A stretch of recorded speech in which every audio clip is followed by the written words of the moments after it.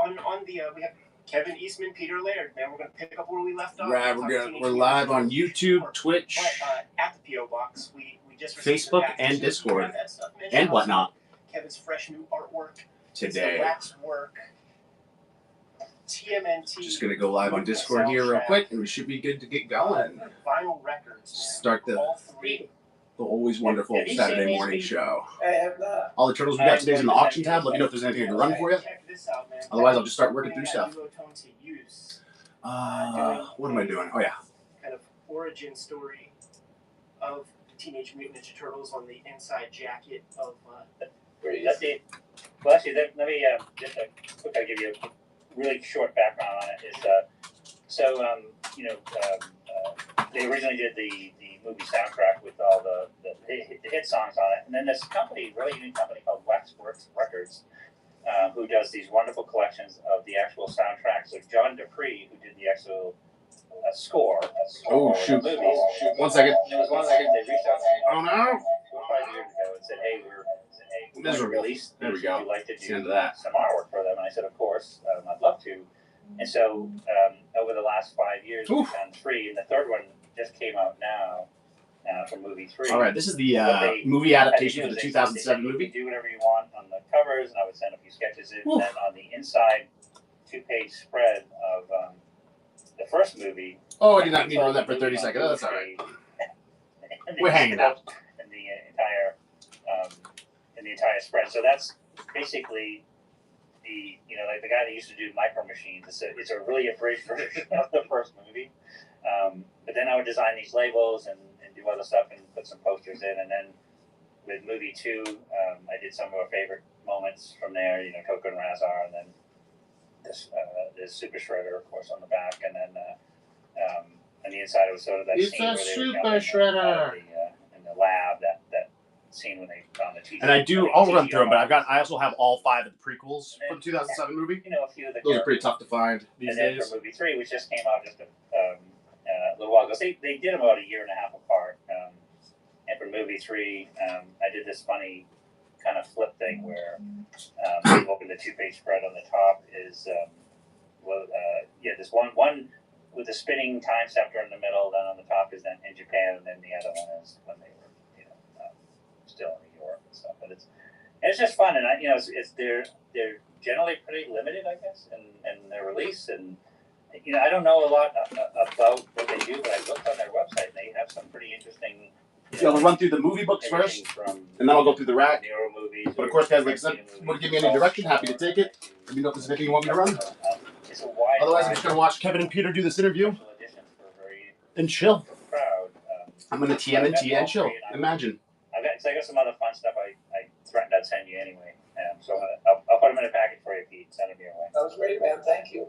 One of the other pieces that we got sent was an Aeon Flux movie. A soundtrack for Aeon Flux box set. Peter Chung, and Peter Chung did a lot of design work on the cartoon, the TMNT cartoon, and designed that iconic opening sequence. Did all the storyboards and stuff for that. So did you guys ever meet him or talk to him? Did you know of his existence? I don't think I ever did. What did he do? He did something with the turtles? Oh yeah. The opening credits sequence. They have no idea. By the time that show was getting made, they were already. Oh, the animated. They were already like, oh shit, this thing's getting. We're not going to be able to maintain this on our own. I've met him several times, and he never mentioned that up. He's kind of a nutty guy, but it's like, but I remember on Liquid Television when Aeon Flux came out and enjoyed it quite a lot. He did it. He kind of, it is very traditional anime kind of style, but no, but I did not know he did that, because that's something that. Come on, guys, let me know if there's anything I can help you with. Love to mention. Just running through some stuff in the inventory, but everything we got today is in the auction tab. Let me know if there's anything to run for you. The original theme song for the first Turtle cartoon show, which was pretty fun. That's a great fact, but I did not know. That's cool. Yeah, super cool, man. Off the bat, let's take a look at this spread by Uncle Peter Laird. 1985 is the copyright date for Teenage Mutant Ninja Turtles. And like I said, we do have all 5 of the prequels and the adaptation in there in good condition. Car Chase issue 3. Peter Laird at the helm right here. Again, it's pretty difficult to find. So impressive. My only complaint was I wish Pete put more detail in the background. No, as I had mentioned this before in one of our other discussions, is that one of the coolest things about Peter Laird's machinery and robotics and things like that, to me, they always felt like they, in the real world, they actually work. Even under comic okay, so we'll run through these and then we'll start running through the rack. Let me know if there's anything you guys want me to run in the meantime. His use of separating the dual shade with the backgrounds and like characters being on the forefront is just an absolutely exquisite cover of many great covers. But that's a beautiful one. I appreciate that. These guys got out of order. That's I funny. have to say that it's probably my favorite of all the covers I did for the comics. It's hot in here already. I'm turning the fan on. This discussion made me realize how one of the things I loved about Jack Kirby, especially, was his crazy machinery. I tried to emulate that approach of his when I drew that cover. He used to do such amazing, crazy machinery. I just loved it.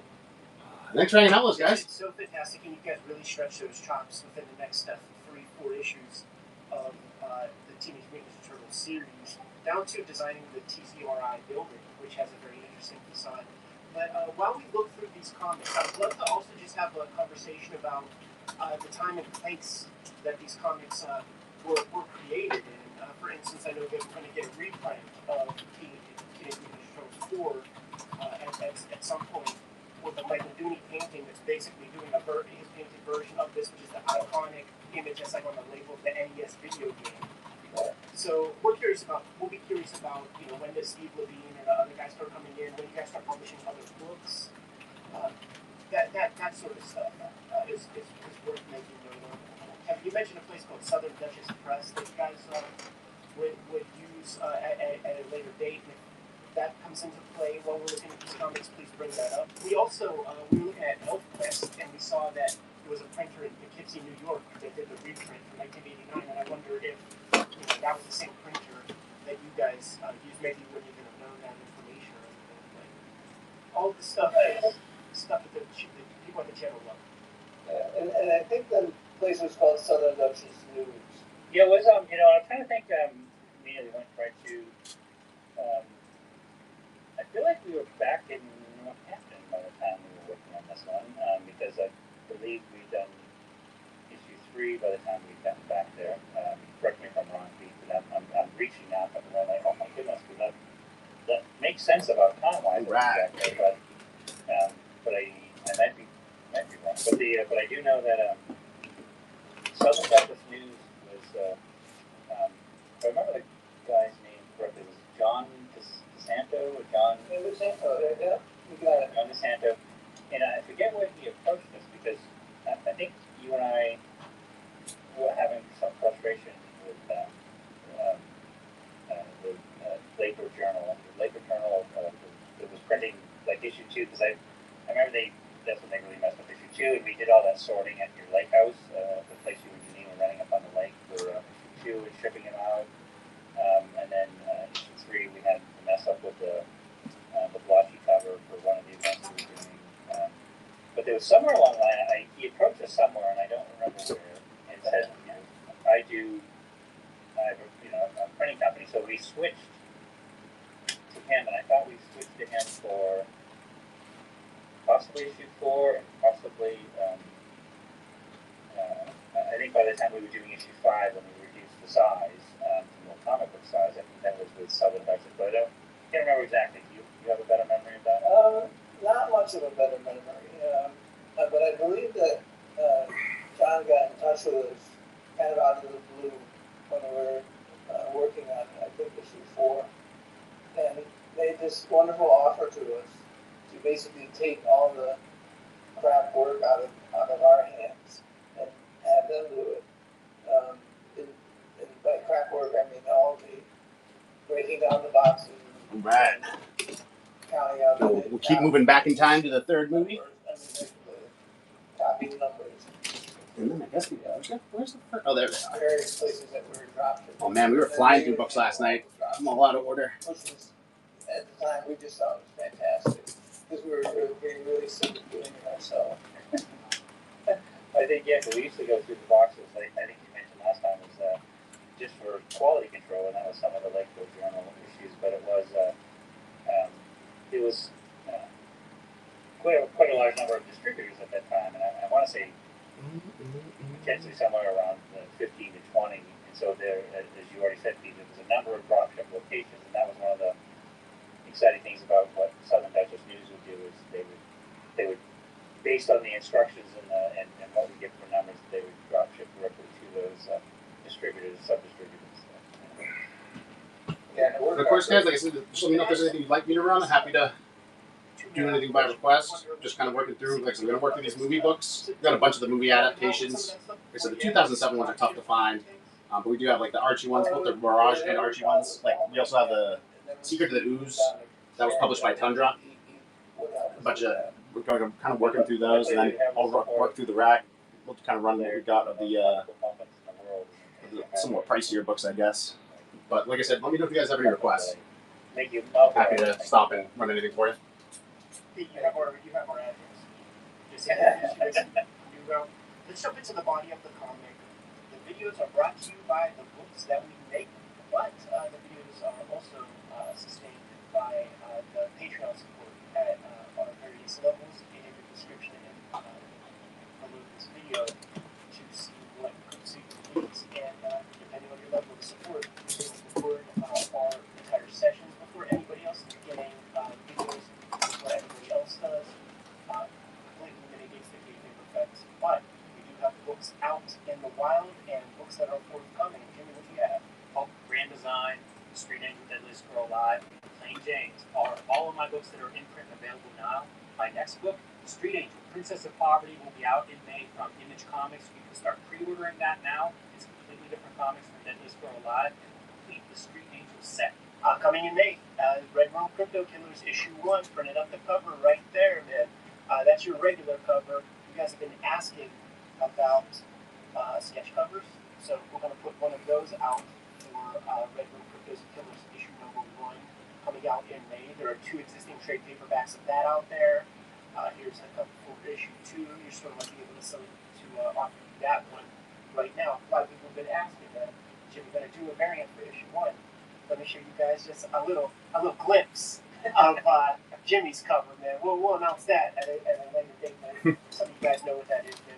2 existing trade paperbacks of Red Room out there right now. Antisocial Network and Archie, Secret of the Ooze. 4 volumes, Hip Hop Family Tree, celebrating its 10-year anniversary. Hit my link in the description below, and like I got an announcement about that in the not too far future. 3 volumes, X-Men Grand Design and Lizzie are out there in the wild right now. We thank you guys so much for supporting our books. We thank you so much for supporting the channel through the Patreon. Now that we're done paying the bills, let's get back to Kevin and Peter. After that, panel 1, Jim Shooter Tenants. Every comic is somebody's first comic, so you have this little caption piece, bringing new readers up to speed, which is a fantastic piece to put into the comic. And the thing that I identify while reading this is these guys have more than 100 pages of TMNT under their belt. Confident storytellers, man. We're getting little glimpses of these stories. It's clearly a new series, too. It's going to be continuing into the next. We're setting up some seeds with some voyeurism and telescopic lenses and some shit like that. These guys are fire at this point. Most definitely. or it's like, I think we used to call it trying to figure shit out. No, it was, I think that was sort of the wonderfully organic nature of some of this stuff, is that we would have, a good outline. We'd talk out the idea enough of where we wanted to go and what moments we wanted to within the story. Then it was kind of breaking it down to fit into the beast. But it was, I don't know. It just seemed different kinds of things evolved within the moments that we wanted to hit as a story. We do have the Tundra version of this as well. I guess, for lack of a better description. Peter, do you mind if I read the text you sent me about these, like how sort of malleable the turtles became? Oh, no. Go ahead. Pull that up real quick.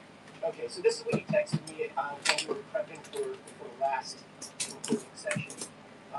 Peter's words. One thing that strikes me about the first 5 issues is how quickly it became evident how flexible and adaptable the Turtles were.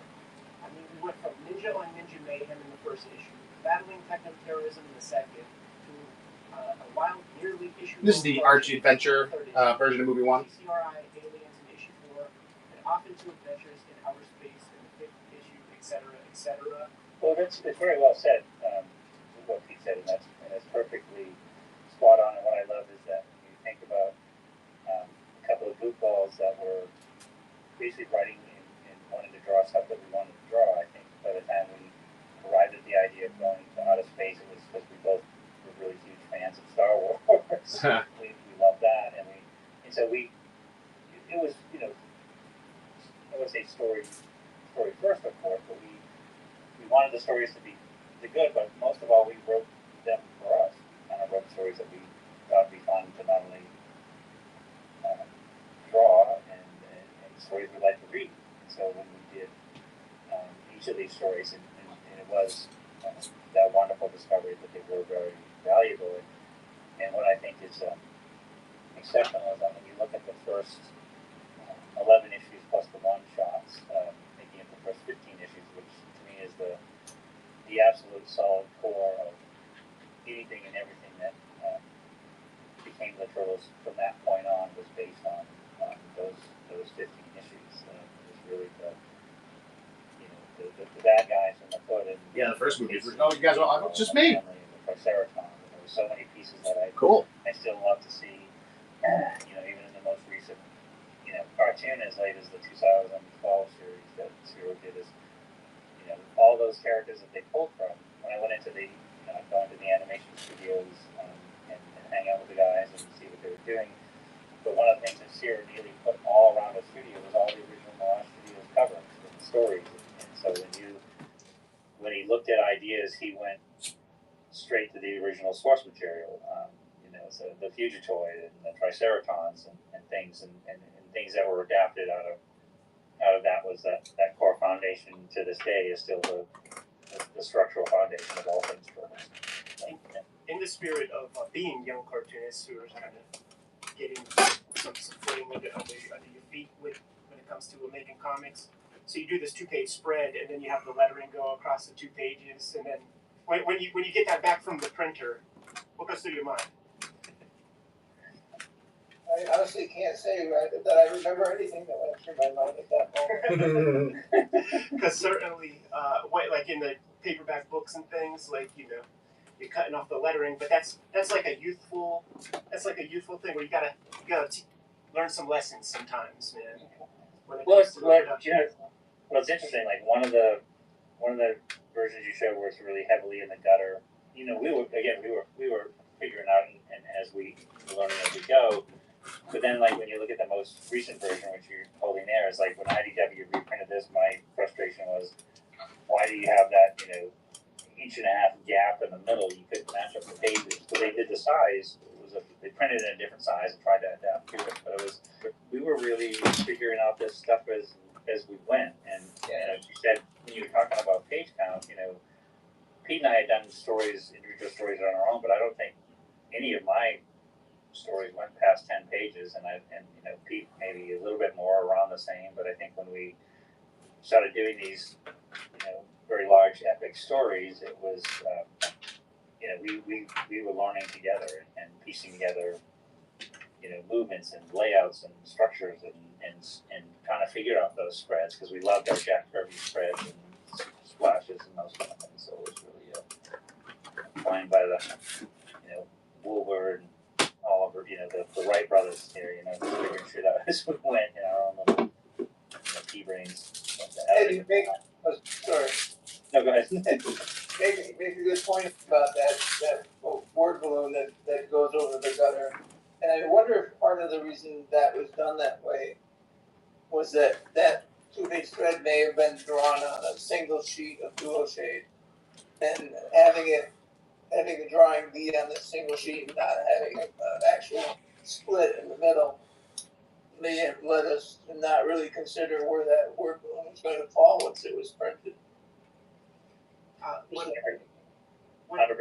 one of the extremely smart instincts that you guys have as storytellers is giving vulnerability to your characters, letting them take a little bit of damage, letting them get a little bit impaired, and it does create a warmth and humanity to the characters. We see Mike catching a glancing blow right there, and we're going to see some more throughout the next issue. So they're not gods, you know. They're not unstoppable forces. You know, they are, for lack of a better word, human.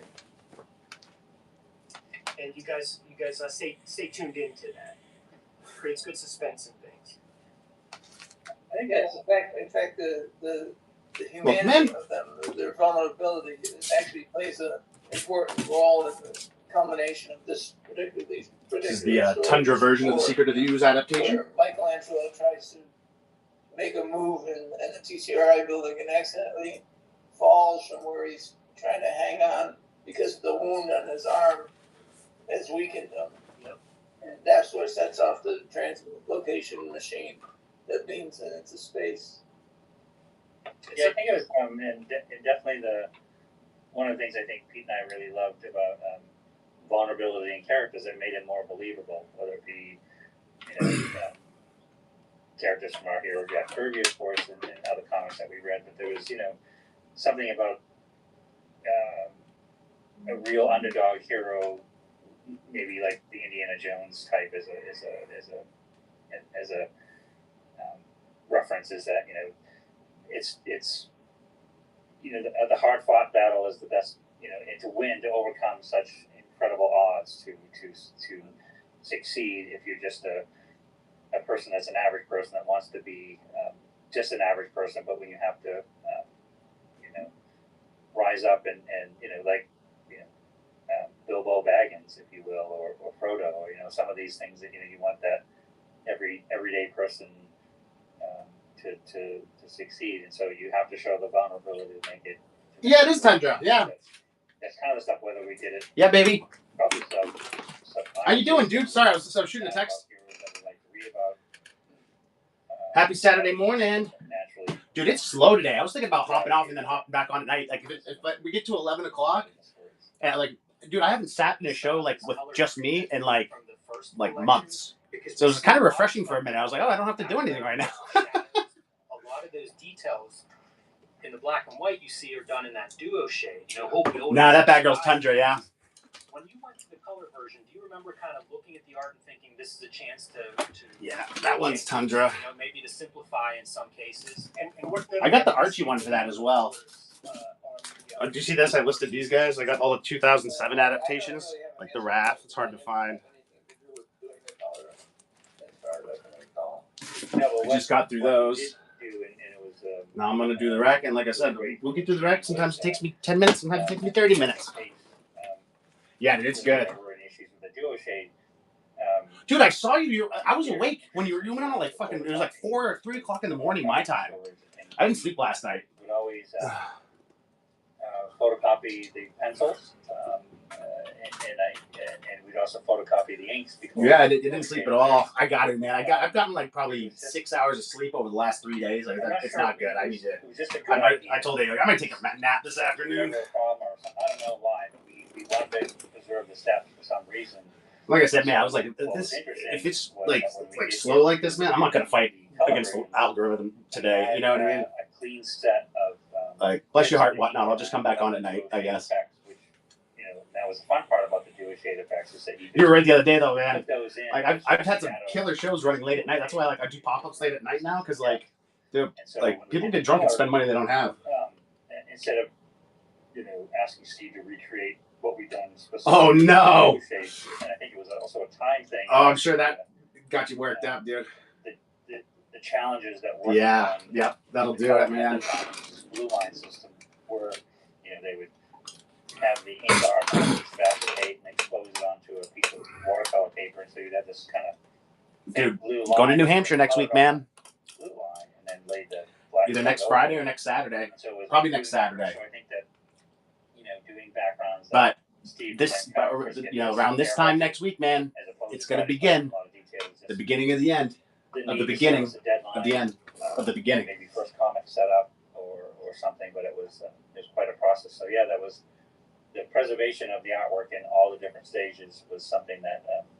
That sucks, dude. I'm really sorry. That sucks, dude. Are you paying them? See if you get your fucking money back. Throughout the run. I'm sure that's not how that works, though. It's really good to have that like high fidelity piece that you can color. It's like sometimes you could see color over top of duotone in comics using the old mechanical process. Crew, dude. Mores, did I talk to you about the like? Eric Talbot still has some duotone. Like he had sketch cards in his binder that were duotone cards. I can't believe everyone fucking slept on him, dude. Like I was like, I'm gonna come back and get those, and I fucking ran the show right to the end. He was packing up. I was like, fuck. Did those pieces or? I was like, dude, how are you doing this though? And he's like, I got the fucking chemical. I was like, and then I was gonna ask him like, how'd you get the fucking chemical though? And then, but I was like, wait a second. No, Mirage probably is like, they probably bought the most duotone of any fucking company that ever existed. You know what I mean? Probably like gallon buckets of that shit. No, but Word. Yeah, what Pete said, it was something that I particularly when I look back sometimes, and even when I use dual shade now, I feel like I often overuse it, and so sometimes it was really oh, that's fun. You get used that's to gonna be fun. Give me a second, I gotta read this. Not wanting any white space, and then you have to sort of take a step back and think about like this TCR building is a perfect example. Is when you choose the layers of dual shade from the first shade to the the lighter shade to the darker shade. If you do it right, you can present this wonderful perception of depth and distance and things. But yeah, that was. But I think we definitely certainly at this stage and a lot of the early stages for most of the books we were passing it back and forth regularly. Yeah, I said chemical. That basically the way the duotone works is like you draw it out and then you put this chemical on it and take it off, and it, like that's what gives them the cross hatching effect like that. Like that's how they accomplished that whole cross hatch kind of look for like the first part of the run. But duotone, I think it's also called duo shade. I used to call it duo shade, but I guess it's duotone. But also keeping up with the comics of the day. Every comic is somebody's new comic, so you get a very truncated, snappy origin of the Teenage Mutant Ninja Turtles. But yeah, it's one of those such smart professionals. Like that chemical, like they don't make it anymore. So like whatever Mirage had was like probably like the last of it, like in the world. Thank you. I said, just that design, the building design was definitely Pete's because it's awesome. It's great, and yeah, I think that was it's one of the things that. But yeah, I guess they must have had buckets of this shit at Mirage, like more than they'd ever used, because that's the only, it's been 40 years, you know what I mean? The ooze canister, and so you want to put that in perspective. And I think I always kind of like that when they did it. What are you doing today? So we were reading Anything fun? Remember this? I think I'm gonna do this, then take a nap, and then maybe get up and try to do it again. I don't know. Because it was Jim Shooter era, the origin would be told in every comic. So it's like which page it should. To read it. If not, Amy's still gonna be here. She'll just ship it from here. You know what I mean? So no big deal. Skip that page. Right. Little towel snapping. Then we're gonna come back to this later with some other comics that we got our hands on to show you guys. You mean how many are on in modern comics or like for TMNT? Let's take a look. At page 10 and 11. I never saw Kevin man. did the layouts for this go. And this sequence on these 2 pages is something that I've always. Let's see what's going on. Because it really says. There's a dude doing toys. There's me. Michelangelo and a couple of the foot soldiers fall off. Another dude doing toys. And then there's a dude who's got 73 in, but it doesn't look. It's like it's magic. So yeah, there's not a lot going on in TMNT right now, and like there's I'm the only one in modern comics. Crashed through the window and disturbed this couple who are making out on the couch. And I just love it. It's so awesome. Categories. See if we can do it this way. I don't want to.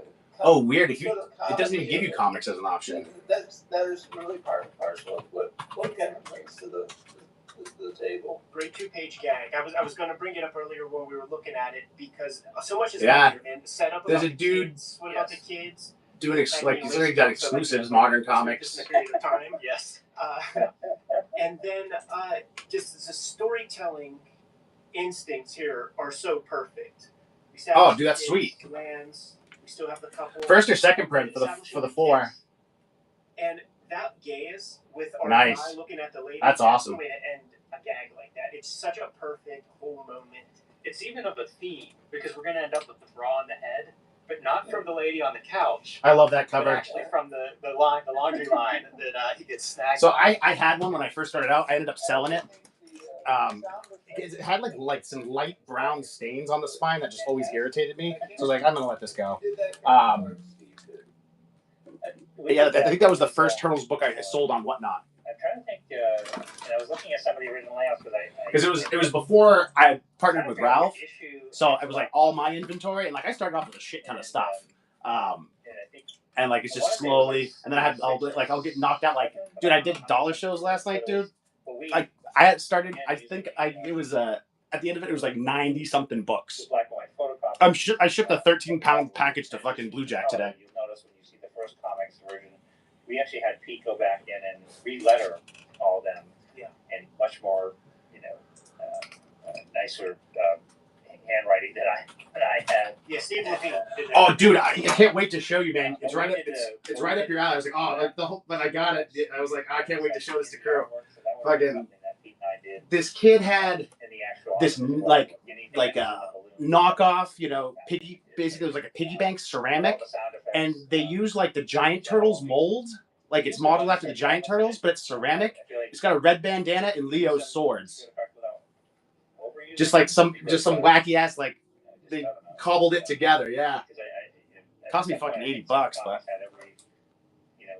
And I reached out to the guys like, listen, man, if you can't generate the label in the next 2 days, like I'm gonna fucking cancel it because I can't. Like I want it, but I'm not.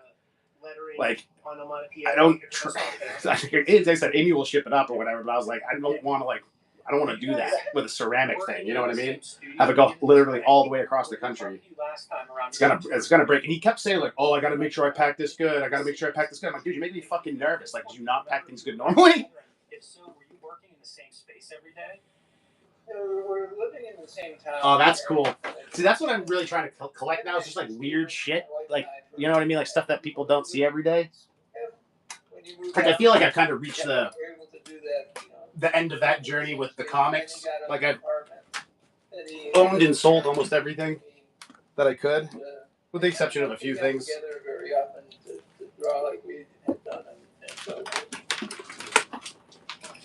Yeah, I think we but it was definitely we'd see each other every day and trade off pages and talk about this. Oh, that's interesting. Yeah, you should see if they say like Mirage on the bottom. That'll tell you when it. Yeah, dude, this was a good one. This is not the era though. This is just the regular. But yeah, dude, I love that image like that. Like I love the paperback Bazaar one, the black and white, the jetpack one, the red, and then this one like the full color. And it's all its take on the first cover. I just think it's cool that they've got a lot of mileage out of this drawing. See on the page there where it has. Oh, did you? April, talking, and then that one. I had an error. I actually sold it to Kodiak. Went up. A spyglass. Went up to Alaska. Okay, so you're at. Yeah, right there. We sent 3 errors. I finally ended up getting the non-error. That's why I was like, I've got a spare error. I'm going to sell that.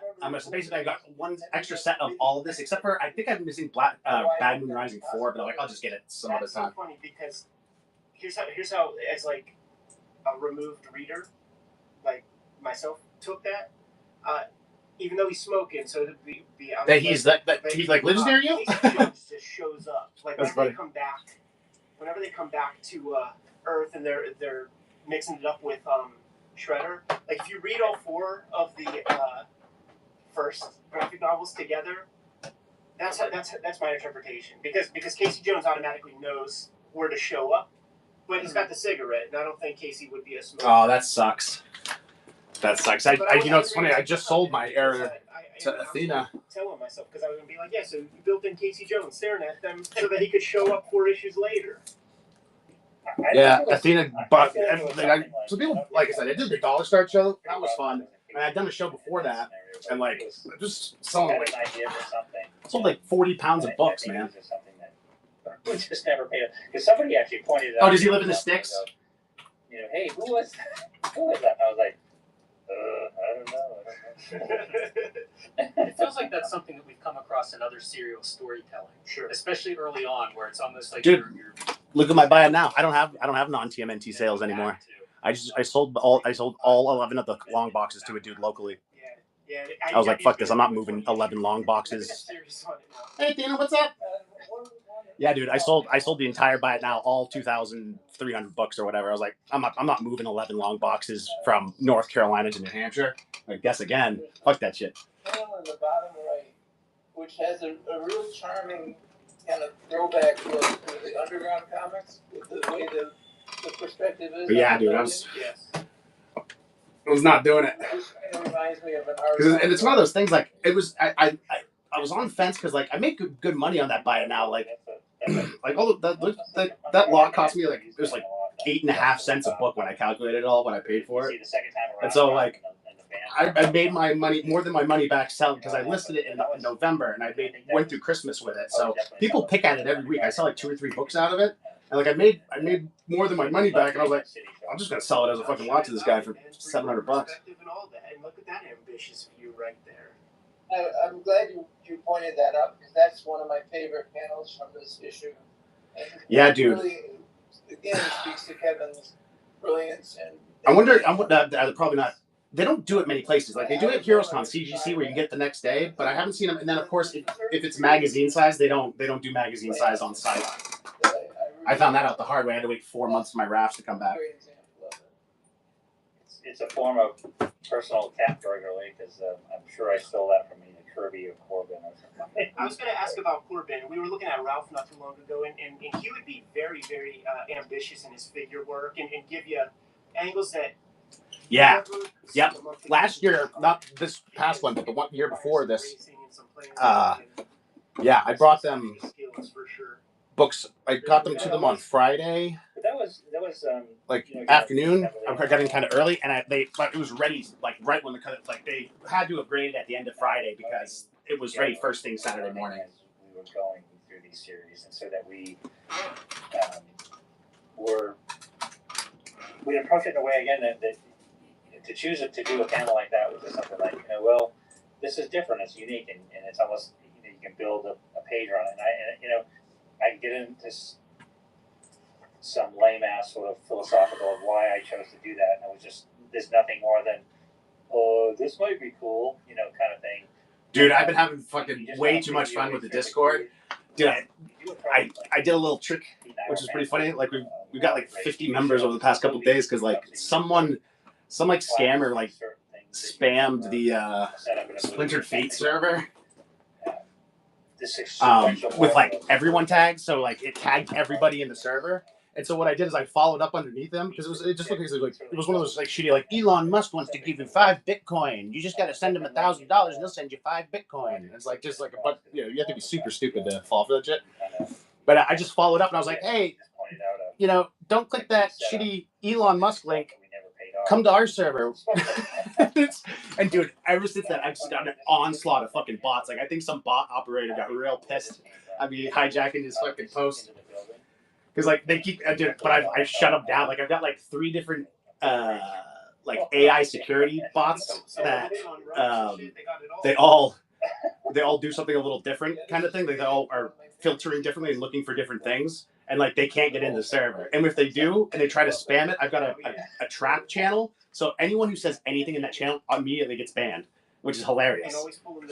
Because what they'll do is like they'll be bots. They'll just come in and they'll spam every channel, starting at the top, working their way down. And so you make like the first postable channel a trap, and they go to post it, and then they ban themselves. It's hilarious.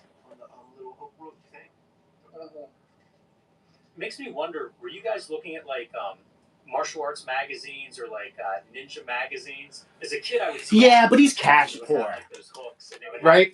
From what I understand, like he's got a bunch of money, but he can't access it because it's all in like he holds it in stocks and shit. Like, and he can't. I think he does the not Epstein, well, probably him too, but he does the Jeff Bezos thing where like Jeff Bezos has like millions, if not billions, of dollars in stocks. So what he does is he goes to a bank and he takes out a loan against his fucking shares at interest. And then what he does, because he's Jeff Bezos, he can just go to another bank, pay off the last bank's loan with the interest, and dude, people just keep loaning him fucking money against his shit. So that's how he gets cash because. But if no one is gonna like deny Jeff Bezos a fucking loan, you know what I mean?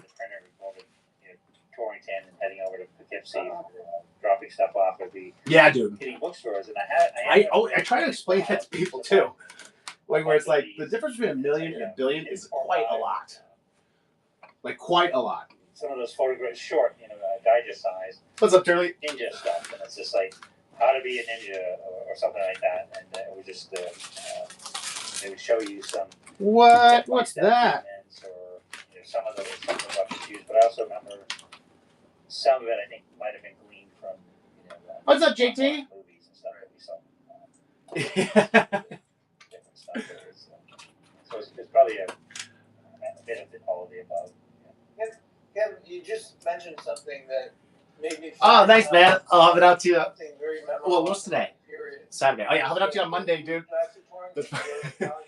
Dude, so I think, don't quote me on this, but I'm pretty sure that's his wife. He like drew his wife on this cover. Like Ralph and I talked about that back in the day. He's like, I'm pretty sure this is he just drew his wife.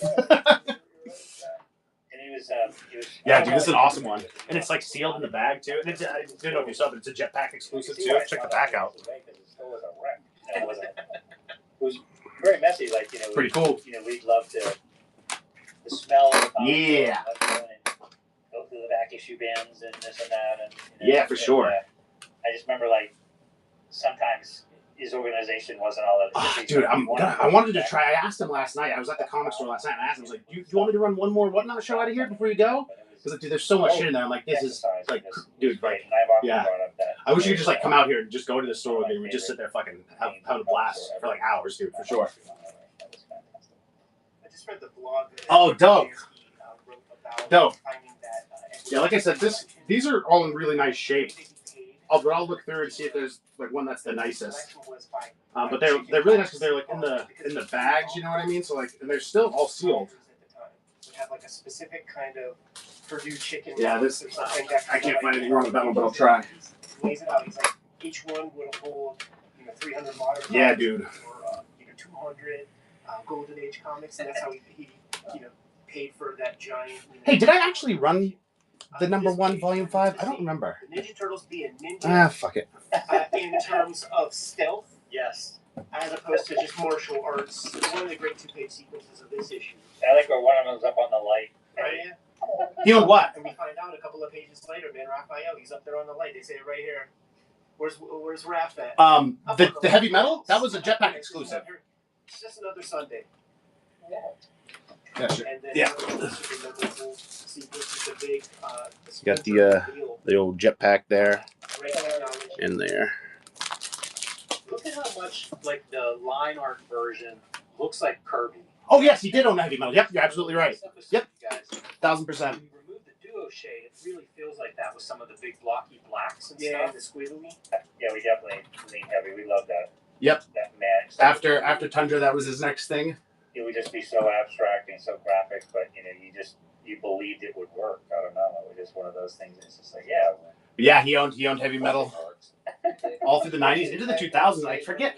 I think he bought it for like $500,000 or something like that. Like it was the dude who sold it to him like relatively cheap, I guess, for the time. That was, exactly. That was fantastic. That Fantastic Four run was just fantastic. I mean, it's easy to It's funny. I'm pretty sure he bought it. I think it was $500,000. And I think he put like he does. He put a lot of money into it, and I think it kind of bled dry for a while, Instant there, and the issues that we've read, in preparation for this conversation. I don't know who Franzetta is. Is that the dude who owned it before?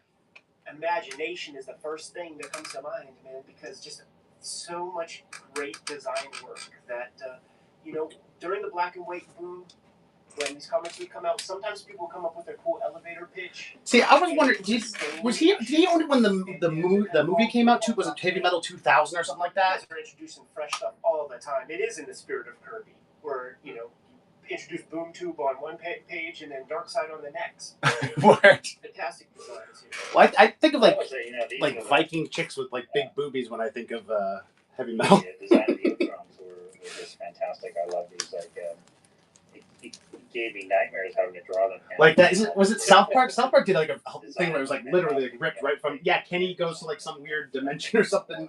He's like sniffing the cat piss or something, like getting high and sniffing cat piss. And he basically goes to like a heavy metal world every time he sniffs cat piss. It's unforgettable. I have to point out here that I did draw a lot of inspiration from the Terminator for the robot body. Yeah. Okay. Yeah. The Paleo's that it's Jim. I've got 1 through 7. You're driving me nuts. JT knows. I found it at a store near him. I ordered it. My bank fucking blocked the transaction, dude, and he never relisted it. JT said he sold it to someone else. Repeating myself because I do it often, but I think that was. Right, I'll keep an eye out. I don't know if he's got any Pantacon over there. I should take a look. You know, the writers, the artists, the publishers, the editors. Where I was gonna say, I recognize his name. Now you put his first name Frankfurt Zeta, but I don't. Yeah. So whatever went into these issues. Dude, the reason is because they switched publishers halfway through, or I'm sorry, 3/4 of the way through. But it's weird. I'm pretty sure. And I'm gonna confirm this when I get up there. I'm pretty sure it was all just Mirage under different names, kind of like the Fantagraphics or whatever. Like I was wondering if maybe it was something like. It was exciting to us. Mirage was so tied to Ninja Turtles, like it was, they weren't able to like get any other properties accomplished because everyone just either wanted Ninja Turtles or like didn't want to work with them on anything but Ninja Turtles. So I feel like that's why like the Fantagraphics, like the Eagles of the Vortex, and it's called Zeramayo Studios. Zeramayo Studios did the last 2 books, but just 7 and 8. Kind of like he almost like was like, I'm going to continue the story. I've got more of the story to tell. Like he was going to end it at 6. But yeah, 7 and 8 are published by Zeramayo, and I forget who publishes the first 6. I could look at mine in the box. But yeah, number 8. Number 8. And dude, it's one of those books, man. Like Mile High Comics, where near JT had it listed for like, I don't know what it was, like $30 or $20, dude. You look around for it online, like every douchebag in the world is trying to sell it for like $300, $400. I'm like, no. It's really fun to compare and contrast these bits, and what a great conclusion, you know, like we know what is going on. So what? What's up, buddy? Issue, but right here, you have no idea. It looks like it hurts. Yes. Yeah, I was gonna say because he did Dino Island too, which I think I just have the one of. I think I sold my 2. Oh no, I have the 2 because I think I sold the 1 to Kodiak. I forget. I'm holding the first printing right now. I don't know. That last page is on the. Maybe I sold them both. Oh, word. Yeah, you don't know what we're talking about. On the next page, limited edition button set. That's what that is. Yeah, just some Somebody was just asking me for Turtles adjacent shit. That's right. It was just funny. Now I have to look that up because a fan had found. Yeah, dude, if you could scoop it up, man. An original set of those buttons, and I think I won't give you 300 for it, but I'll give you something. Creating text on it where I said, did you color these or who colored these? But I think that's a throwback. I forgot about that poll. That was a fun day. We did that poll. You know, sometimes you got to get the pulse of the room. You know what I mean? Advertising the buttons. So now I know. So we're going. You guys didn't see, but I ran with that last rodent, and it was signed, and I was like, whoopsies. Well, we did T-shirt iron-ons for a while, where we just had them made in a copy shop that had a color copier that could print on T-shirt iron-on material. Was it you who picked up? I was gonna say I had some like Dark Horse Usagis and like some Mirage Usagis, and they kind of sat for like a month, and then some dude, I think one dude scooped them all up. And then I never saw him again, I think. I think he was from Connecticut. Yeah, the T-shirt iron-ons. But the Dark Horses were beat, and he was like, yeah, no questions, no notes, run it. I'm like, okay. So let's wrap this issue up. Kevin, what do you have coming out or in the works that you would want the people to know about? Actually, one of the things I'm the most excited about right now is Dude, crew, if you initiate the payout on Friday, does it always take till Monday to get it? Like, I can't remember if they deposit on Saturdays or not. The fact that they still do those collections in the hardcover. Oh damn!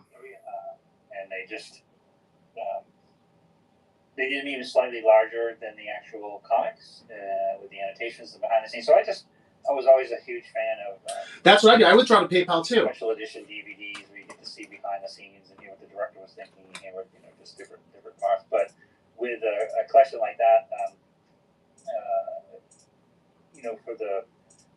it's kind of for us, but at the same time, I feel like it's for the really hardcore fans who want to see. Let me see if it says completed. Stuff, which it's funny because like usually when it says completed, yeah, it still says in progress. Yeah, it's gonna be fucking.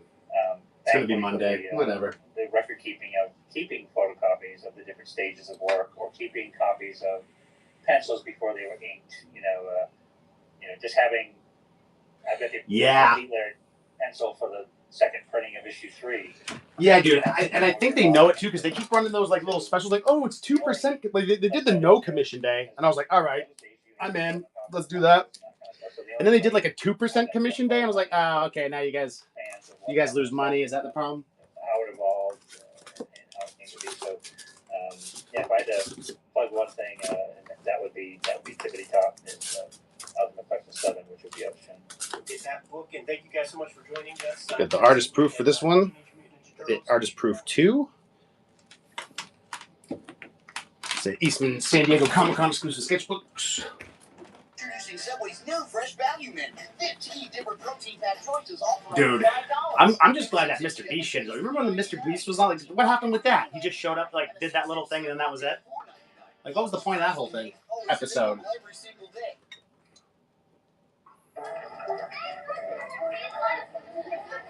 How? Just like that. Skip.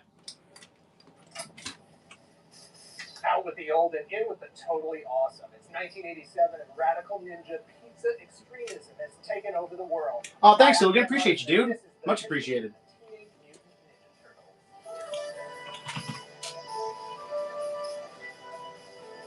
Yeah. Why do I? Oh, yeah, I sold one last night. Huh, that's funny. We'll do half price on these again. Right. That was all promo shit, I'm sure. Like that was what not paying him to do that, you know? But I didn't even see, like, I didn't attend the shows, but they were giving away, like, a gold bar and shit. I was like, yeah. Yeah. Dude, wouldn't that be? That would have been so awesome, man. Just some new seller. I like to do that sometimes. Like we've got like close to 10 people in the room. I'll try to go in the new seller category, which they don't have that shit on Android. There's so much shit on iPhone that is just not on Android. I used Android for like the first like 8 months I did this, and then I switched to iPhone because I wanted to do the multicasting, like being live on the different platforms.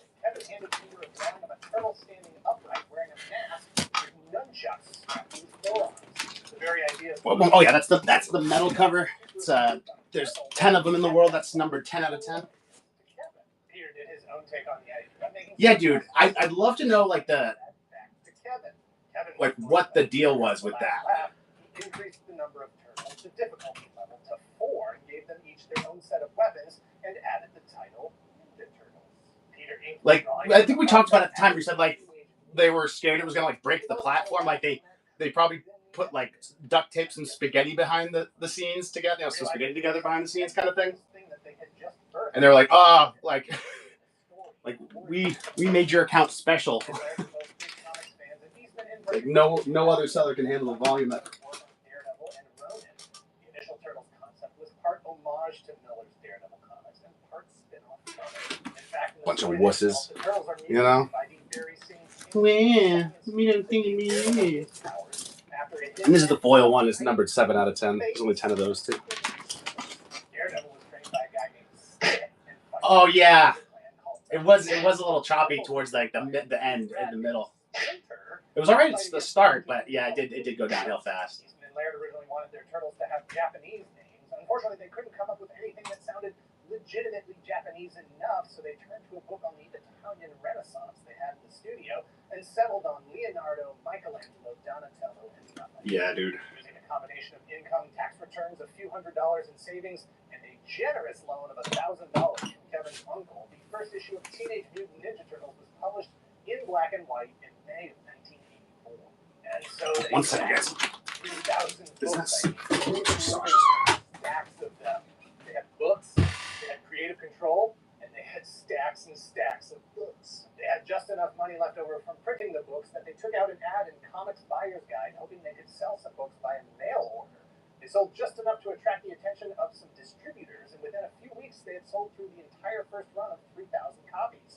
To pay back Kevin's uncle, they did a second print run of 6,000 copies, which also sold out. After a few months' hiatus, issue 2 was completed, and they were able to make it available through direct distribution on the strength of the first issue's performance. Issue 2 sold 15,000 copies and convinced Eastman and Laird that this was actually something they could do full time, making their own comics, publishing them through their own imprint, having full creative control, and making enough money to be genuine reality. They did a third printing of 30,000 copies of issue 1 and followed that up with another printing of issue 2 that moved even more copies than that. Every book they published pushed the numbers higher and faster. Within 3 years, they had produced 9 total issues with increasing production numbers issue over issue.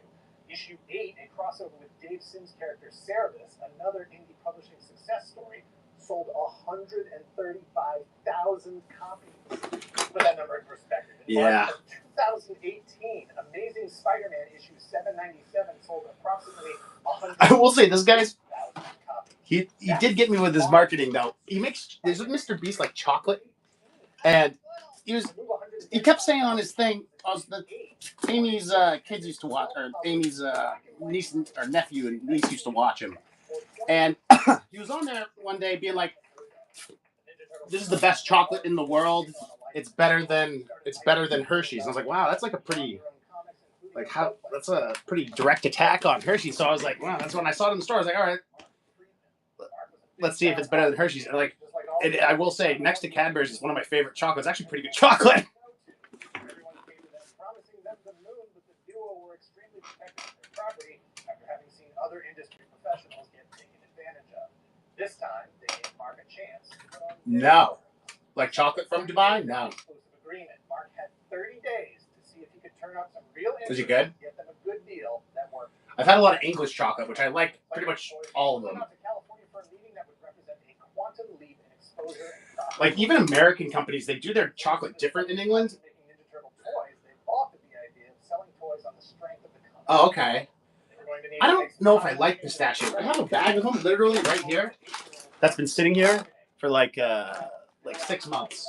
It's full. It's just been, I think someone gave it to me. They're like, here, have these pistachios. I'm like, I don't even know if I like pistachios. 5-episode miniseries went into production and began showing on televisions across the country in December of 1987. The basic concepts of the turtles. Oh, you went out there? Still there, but heavily softened. Where they previously all wore red masks. Let me try one. I don't know if I like these. I don't think I've eaten pistachios. Oh, these don't even have the shells on. All right. Store shelves in advance of the 1988 Christmas and pizza retail season. It doesn't taste like anything. It's like a flavorless nut. The number really isn't important. They sold a lot of figures. They made a lot of money.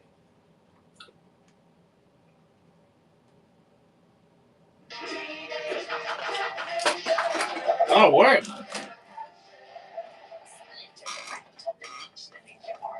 Whoa.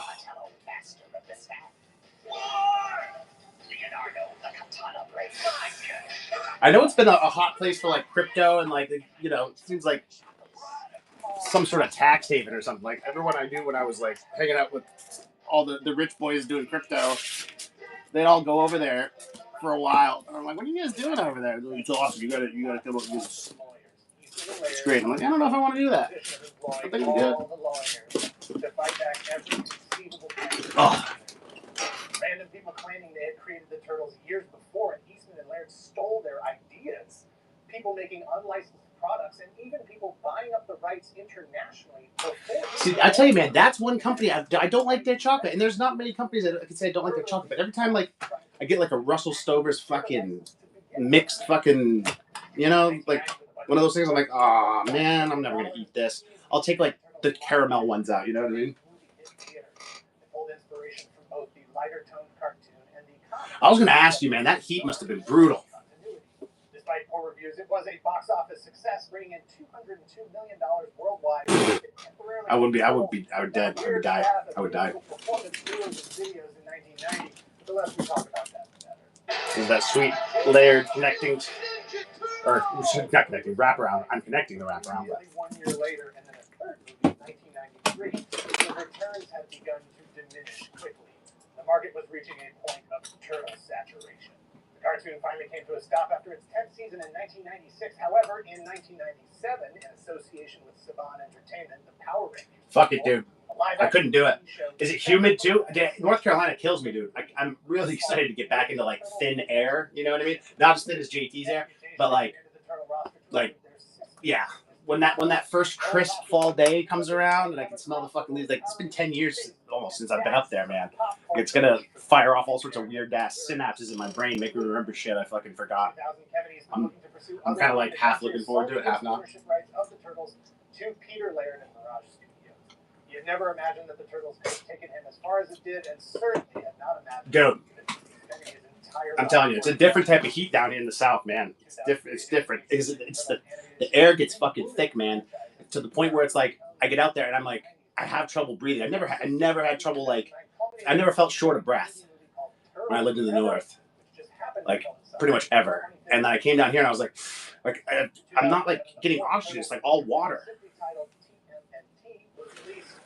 Departure from the live action films of the 90s, but yeah. To the turtle-loving moviegoers to the tune of $95 million worldwide. In 2009, Peter Laird and Mirage Studios officially sold all Teenage Mutant Ninja Turtles rights, domestic and international, to Viacom, who just so happened to own Nickelodeon, and all of that is owned by CBS. 2012 would see the third animated series called Teenage Mutant Ninja Turtles broadcast from its new home at Nickelodeon. The humidity. 5 seasons with a total of 124 episodes through Dude, it's true though. I'm telling you, man. Like I could stand out in like 90, 100 plus weather as long as the humidity isn't fucking bad. But it's never like that down here. Every time it's hot like that, it's thick. You're like walking through a pool. That's what I mean. Well, that shit's like a desert out there, right? Like that's straight. Like it's just desert. I mean, people built places on desert. Part real actors, part CGI. Whether fans love it or hate it, you got a movie that makes $500 million. You make another one, Michael Bay or not. Teenage Mutant Ninja Turtles. See, I don't know how I do in like those places with no trees. I've always had trees around me my whole life. Like I'll go outside, there's trees around. Like it doesn't look like there's no trees out there. Just this year in 2018, Nickelodeon announced a complete reboot of the entire franchise. New logo, new look. Tone, a new direction for the franchise that has been reinvented. That's when it hits the worst, dude. Yeah. Is that right before and right after it rains? It seem to get thinner while it's raining because I guess it's falling. It's so humid, it's actually fucking falling out of the air. But like, yeah. Global industry that has flourished for over 30 years. It is a pillar of modern global pop culture entertainment. The AC Valley. Transcending generations with as bright a future ahead of it. Historic path. It is the cinematic time anchor for an entire generation. You know where and when you saw it, what you had to eat for lunch that day, right? How many things you ninja kicked in the lobby afterwards. You did a fucking awesome job with this. Jumpstart a silver age. I don't run it very often. Adaptations and super boosting what was already one of the most popular franchises around the world. Hi, I'm Dan Larson, and this is the history of Teenage Mutant Ninja Turtles, the movie. Oh, thanks, dude. You guys are awesome.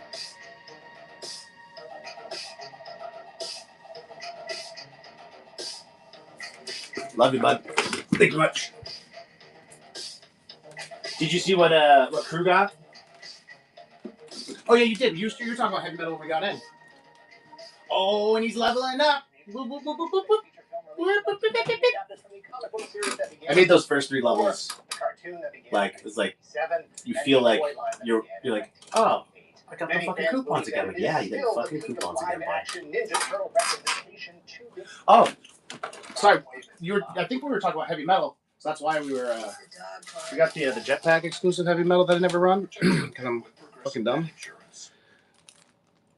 And like I was telling him, I'm pretty sure that's like his wife that he drew there.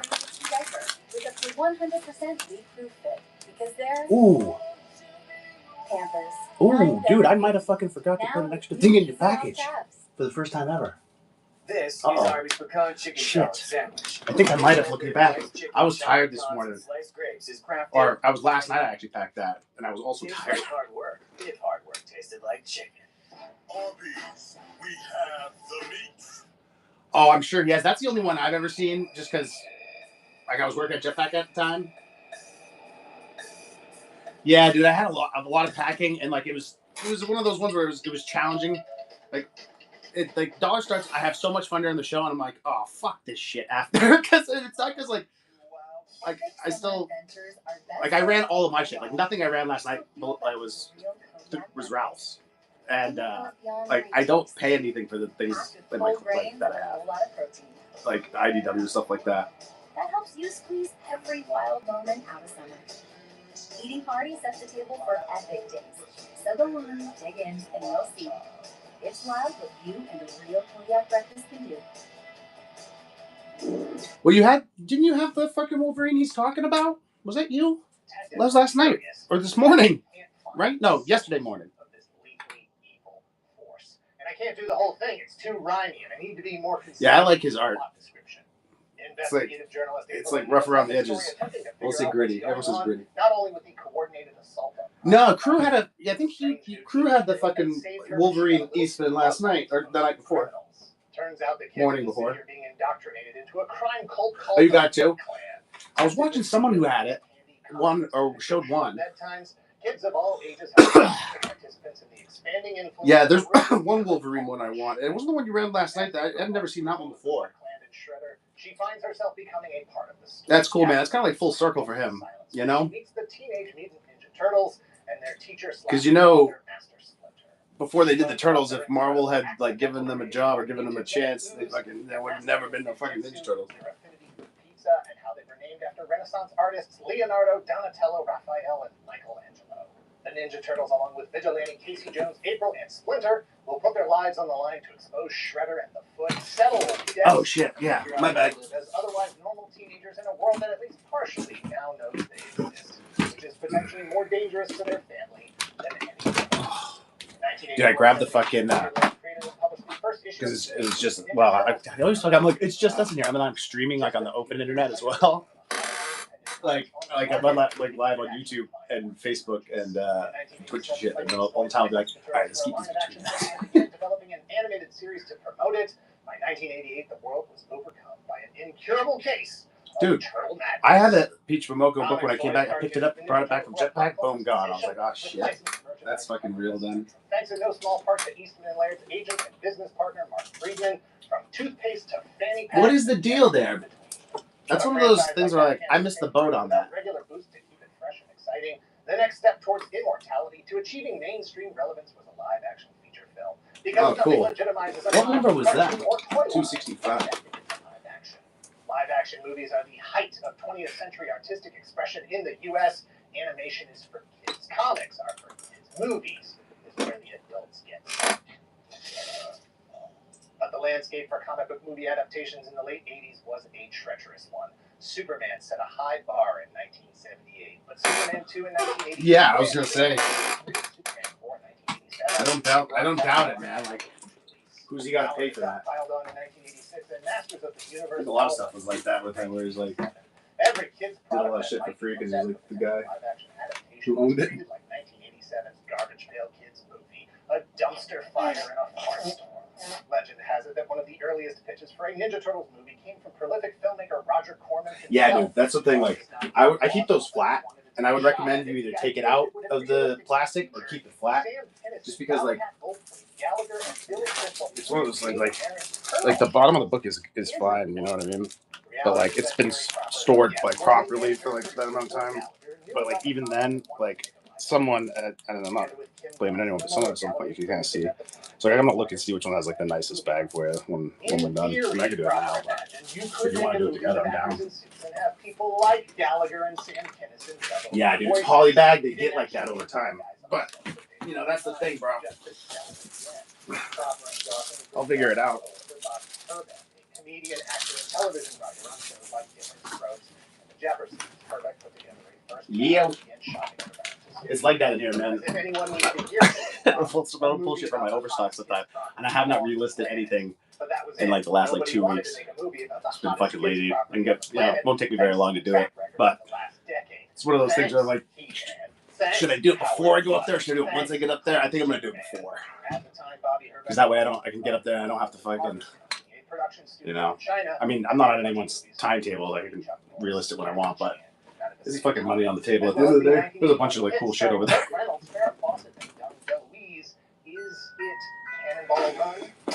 Well, how many do you want? LA-based head of production for Golden Harvest, Tom Gray, had previously hired Bobby Herbeck to work on an American version of the popular British show Are You Being Served? Herbeck thought that Golden Harvest... What do I sell it for? Hold on a second. Yeah, relist it anyway, man, you know? Gray didn't really get it until Herbeck told him to ask his 10 and 12-year-old kids if they had any thoughts about the Ninja Turtles. Their enthusiastic response... Give me a little bit. Just a minute. Over lunch with Herbeck, Gray realized that this was exactly the kind of project Golden Harvest could pull off. It's just 4 stunt guys in rubber suits doing ninja moves, the kind of thing that Golden Harvest was uniquely positioned to not only do, but do it wicked cheap. In June of 1988, just 2 months after Tim Burton went into pre-production on Batman, Gray got the green light from Raymond Chow, the owner of Golden Harvest. Dude, thanks for hanging out with me, guys. I was something when I first came in. I was like, it was just me in the room for like maybe 10 minutes, almost 15 minutes. Then I was like, whoa, man, I forgot what this is like. Like this fucking, I was kind of relaxing for a little bit. I was like, oh, this is like nice. I'll just watch TV. I think I'm like, you're supposed to run shit even if you're in an empty room because like the algorithm thinks you're, you know what I mean? They encourage it. Steve Barron as a director for it. Barron had made directing music videos. Yeah, dude. No, I'm with you, dude. That's what I had triplets of everything, and that's why I've been slowly kind of like selling stuff off and just saving the money until I get to New Hampshire. There's a lot of different places up there I can shop for this stuff, but I kind of want to like just see how like good I can do for Ralph for a while. And then when he gets sick of me, I'll start taking the money that I earned from all that stuff and doing cool stuff. I mean, I spend stuff on like marketing, like I think to do like ad promotions and stuff. But I've been basically listing my doubles and triples for the last like that's been my new inventory because I told Ralph not to send me anything for the last like month. I haven't had any shipments because I was like, dude, let's just wait because I'm gonna bring it up there anyway. You know what I mean? The only option was to replace Bob. Oh shit, man! I gotta do the job, right? Yeah, that's what I'm supposed to do. You know? They said we'll find the best ones. They don't, like this one. I think. See, like that one was not stored, right? The rest of these are stored. Or maybe maybe he did that on purpose. But yeah, this one's not like it's not broken at all on the bottom. It's like you can see like whatever this is, but that's not on the top. None of the tops are like that. So I'll just find you like the best 3 out of them.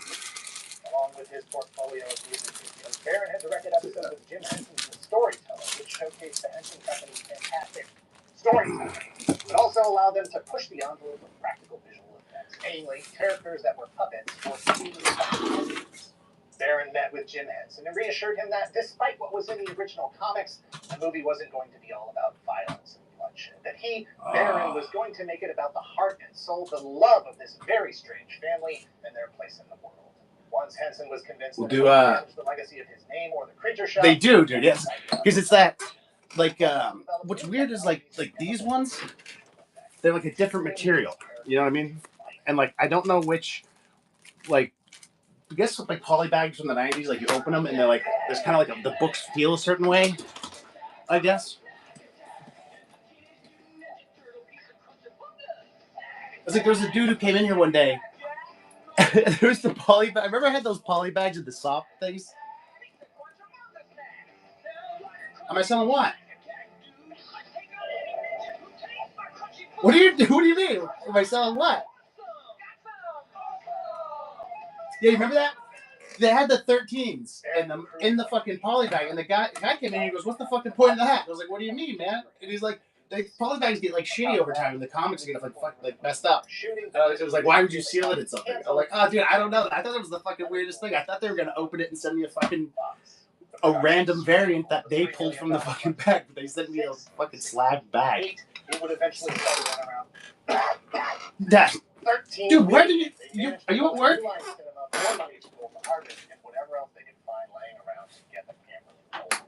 Some of the shooting. Oh, hold on. Let me go. I gotta go read. Hold on. Give me a second. Are you guys good? You guys gotta like leave soon? Because yeah, dude, I've got here, dude. You know what I mean? I'm good. They were going to be played by suit actors. What do you guys? You guys want to do 15? Human roles would go to actors that were right for the roles and more. I'm gonna catch up. Well, anyway, there you go. We can try 15. Okay, funny story. Don't. All right. Crew, wait. Elias Koteas played Funny story. Just James Saito as Shredder, Toshishiro Obata as Shredder's Lieutenant Tatsu, Michael Turney as Danny Dan Pennington, Jay Patterson as his father, Charles Pennington, and a fresh-faced Sam Rockwell. Like asleep? Asleep? David Coleman, Leaf Tillman, and Michelin Sissy took on the physically challenging turtle suits, as well as the mental and emotional. No! How many do you want? You just want the one? Compounded by the suffocating restriction of air, the lack No, I told crew not to swipe on it. Yeah, because like I've got like a stack of them here. It's like a dick move. With animatronics and batteries stored in the shell, designed to Are you done, JT? Do you just want the one? Like I said, I'll pick you guys up the nicest bags of the bunch. Oh yeah, you just want the one. Yeah. It took 18 weeks to bring Why would you want more than one? Concept to shoot. Say crew. Each Yeah, of the suit no actors sweat. spoke their dialogue for their characters during shooting, carefully choreographed. Like different types of collectors too. Because I kind of like collect the way crew collects. Because I'm always like someday like that. This is like I could sell this and it's like an investment on the back end if I do it right. Yeah. Ultimately, Brian Tochi. But like really, in my core of cores, I just want to have multiple of it. To like have multiple of it, like the wrap. Wrap if I could do that. All right, word. Money was a problem from day one, and it never got easier. But that's the movie business. Sometimes the most successful projects are simply the ones that can. I'm still waking up. Make them a little dreamy. Sacrifices in the right places at the right time. Steve Barron was making a film that looked and felt the way he wanted it. Golden Harvest. I'm gonna run the next one for like 10 seconds. Like I think we're. I don't know why. He refused. He knew what he wanted to find about it. It's TMNT Chill. You gotta wait it out. Barron handed off the film to editor Sally Menke. Yeah, that's cool. See, like that first one we looked at, on the bottom of it, there's actually like a little, I don't know if you can see it, there's like a little tiny split. So like I set that one aside, I'm like, all right, that's like a different one. I might just take it out. You know what I mean?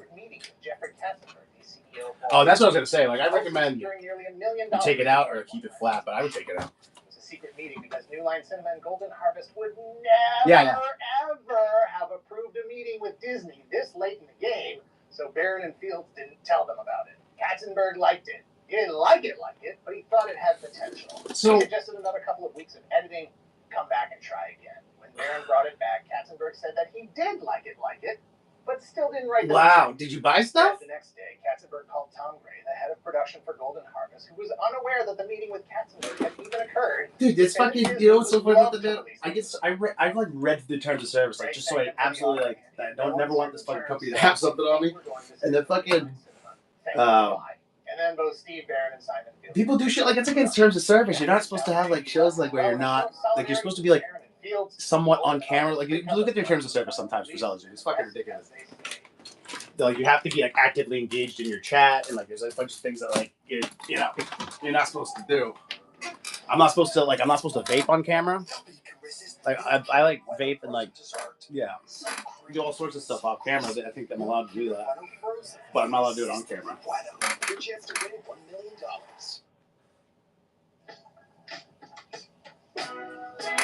Anyway, here's some Spider-Man. Elise Department. He just fucking walks out. Something I can lean on. Instead of putting the vape in my mouth, I can reach out and. Dude, where do you guys find these guys, man? It's because I'm always looking for Ninja Turtles, no matter. I don't look for anything else on here. Well, I did buy honey from a guy once, and I bought. Well, they're Ninja Turtles VHSs, so it doesn't count. Dude, around Halloween, there's a guy. He's got like a mask on and shit, and he yells a lot. You know what I'm talking about? I haven't seen him in a while. He was in my fucking algorithm for quite a while. You know what I'm talking about? He's like, where's the? And it's like, it's crazy, man. It's like a weird Halloween show, and like, I don't know if he just does it around Halloween, but I haven't seen him in like, he was around last fall. Save $35 a month. Switch now. Yes. And find me a good espresso machine under 300. Done. Done. And transfer 300 from The guy, man. Oh, he was a seller? Oh, yeah, that's right. I remember you talking about him. Done. What do you say he was doing, though? But you did. You were like, that guy's fucking... I forget what you said, dude. I was fucking... It was fucking 4 o'clock in the morning, bro. Early buzz prompted producers to double the amount. Dude, he was fucking incoherent. Teenage Mutant Ninja Turtles opened on March 30th, 1990. A mere Yeah, 9 months dude. after Tim Burton's Batman. How did he end up showing on everyone's feed like that? See, that's the thing is like, I'm thinking about, I think I'm gonna do it. Like, I've got that Casey Jones mask, but that's like signed and like, it doesn't have like place for like straps on it. Otherwise, I thought about like, I could put holes in it and like put straps on it. I was like, nah, man, it's not like that. Like, it's signed and shit. And it's like, he did the blood splatter and shit. You know what I mean? But I want to do like a Casey Jones mask and like open and end the show with just like a Casey Jones mask on the whole time.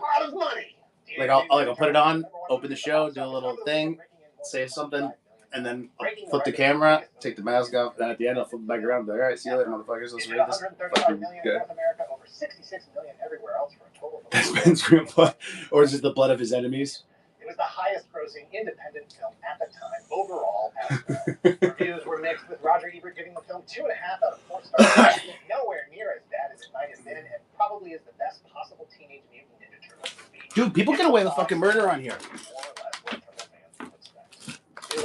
Dude, that's why I'm like, yeah, dude. I like chilled out. I'm still not gonna sell shit outside and whatnot, really. But there's some things that like it's just stupid, like, you know what I mean? The core of the story came. Like, I think technically we used like JC Century did. He just like bought like a $10 book and he was like, here's $50 or something. So I was like, well, maybe you'll have to do that, you know. But I can't. There's nothing I can do. I have to take it.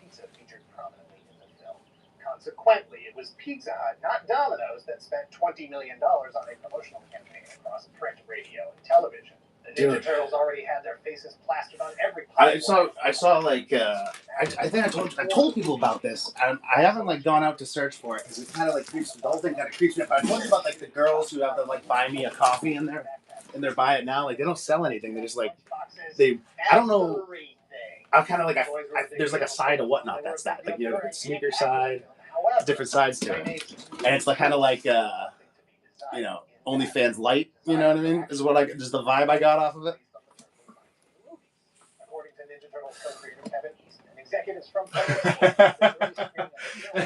You know what's funny is like we can all see it. We can see it. Hey, welcome in, Lexi. Check out the show notes. But not until 1992 with the release of the first sequel, The Secret of the Ooze. And even then, the Turtles looked like the regular Playmates action figures, but with real... So, yeah, socks. Teenage Mutant Ninja Turtles was released on VHS through Family Home Entertainment in October of 1990. Did I run it? I'm so glad no one's buying these, dude. I just want to run. I'll run them forever because I do my little thing. I'm like, best fucking troll story ever. Then where Casey Jones kills a guy and then drinks a bunch after. Fucking, that's real life right there. Before that happened in October of 1990, teaching lessons, 48 and 49. They coming out of their see, look, it's a bloody fucking Casey Jones mask.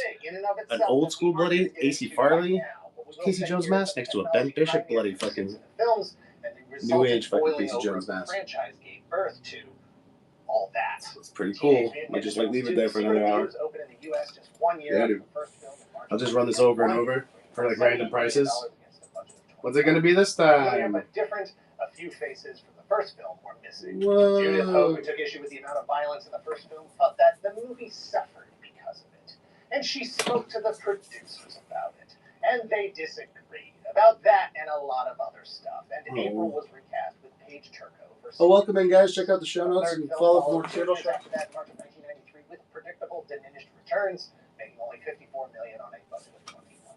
3 years later, in 1996, the original animated series ended. The next year, in 1997, the Ninja Turtles showed up in a live-action series using simplified versions of the movie suits and a fifth turtle named Venus de Milo. Take a step back for a bit and let this whole Ninja Turtles thing cool down. There have been multiple comics and cartoon series so good. franchise since then. thousands of action figures used fully CG animated. Yeah, man. I will say, and I've said this a million times, I think, but like the VHS side of whatnot, those guys are the coolest guys of whatnot. Like the OG like turtle sellers like you and like Pile. I kind of like took from you guys, and I took from fucking the VHS guys, and like kind of try to like fuse it. Because they don't fucking, they just sit down and fucking like swap shit out and watch things on the TV, talk about the movie and that shit they're watching. You know what I mean? But they'll never be able to fucking multicast, you know what I mean? Not that it's like a fucking huge deal, but I think it's fun. A year later, they offered scaled down 7-inch versions of those same designs. Oh, that wasn't what it was. Oh, it's because you had an end in there. Packaged in a box that looked like the original VHS. What's with this? Oh, you broke it, dude. They would later be Is that real? The figures are so good, my ideal turtles, that they probably stopped collecting turtles altogether because for me... Dude, I can't understand how this thing works. The fucking, reported that the original writer of the 1980 Ninja Turtles movie, Bob filter or whatever. It's nonsense, dude. Baron and Jim Henson's son, Brian. Dude, someone straight up said PayPal yesterday. I can't remember who it was. Last night, I was like, wait a second, he just said fucking PayPal. The original 1990. But you guys are much. I say PayPal. I was not gonna let you because it's meeting you anyway. It was weird, dude. I wish I was like, oh, I gotta like screen cap that, but I was like putting a bundle together at the time. I think. Yeah, dude. That's everyone always gets muted for that. I've never seen someone say PayPal except for like last night. Like I'm like almost doubting that I actually saw it. Like I said, I can't remember who was putting a lot. I think it was Blue Jack, or we were just running shit, and he was just like fucking. I was like, yeah, dude, let's do this all for fucking $10. I'm good. Super Mario Brothers in '93, The Shadow and the Crow in '94, yeah. Judge Dredd and Tank Girl in '95, The Phantom. Yeah, dude, that rug is actually rad, and I fucking. We'll see where I'm at if I would have like a place for it, because you're right about fucking standing. I like to sometimes when I take calls at work, I just fucking sitting down, dude, for like. We didn't Texas work for like last like 5 or 6 years like that. We're just like sitting all day, man. And like, oh, what's up, Brian? All the credit possible for allowing kids to get lost in the world of the Good morning to you, sir.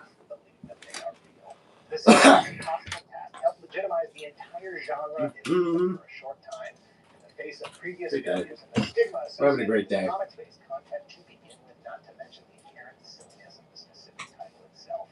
What's going on, dude? It worked because the presentation was believable. It worked because it was. We're just fucking with the mute filter. I'm having a breaking the boundaries of film, television, and comics to cross over into our world. Rock and roll heroes. Oh, nice, man. Slinging some lemmies, huh? That's what I call it now. I say slinging some lemmies.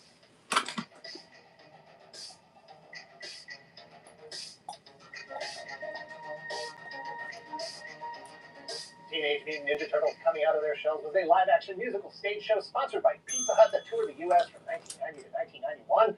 It was inspired by the Ninja Turtle cartoon, toys, and comics, bolstered by the success of the 1990 movie, and sold over 3 million records in the process. Coming Out of Their Shells refers to the Ninja Turtles' desire to get out and meet their fans in our world.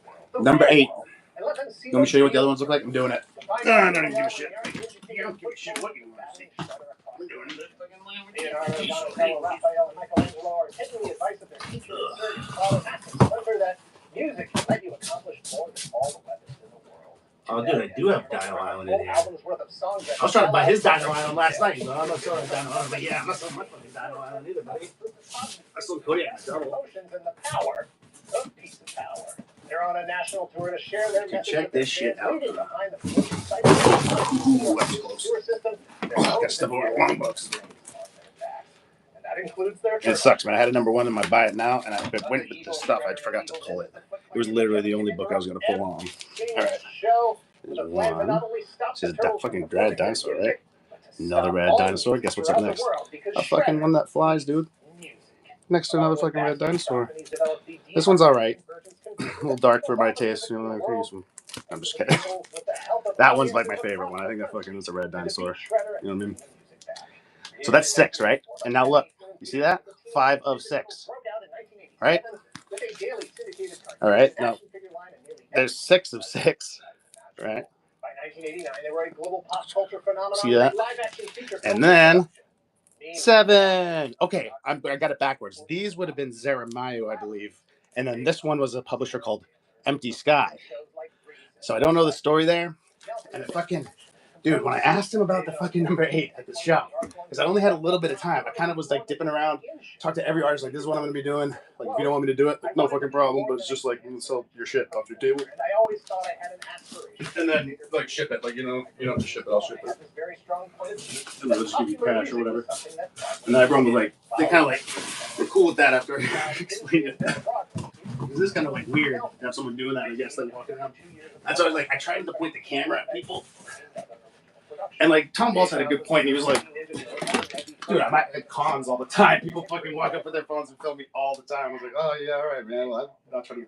I feel like that's a dick thing to do. I didn't say that, but I was like, yeah, all right, fair enough. Producing a show about a popular kids cartoon wasn't a totally original idea. So like, when I asked him about it, it was like, dude, because he had like a volume 431s and like some other like high, sought after volume 4 stuff, and I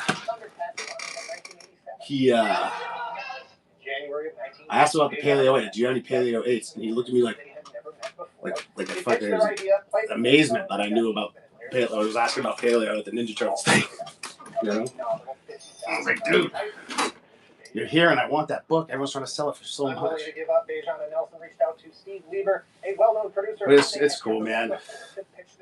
Like, I think for GraniteCon, like, I'm going to do, like, shows, like, maybe outside of GraniteCon, like, not in GraniteCon, and I'm going to fucking do GraniteCon. Because, like, I'm going to do that I did at the other one. I'm going to run the entire time because we're all going to be having fun doing it, and then everyone on the other side is going to have fun doing it. And I don't fucking get anything signed. Oh, I gotta catch up. Hope you guys are talking to each other. Dude, let me know if you get that, crew. Don't do that thing where you like, I got it, and you show it to me, and then you don't sell it, and I'm like, what the fuck, crew? The blind side. I wanted that. You got a blind side regular. You're the only guy on Whatnot who had blind side. You're the only guy on Whatnot who has all like. You're like your inventory so good. Like, nah, dude. It's like it being modest. You just, like I said, I think I said it in your chat, man. Like, you just run what you're feeling. Like, you're like, yeah, we're gonna run what I fucking want to run right now. Like, and like you do ask the chat, but people don't fucking say anything all the time. You know what I mean? Because we're all like, nah, because you're gonna get some fucking weird shit. If no one says anything, you're gonna go get some weird shit. And like you do every time.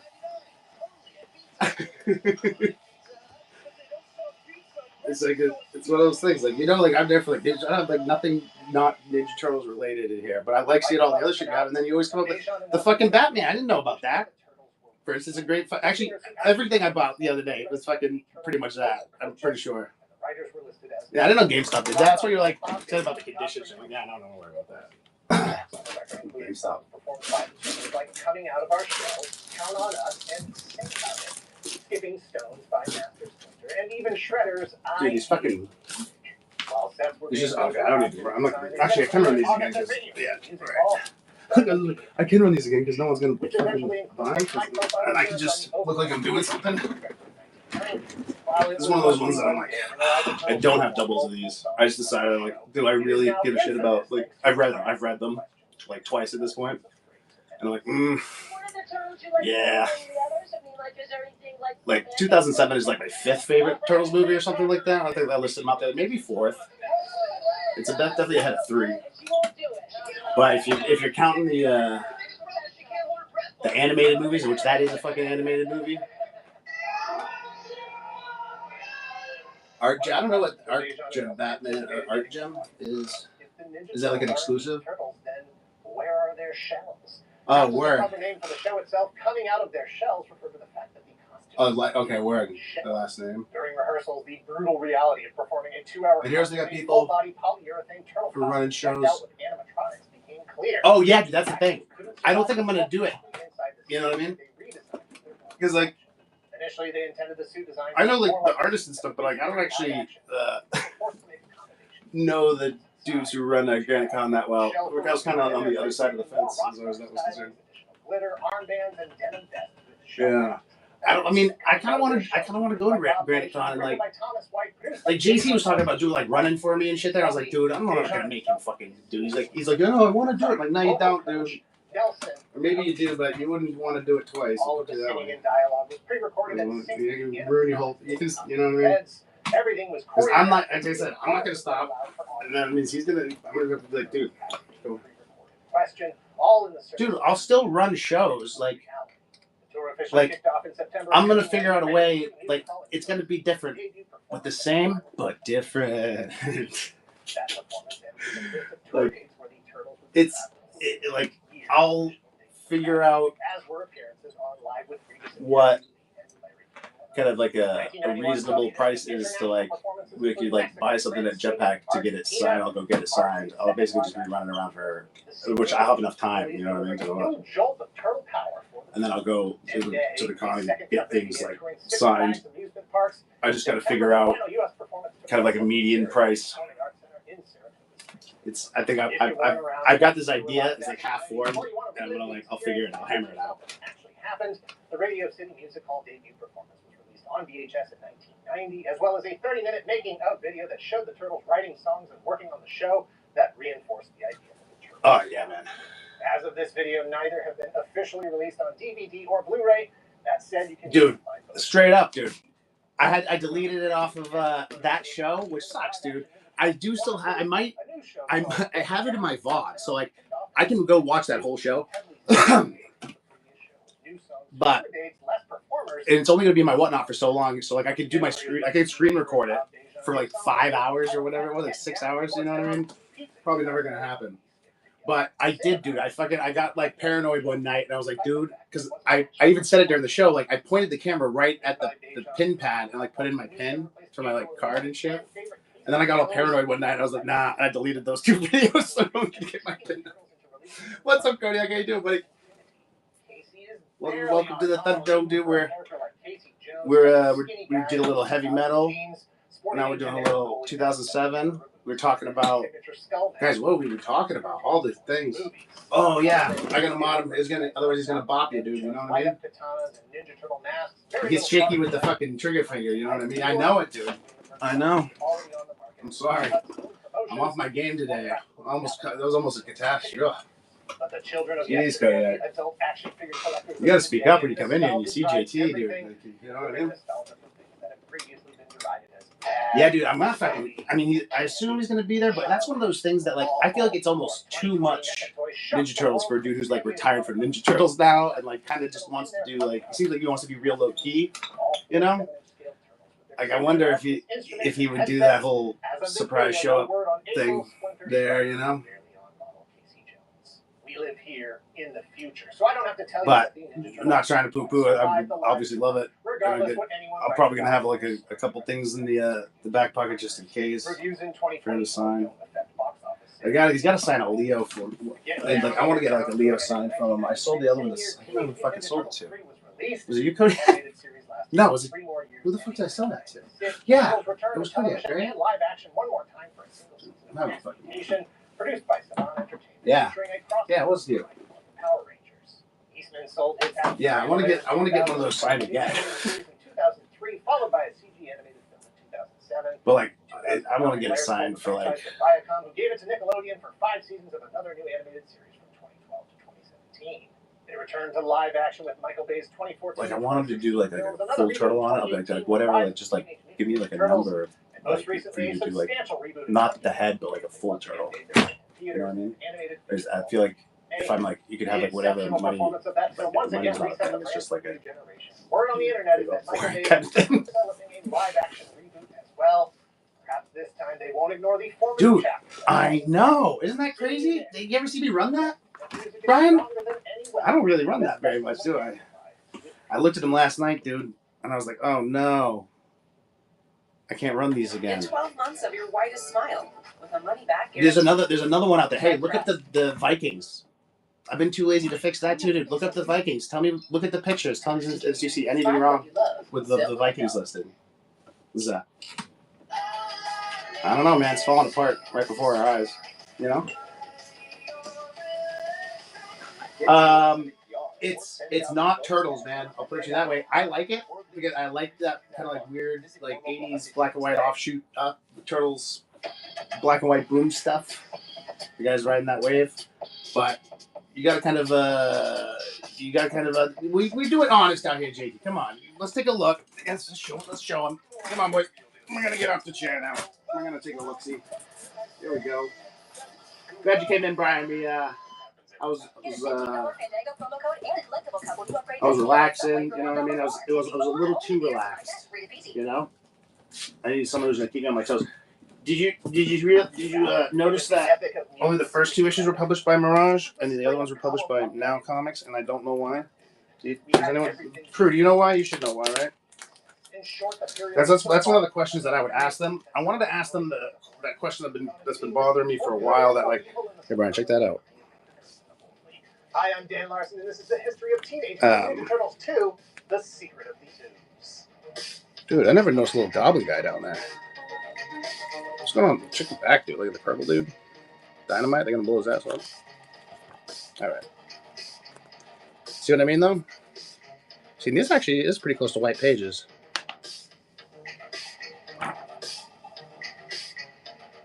Do you remember they just like putting in an address in a fucking magazine like that? Like that's not a PO box or anything. Anyway, I digress. You got a cat. He's going through the junkyard thing. Guy, he took his yogurt. I'm trying to summarize this here. Some it's like a DNA thing. Oh, whoa. That's pretty cool. Anyway, it's just a little bit like that. Shredder was dead at the end of the previous film, and that the Foot Clan was no more. This time, Shredder has the secret of the Ooze on his side, thanks to the kidnapped Professor Perry of TGRI, the lab where the mutagen. What is that? Oh yeah, check this out, dude. It was in the back. That's cool, right? Snapping turtle named Toka and a wolf named Razar. The turtles will have to dig deep inside themselves to find. Do you see it? Did you see the thing? Check that out. Do you see that thing? Whoa. My hand's like shaking because whenever I get really close like this, my hand's like, oh, don't drop it. It's Peter Laird. Peter Laird did it. The overall franchise itself. Check out those videos if you want some more detail leading into this video. The quick version is that the original movie called Teenage Mutant Ninja Turtles was released in 1990, which was based on the comics that began in 1984, the cartoon that began in 1987. Oh yeah, and even then, it's only the first part of Volume 1. Like Volume 1 is largely not written by them. They did like the first, like we're involved with like the first like 13, right? And then 19 through 21, and then 50 through 62. That caused problems because the target customer was between the ages of 3 and 10 years old. Some people were concerned about the negative influence the turtles were having on some kids. And as someone who was working as a movie theater usher when this movie was released, I can tell you that those concerns. Oh, I see you. When you go on. Movie theater ushers all raised concerns about the degree to which the 7 people here. Welcome. Check the show notes for the to know about the show. I don't know if you want me to run anything. Everything's in the auction tab. I'm trying to catch up with the chat. What's Lawson?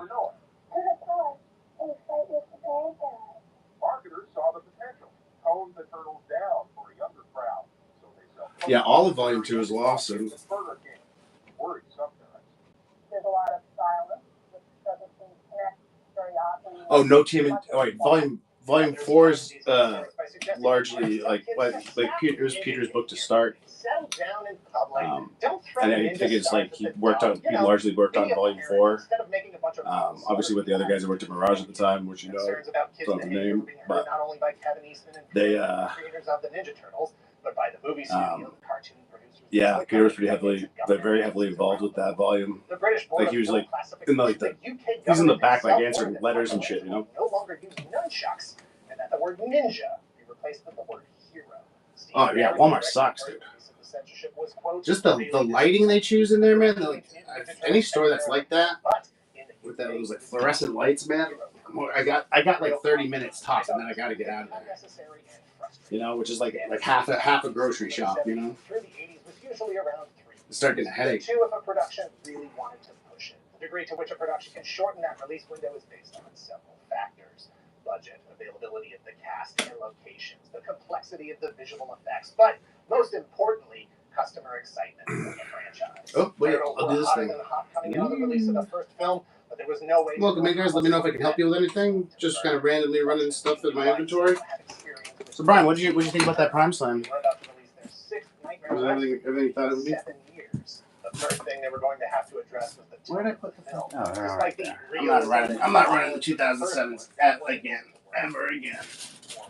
They needed I'm to just get gonna put it closer back to in the the cartoon box. and the original black and white comics because that's where the largest audience was, and that theoretically is where the most money was to be made. Yes, thank 3 of the 4 turtles were no longer going to be able to use their signature weapons to actually hit bad guys. In fact, they were rarely going to use them as anything other than custom decorations. Donatello could use his bow staff, but at no point would Leonardo Dude, be able to go I worked at a slashing Walmart. through crowds of foot I lasted like a month. I was like, dude, fuck this. I worked in the dairy department.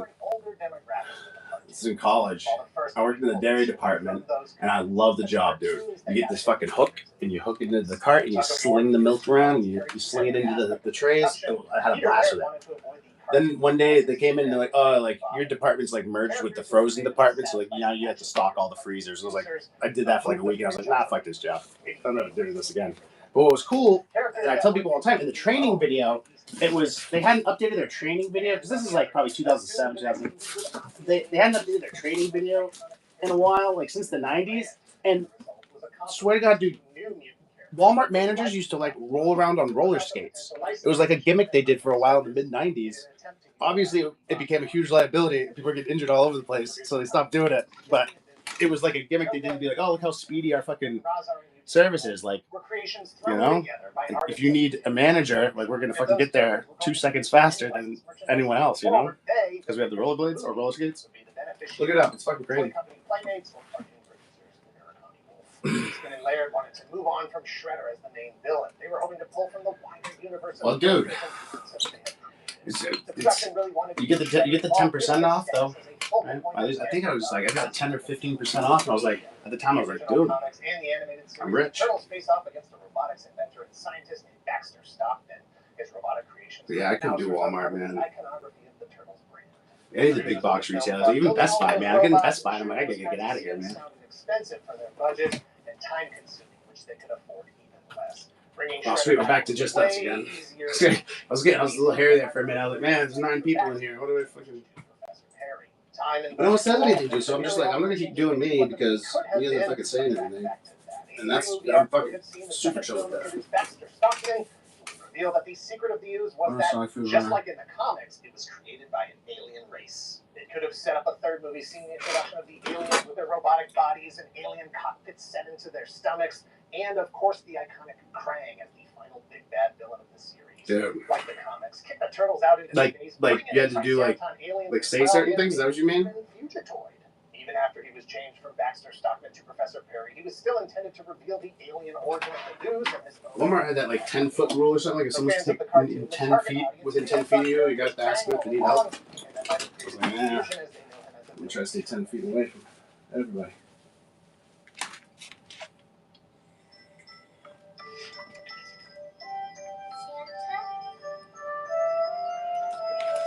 Oh, you mean like you fucking dumped it?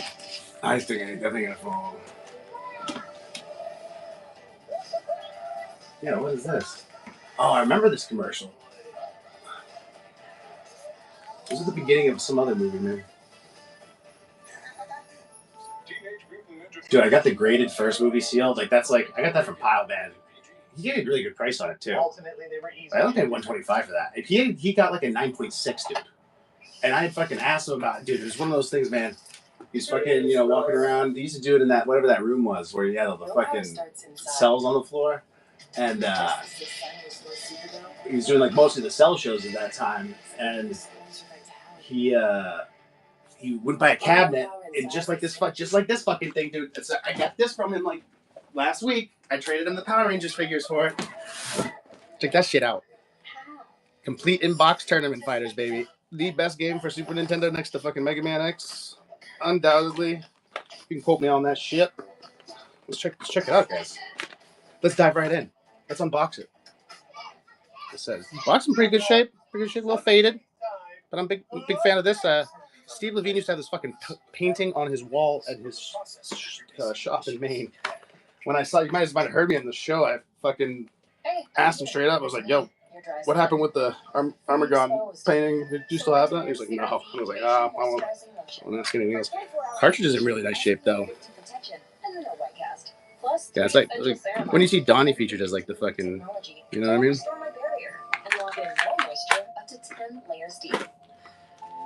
We got the manual too, guys. That's what I'm talking about. It's complete. And it's in really good shape. I don't really want to fuck with it. Yeah, now we know how to play, guys. Where's the drum? Yeah, here we go. Check that out. Chrome Dome. What else we got? As producer Tom Gray said, nobody trusts their instincts. You go with what worked before and try to modify it a little bit. He's 6 feet tall, 300 pounds. Okay. Hair is black, eyes yellow. Why are we? Oh, there's different facts about all of them. Okay, what we got? Oh, see, dude, I don't think I've ever, and it could just be a me thing. Maybe it's an Archie. War. I feel like I'm pretty sure he was a character made for the game, and I could be wrong about that. Maybe you guys don't, but I'm pretty sure he is like just appears in Tournament Fighters. Hinting that perhaps Baron hadn't been the best production partner. And he's a monster, dude. He's a fucking monster. Oh, check it out. That's Mikey. He does the fucking Dragon Breath because Hadoken. Hadoken at the time, big deal. Big money maker. Hadoken game. Check out the Donnie, dude. That's his special. Well, that's actually not his special. It's his fucking. I don't know what you call that. That is his bow thrust. Yep. Oh, guys, I'm not looking at the chat because I gotta do the. That's it, just Mikey, huh? What? Oh no, no Mikey and Donnie. Oh yeah, no, there we go. Who's this? Ooh, it's Raph. It says Raph. I was just looking at the picture. I wasn't actually looking at the fucking. That's a Hadoken, guys. You didn't see a fucking Hadoken. Check that shit out. Whoa. April O'Neil was played by Judith Hogue in the first movie. She was never even asked to return for the second. Producers. And there's got to be Leo right there. Yeah. Yeah, he does the thing where he swipes it around the ground. Kind of like ground pound thing. Well, it's not a ground pound. It's more like a, I don't know what the fuck you call it. But yeah, his little art there is pretty rad too. Since I don't know who did all these, I guess more questions to be answered. It never ends. That's why I fucking love this show so much. Oh, what's up, Don? How are you doing, dude? Just doing the show and tell, I guess. Ground pound, baby.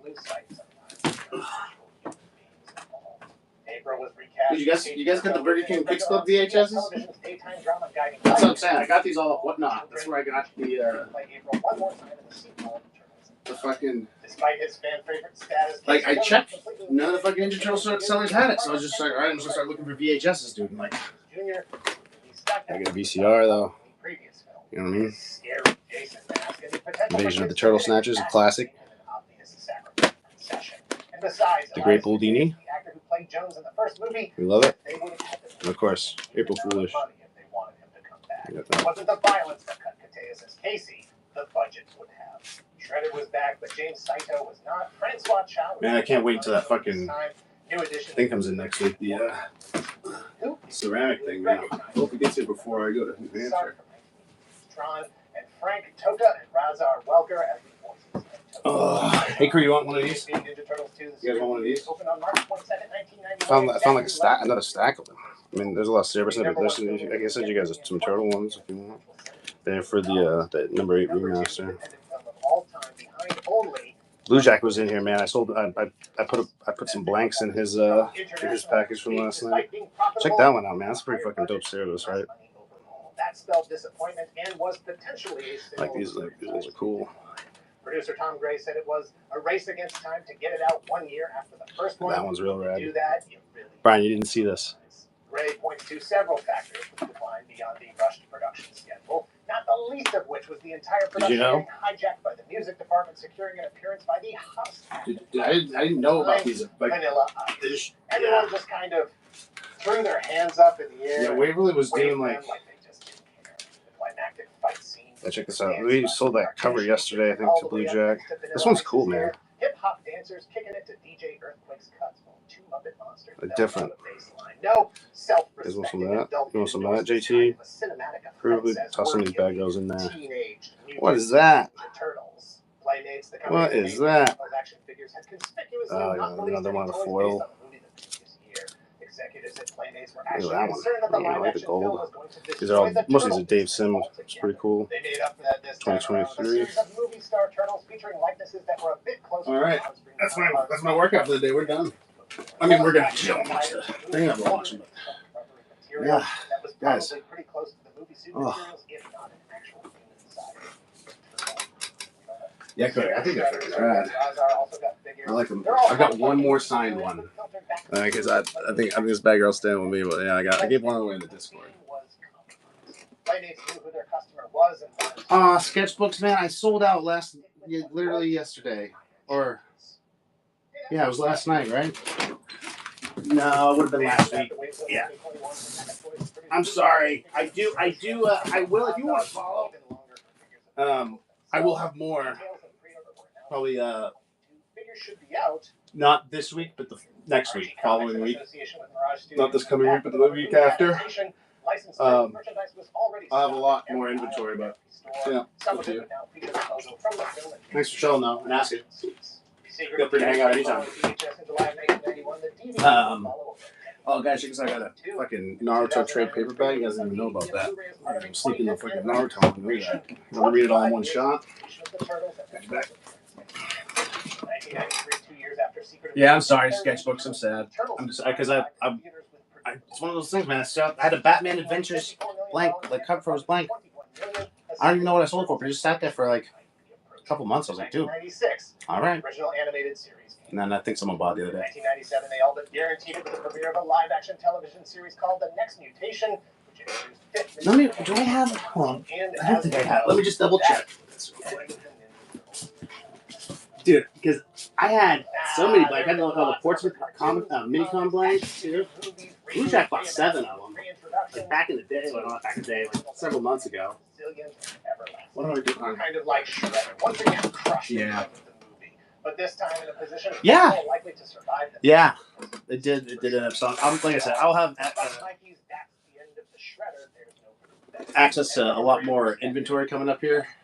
I won't go into it too much, but yeah, I'm basically gonna run shows with a lot more inventory. I'm gonna have access to a lot more inventory where I'm moving to. So next, not like I said, this coming week, but the following week. Watch for that. That's why I haven't scheduled any shows just quite yet. I think I've got 2 more shows scheduled, which normally I'm scheduled 10 weeks out. I just, yeah. I'm going to be going up on Saturday. It's like a 14-hour drive. I think we're going to split it up. And then, didn't work as a read, whatever. It's fine. Sunday. Well, I might be able to run Monday. We'll see. I just have to see how it goes down. So it might be as early as not this Monday, but the following Monday. Thanks, dude. And back at you. Before they could confront their future, they would have to first deal with the past. I don't have any 35th anniversary Morning TMNT. Sorry about that. I have like a Fugitoid. Oh, hold on. Let me run this Naruto trade paperback. I know you guys are clamoring for it. Hold on. Calm down, guys. Whoa. All right.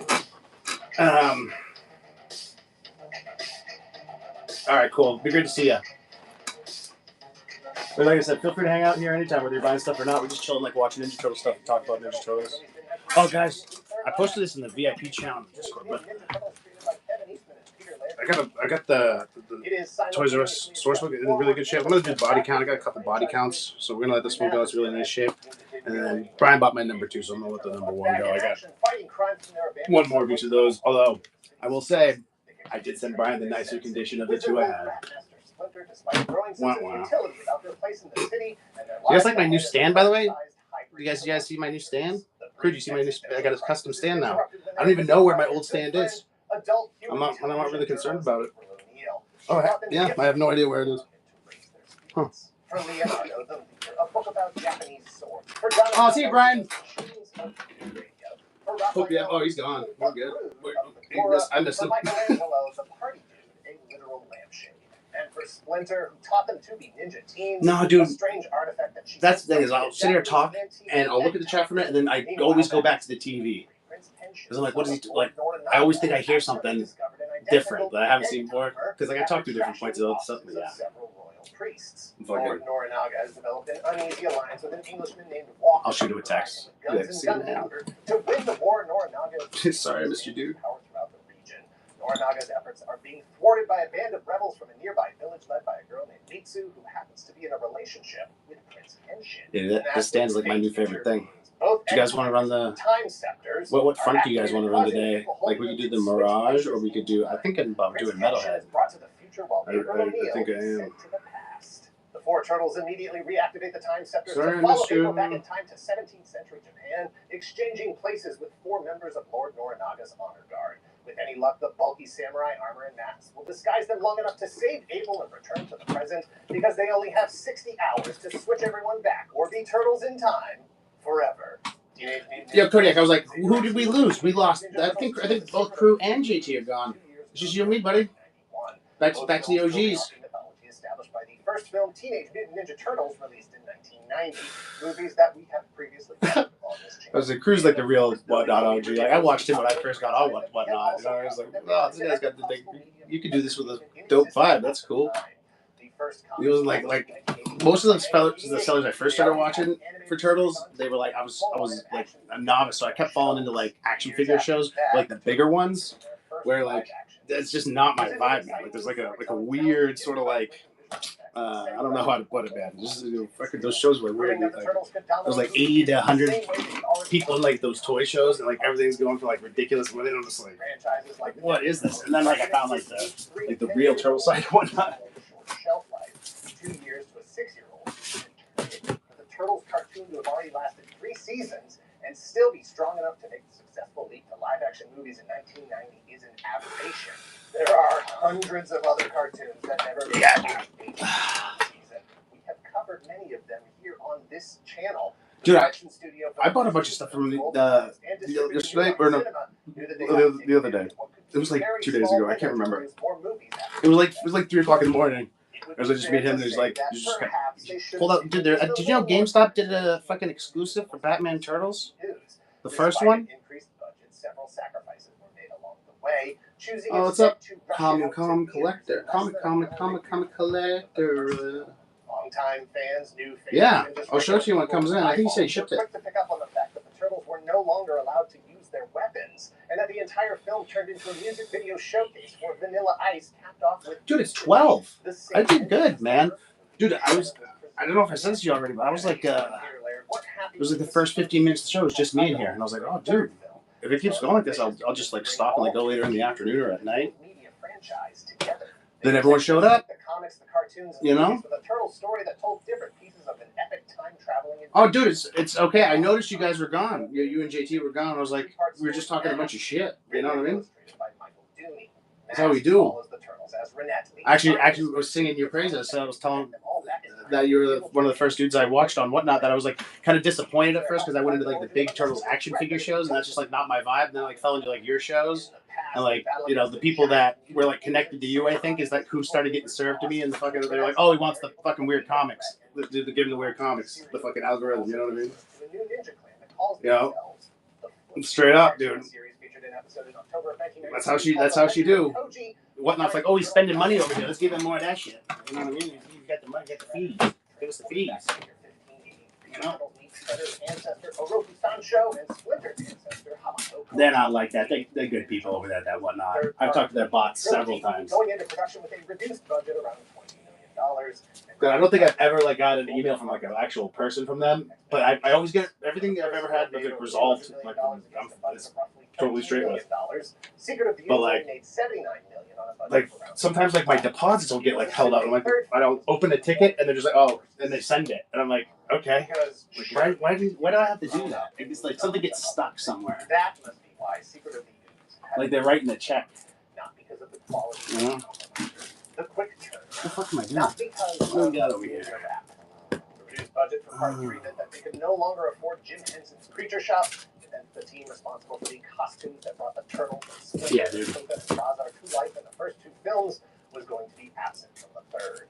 Instead, all of that company would attempt to deliver the same quality to at wholesale prices. They were the effects company behind the I should look at my bookmarks more often. From Short Circuit, they worked on TV shows like Max Headroom and Alien Nation.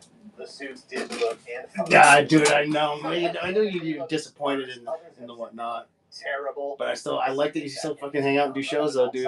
That's what I'm saying, man. Like, I had a lot of fun the other fucking night. That was dope. Let's remember library. Like, I wasn't sleeping, I was bored. And I was like, oh, I fucking cruise on at 3 a.m. Let's do this. I'm ready. I was ready. I didn't know I needed. This is what I needed right now. But nah, dude. Nice. He's still the boss. That's fucking. Look at this guy's fucking suit. Like, what's that shirt he's wearing? The fire-breathing dragon. Oh, dude. Oh, me too. Me too, dude. Yeah, dude. That's what I'm saying, man. After, like I said, 15 minutes of sitting here to myself, I was just, maybe you're out when I was saying that, but I was sitting there for 15 minutes by myself. I was like, dude, I don't know if I'm going to fucking do this.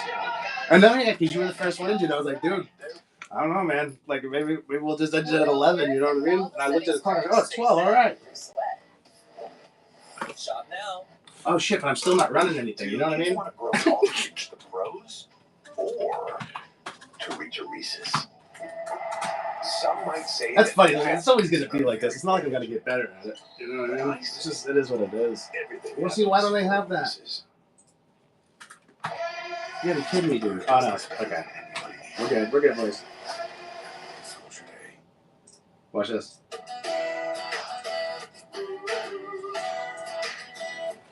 My girl fucking sort of happy does that. She's like, run stuff like that. I've seen her do it before. I was like, yeah. Because there's some sellers who fucking, like, she doesn't like that, man. Like, I bought a bunch of shit from her. I bought, like, a couple turtle lots from her. And I got, like, really good price on her. Like, some of the IDW I've had for, like, a while I got from her. And some of it I fucking, like, like, she did me a fucking solid with that. That's for the, actually, I don't know if you could see her thing. Oh, yeah, wait. Can you on the phone? Yeah, that's through the thing on all the way on the left.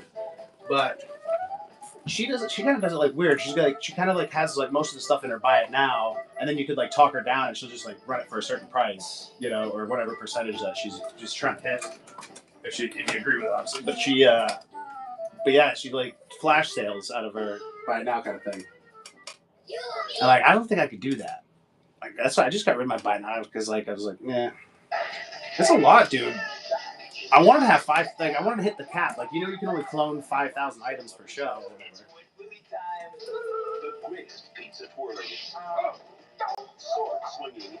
Yeah, dude. Dude, do you know what, man? I'm gonna tell you what the cure for that is, though. You gotta get the fucking TV, bro. Just put the fucking TV up, man. Put some fucking YouTube on, man. That's why, like, I've never, like, if, like, you know, people don't respond, I'm just like, all right, we're just gonna chill and watch this then. Like, that's the vibe now. You can't do anything. You really can't really do anything about that. You can say stuff in the chat, or you know, you can hang out and watch the fucking TV with me, man. Because that's what's gonna happen. And we do, man. They get freaking lurkers all the time, man. Like, we'll be sitting there for like an hour. Have a nice night. I'm like, oh, whoa, okay, man. You too, buddy. I'm just wondering who that second person was the whole time. You know what I mean? Because it's just like, you know, me rolling with like 2 or 3 people that aren't saying anything for like 20 minutes solid. But like I said, I'll say it, do my thing a couple times. I'll watch the number every now and then, see if it's moving. If it's not, we're just fucking chill watching YouTube. And double agent Wit in the past. Ryan Tochi and Robbie Risk were back as the voices of Leonardo and Michelangelo, respectively. Corey Feldman was back as Donatello after spending the second movie in rehab. Yeah, dude. I mean, that's what I guess this is kind of like what this is like for. Like, I could do Shopify if I can. I probably would. That'd be the other thing that I would do if I wasn't doing this. Just build a fucking store. Like that's why I did the buy it now shit, man. I just like put it all up there and fucking I have to forget about it now. Like it's done. I don't have to think about it. But then it was one of those things. I found out, dude. The reason I haven't tried to sell it off sooner, honestly, because like I said, my paper sold pretty quick. Is the reason I haven't tried to sell it off sooner is because. Oh shit! I lost my train of thought. Was it a franchise that had refused to grow up with the 3 to 10-year-olds who flocked to the first movie 3 years earlier? Was it the creative? What the fuck was I gonna say? Or just plain turtle? Anyway, Reviewers were dismissive if they gave it any attention at all. How I did not want to move that up to fucking New Hampshire, man. It was like 11 long boxes, like 2,000 comics, man. 2,400 comics. It's the same business twice removed and twice twice diminished. But yeah, because I fucking was selling something out of it. Every time I think about it, I'm just gonna like put this on Facebook Marketplace, just like take a picture of 11 long boxes and be like, yeah, you know, 50 cents a book. Just get it out of my house. You know what I mean? Sheer originality of concept. Teenage Mutant Ninja Turtles 3 was released on VHS and Laserdisc in 1993. Like the two previous films, it ran into some censorship. Dude, I don't know, man. I don't know what that. It's kind of one of those like. That's why why I kind of like this platform's like. I really like Whatnot, which is kind of weird. I haven't really tried any other ones, you know. Like there's at Palm Street. Have you heard of Palm Street? Like there's some dudes like jump ship from this to that platform. Amazon Prime, Tubi, and no. The official soundtrack for Ninja Turtles. No. Just kidding, dude. I hope you enjoy your books. Let me know, if you read them, let me know what you think about those fucking two magazines. More so than it, you know. I didn't read them, so I'm curious what you think. You know, I can live vicariously. Saved my life. Haunted for years by a tune I could not place. A primal. Dude, of course. Yep. Melody I had only heard. Yeah, they weren't seeing any love over here, so send them somewhere they get love. I hope you had a great day, dude. All night with a cassette tape queued up, ready to record. Obsessively shouldn't have been radio there. station to radio I'm not that good. station. You guys know that's a wrap around it? I forget to show people the back of that all the time. Yes, maybe you guys have this one. Thanks, dude. I don't know why. Check that shit out, dude. I gotta get another copy of Flipped Around like I do that layered cover, because like it's really like the back is fucking dope, dude. Rich Woodall's gonna be there. I'm like, maybe he already was at Jetpack, dude, and he was at fucking Heroes too, and I didn't know it. Like I said, I pretty much went there to get JC's book signed. Like I was like, whoa, super tired.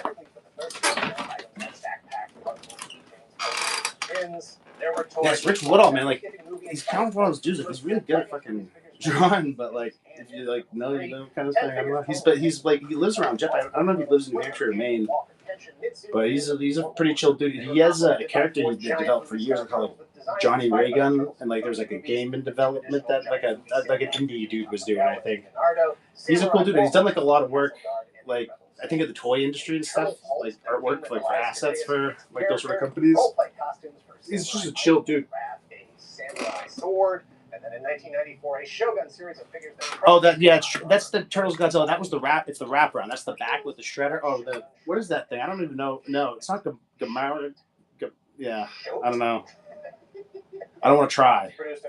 It's funny because I used to watch a lot of Godzilla when I was a kid. The company my dad worked for duplicated the VHSs for distribution. Yeah, dude, I'm pretty sure. I mean, I'm just saying, yeah. He's gonna be, like I said, he's gonna be at Jetpack like next week. I think I'm gonna miss it by a week. But I'm pretty sure, at least when I worked there, his sub was there. Like he picked up his comics every week. Excuse me. You know, like we were like LCS. I imagine that's still the case. Yeah, Michelangelo figure. As of this video, NECA has released modern action figures of characters from the first two Ninja Turtles films and the coming out of their shell live-action concert tour, but have yet to announce figures. That's Richard Boyle, yep. And I have never had that in stock. I saw that in your background one show. I was like, dude, what the fuck? I don't think he has. You want to see something? Teenage Mutant Ninja Turtles 3 was a sequel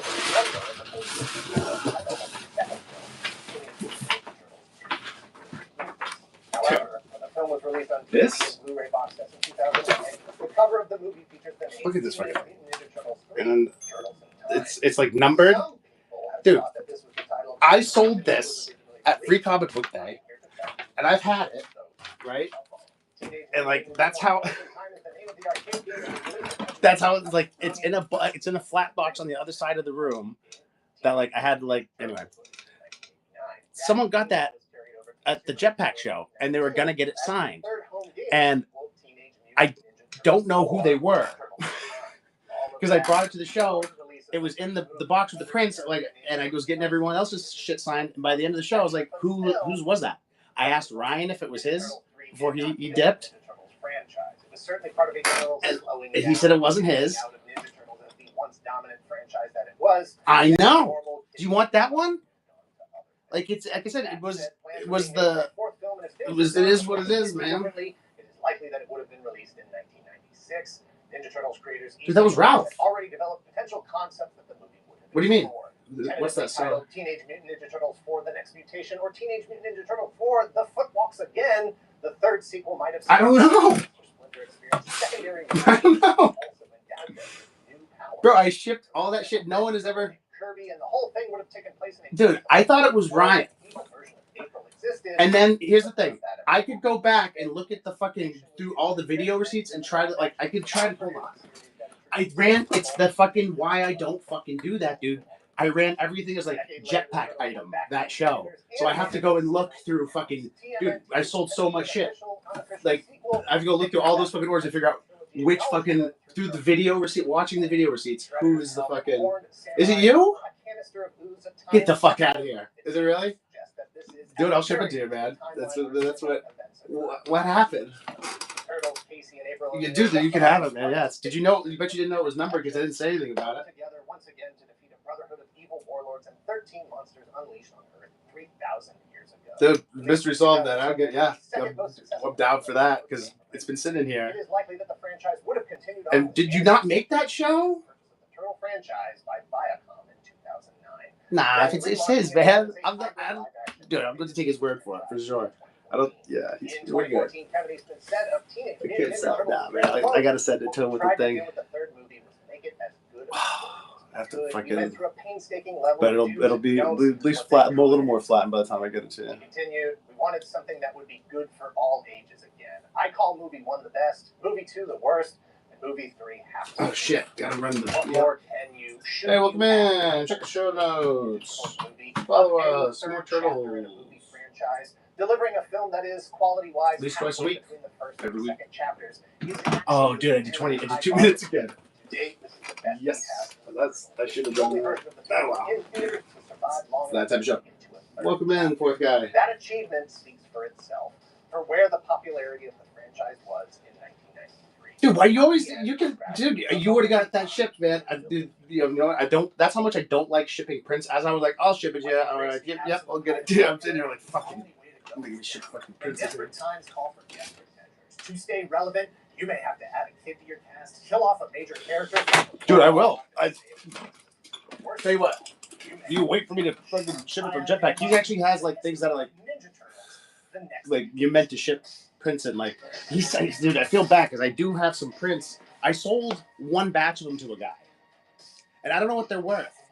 Like it's one of those things where like he's like, "Do you have prints?" And I was like sitting here, and I was like, "Yeah, dude, like I got this." You know what I mean? And like it's like all of these. You know what I mean? Like, show you guys what's up. What we got over here on the other side. You get the free comic book day. I'm pretty sure that's Rich Woodall. I could be wrong. Then you got the ye old paperback bazaar. You get here at the Looking for TMNT show. You get the comic to go along with it. Oh, Jim Lawson, Brian's gone. Haha. You don't get to see Brian. And you got all the. Just kidding, Brian. He watches all the shows on YouTube after. No, he doesn't. That's all the covers for Sportsman. But I will. Like when I'm up there, I could. Oh, I got another bag of these too. Splinter soon encounters a new terrible evil creature called Dragon Lord, the leader of a clan of dragon-like humanoid warriors who were magically banished to mystical realms thousands of years ago. Somehow. You gotta get it. Is it like thunderstorm? Let's see. I don't fuck around with lightning, man. Or thunderstorms. Amy was out at she was working for Live Nation, like doing work for Live Nation, and they had her standing out in the middle of like a lightning storm around a bunch of like metal chairs and stuff, and she was like, she got all freaked out. I don't think she's gonna work with me anymore. Also happens to be the long-lost fifth mutated turtle in the same instance that created the other four Hero Turtles and Splinter. This team is older, wiser, more experienced, and packed with 20 Turn the fan back on. power than ever before. Ninja Turtles. Do you guys know what I'm looking forward to this afternoon? I'm just holding off, man. Because it's going to be so much better. I live right next to like a 7-Eleven, man. I go get Slurpees like all the time, but I don't think there's a 7-Eleven in fucking Rochester at all. At least not when I was there last. But again, it was 10 years ago, so. Dude, I couldn't do it, dude. This bitch is muggy as shit. I don't know, because it's raining, so it's probably actually not as bad. You know, the mugginess anyway. Yeah, dude. You get yourself a Ninja Turtles umbrella, my man. You be in style out there, you know. You're still like one of the, kid size, you know. Gotta represent. I'm still wearing. I got this like neon Ninja Turtle shirt. Dude, you ever seen this one? Check this out. It's like, oh, yeah. Have you seen that one? 10 years is a long time for any brand to stay popular. It's an eternity for a brand marketed to children. Most kids have a 2 to 3 year window of attention at best as they grow up and discover other interests. To have been so popular for so long speaks to the Ninja Turtles' ability to hold on to the original audience already. What? But after nearly 200 episodes over a decade of comics and hundreds of action figures that already explored every iteration of the Turtles, imagine the creators running out. Was it who?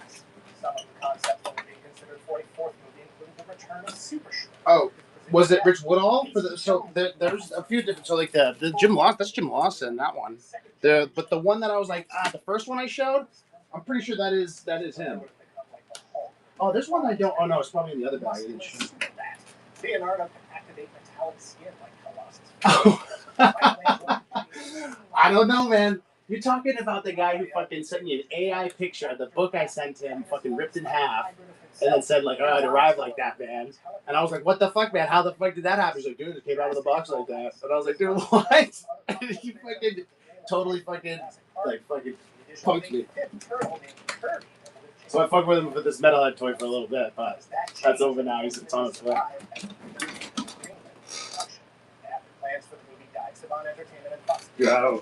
Yeah, dude. He did it, dude. I was like, what the fuck? I was like, there's no way. I'm thinking about it. I saw this story. Go to fucking. There's no fucking way. Like I was thinking, someone had to fucking take it out, rip it, and put it back in. Like, there's the only fucking physical way.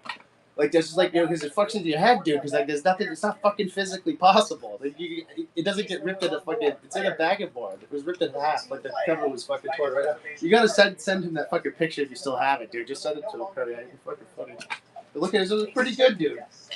I was like, looked at it after. I was like, yeah, man. I still probably would have been fucking punked by this if you just kept going with it. I was like, just get your fucking money back. I don't fucking know. You know? Because Kodiak did that, dude. The guy right above you. In the chat, that little fucking troublemaker over there. You don't know it. And he gets you. It's the quiet ones, man.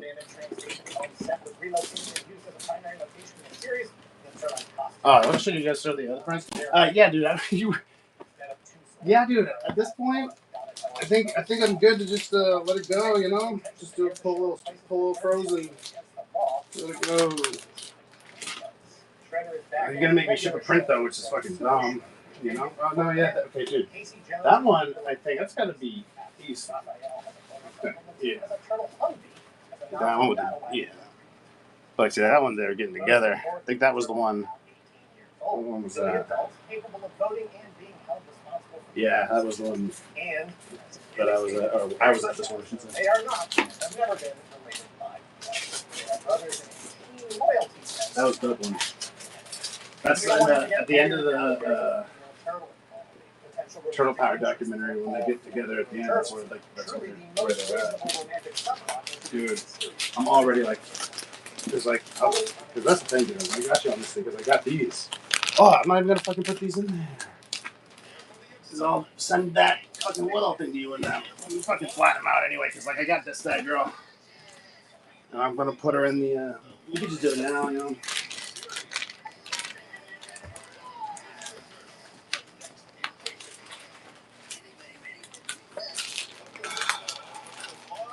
Dude, it's gonna be one of those stupid ones because they're making you do the fucking dimensions right now.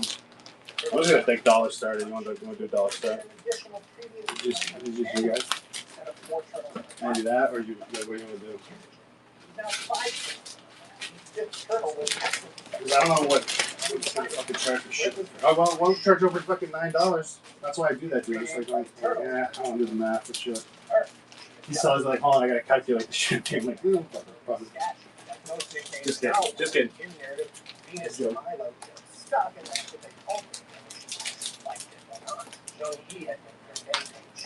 No, what? Oh, dude, I've just been talking about Better than the. So like I said, it's a little wavy. Because he had it standing up in like with other prints, you know what I mean? Like it was. You know, we got it. Yeah, see? Do you see what I mean? Really not important. There's a looks like a little dinger. He gives him a dollar store. Oh, I thought you wanted this one. I was like, yeah, it's just dollar store. No.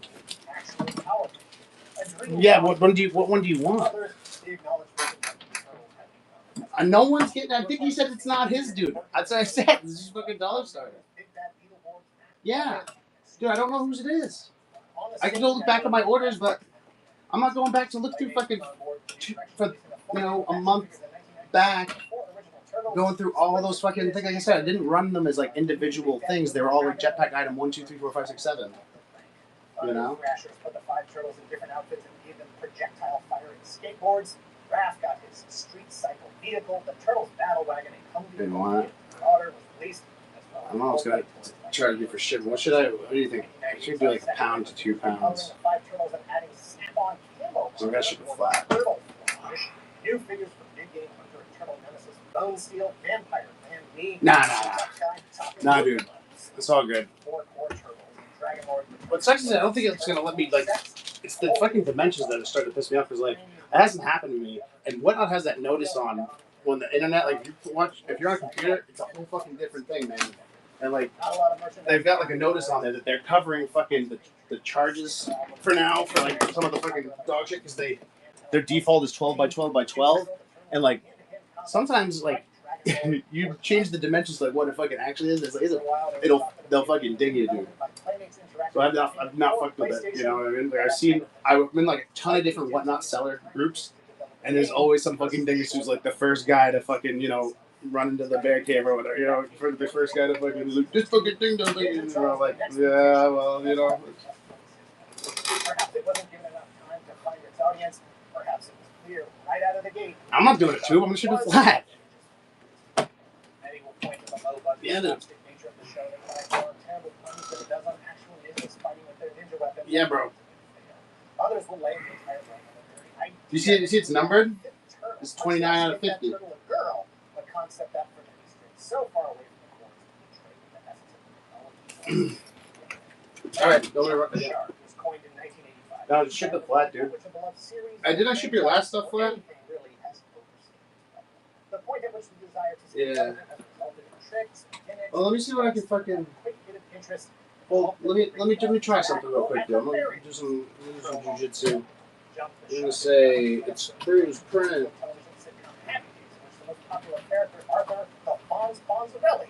Oh, word. It's not going to charge you over 921. I'm just curious what they're going to charge me for the dimensions on that. But I don't really give a shit. I don't give that much of a shit, do we? However, those people are wrong. Happy Days like jumped the shark in its 3rd season in 1977. I don't know who it was, and like I don't know who they were supposed to get it signed. I don't know if it's because like I didn't see Rich there, so like I was really confused about the whole thing. And then like I took it with me. I've waited for someone to fucking speak up on it, but I'm not like gonna bring it out every show. Like fucking like, hey, is this anybody's like? Because like I said, I just gotta go through all those fucking videos just to see who it was. Like I'm gonna go out and like remind them I have it, and then I gotta like figure out. It's just like.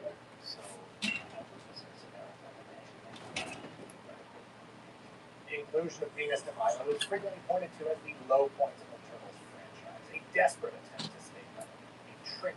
Dude. Yeah, dude. I was so close to, dude. I was sweating a little bit, not too much. I was like, it is what it is. But, dude, the kid bought fucking Blue Jack bought 13 pounds of books, dude, from me yesterday or whatever. Like, dude, I fucking just all this IDW, get the fuck out of here. Like, I don't want to move it because like there's so the Ralph does exclusives with IDW. Like, I'm just gonna be like, you want that? Like, we could do a jetpack show sort of thing, Otherwise, I'm gonna try to focus. So. Until 2008, when Kevin Eastman sold his share of ownership to his partner Peter Laird, the Venus blocks were taken down and now. But he's got like a good like mix of stuff, dude. Like I said, I can't wait to get back in the basement and get some of the it's like looking at the boxes and the number ones on the back of the fucking paperback bizarre dude. He's got like just boxes of those fucking reproduction 40th anniversaries as exclusive. He did the black and white cover, which I think not that the other covers are bad, dude, but I fucking love that he fucking does that, dude. You know? Let's do it. Oh shit, I gotta fucking run this way. Then we're gonna run some fucking black and white color classics. Because that's what it is, the fucking black and white color classics. It would be 5 more years until the next animated series, and 9 more years. Yeah, dude, seriously. Dude, we could, dude, that's what I'm saying. Like, the thing is I can sort of limit shows like that. Like, you can do shows for just your rewards club, but it can only be people gold or higher.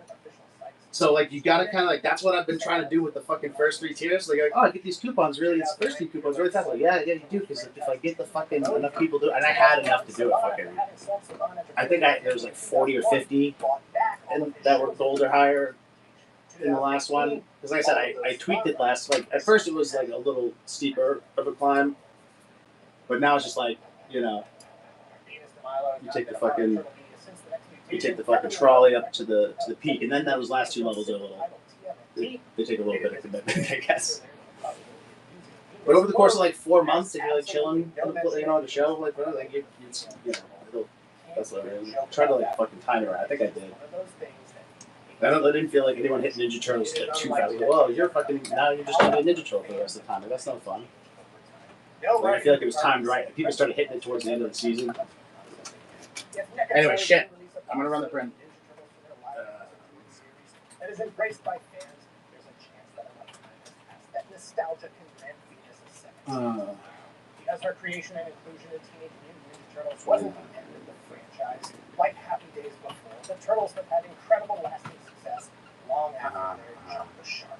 I'm gonna say it's maybe it's time for a new fine condition specific type of shipping profile. A character asked What is to this? Single bag. What are to these? attempt to refresh a franchise that so many of a larger audience had already. The actual Venus de Milo, the statue, was discovered in a hidden cave on an island in the Aegean Sea in 1820. It was named after a Roman goddess. I think they'll just do fucking. So let me try this. It's Aphrodite, broken, misplaced, forcibly renamed. A more appropriate name for the turtle than its. I'm gonna say 1 to 2. Been under better circumstances. But I don't think I'll do this one. There's a fucking. Hey, looking back, I forget what the size is. Jump the shark. They buried. Perhaps one day she will be 17 by fucking 13 by 1. one of the most popular, most profitable multimedia franchises in history. You know, it really, it's like 17 by 13. I'm gonna do. I was trying to give it a little bit on the sides. Out of $1 billion idea that started as a joke. Hoping that after the death of the U.S. market, there might still be life. Where? All right, now I got it. I'm Dan Larson. This is the history of Teenage Mutant Ninja Turtles: Legend of the. Did I do this so I can find them easier? Okay. Now if I go over to the computer, like on the computer side, I think I can. Even within the Ninja Turtle fandom. Oh no, because that's to be shipping. Fuck it, let's just go. Let's just do it. But so much of it is contradictory. It doesn't matter, man. It's just been sitting here forever. I've been waiting for anyone to speak up about it. Like I said, I wasn't gonna bring it out like a show pony every show. Like here we go with the Rich Willow print again. Whose is it? Like just feel like a dumbass. Like I said, I don't know what. I'm just not gonna go back through like what was like a 3.5, 4 hour show of like worth of like receipts and. It's gonna be about that to figure it out, and then to reach out to the person. Yours now, man. The spirit of light summoned the Ninja Turtles to the underground shrine of the Nuclear Team to fight against evil. What did it charge you for shipping? She gave them magical Muta stones which allow them to I think it's 11 by 17. super mutation, a limited time morpher. For 3 minutes they can become super turtles with even more. No, it's fucking yeah. By the turtle powers combined, they'll take mutations to the next level as the 4 individual birds to become a single entity called Turtle Saint. Just in time because Krang and Shredder have already launched their next. Dude, have you seen Rich's? Oh, Mac Talbot worked on this shit? Huh. Dude, Matt Talbot's a really talented artist. I think he just did an Archie cover, and he's a cool dude, man. Super chill guy. Oh, no, dude.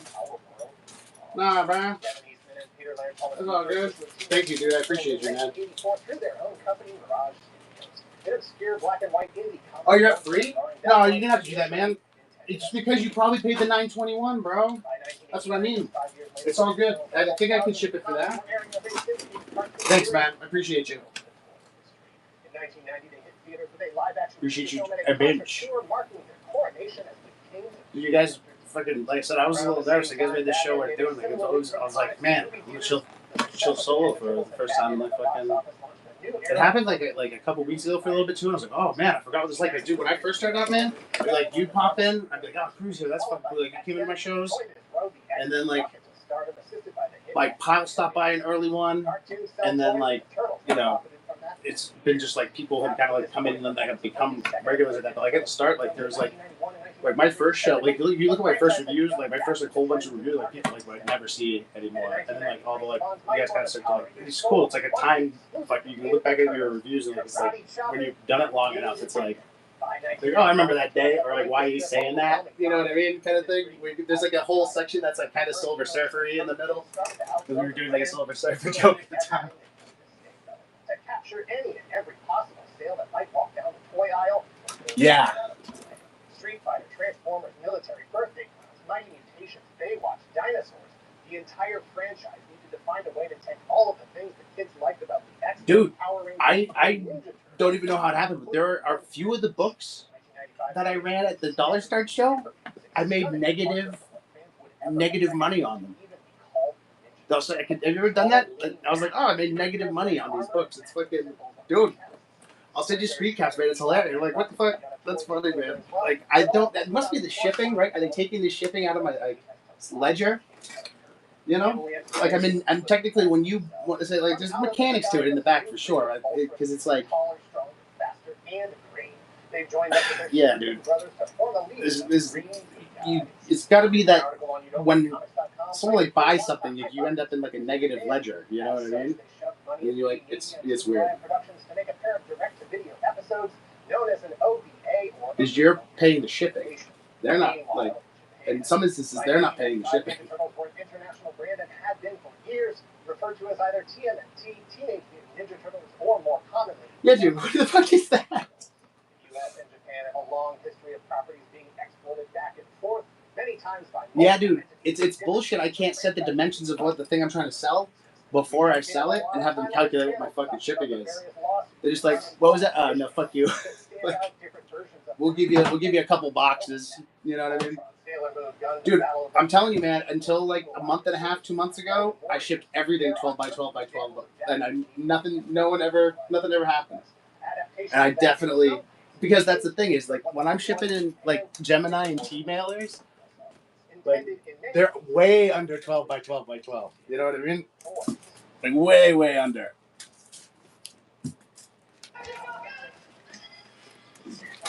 Yeah, dude. I almost did that with the print, and I was like, because they don't really, the dimensions aren't right, dude. You know, and I don't know how USPS calculates, dude, but I shipped Pile 4 sets of action figures, and I was on pirate ship, granted, and USPS, their cheapest price for me was fucking, because that's why I use them, because it kind of like bids out to a few different people, and I don't know, there's a few people that do it, but they, the fucking USPS wanted $90. And I'm like, I mean, I'm trading for the tournament fighters, which is worth more than that, which is cool. And then, but UPS was $30 or $28, and it arrived in like 2 days. I was thinking of something more sophisticated. Yeah, dude. Like I said, they can kind of shop you around for what you're looking for. Like I said, I was like, thank God for UPS, because if I just stuck into this fucking USPS, you know, flat rate shipping, fly by night shit, you know what I mean? Like I mean, I love it, dude. That's what I mean. Like, I just fucking, it's such a quirky little fucking platform. That's the word I was looking for. It's just a quirky little. It's like it's adorable. The little whatnot thing, you know? It's because it's so fucking. There's so many things that make absolutely no sense. Like, why? Dude, there's so many features. Have you ever like made? You know, you can make coupons. Like you could just like make coupon codes and like give them to people and shit. To, like put them on your social media. But like you can't do that on the phone. there's no, you can't, like, it's not on iOS either. According to TMNT Entity, No, dude, I thought that was flat. That's what flat rate is, isn't it? Like, that's what a medium flat rate comes out to. I think ground is cheaper than that. Ground's like $4 or $5, pretty much, unless you're going somewhere weird. Yeah, and Whatnot doesn't really calculate that shit, it seems like. They're just kind of like, yeah. Dude, this whole platform is wacky, man. You know? Yeah, dude. I don't know, man, because like I said, no one ever pays more than $9.21 for shipping. So sometimes I'm like I've never had to like pay for your orders. Like some orders, like Whatnot's like, oh, you owe us money for the shipping. You know what I mean? And it's like, guys, like you didn't give me the option to put the packaging correctly, and now I have to pay for it. Like, oh, I paid for the honor. Thank you.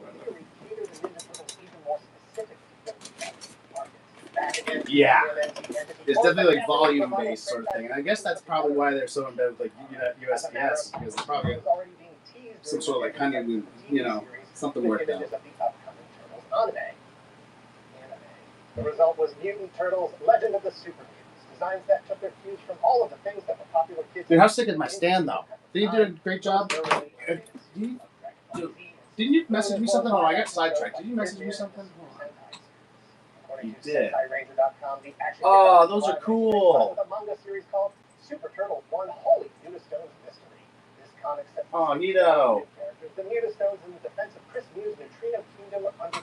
What's the type of wood?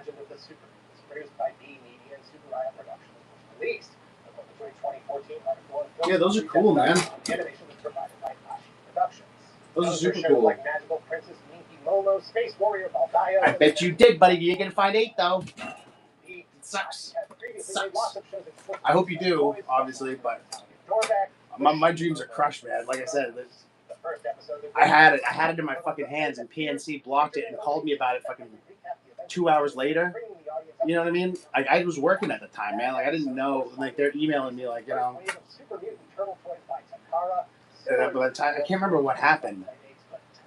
I don't know if I fucking lost my card or I was switching banks or something like that. But I was like, no, because I was switching. I had PNC. I still have PNC. I don't know what the fuck.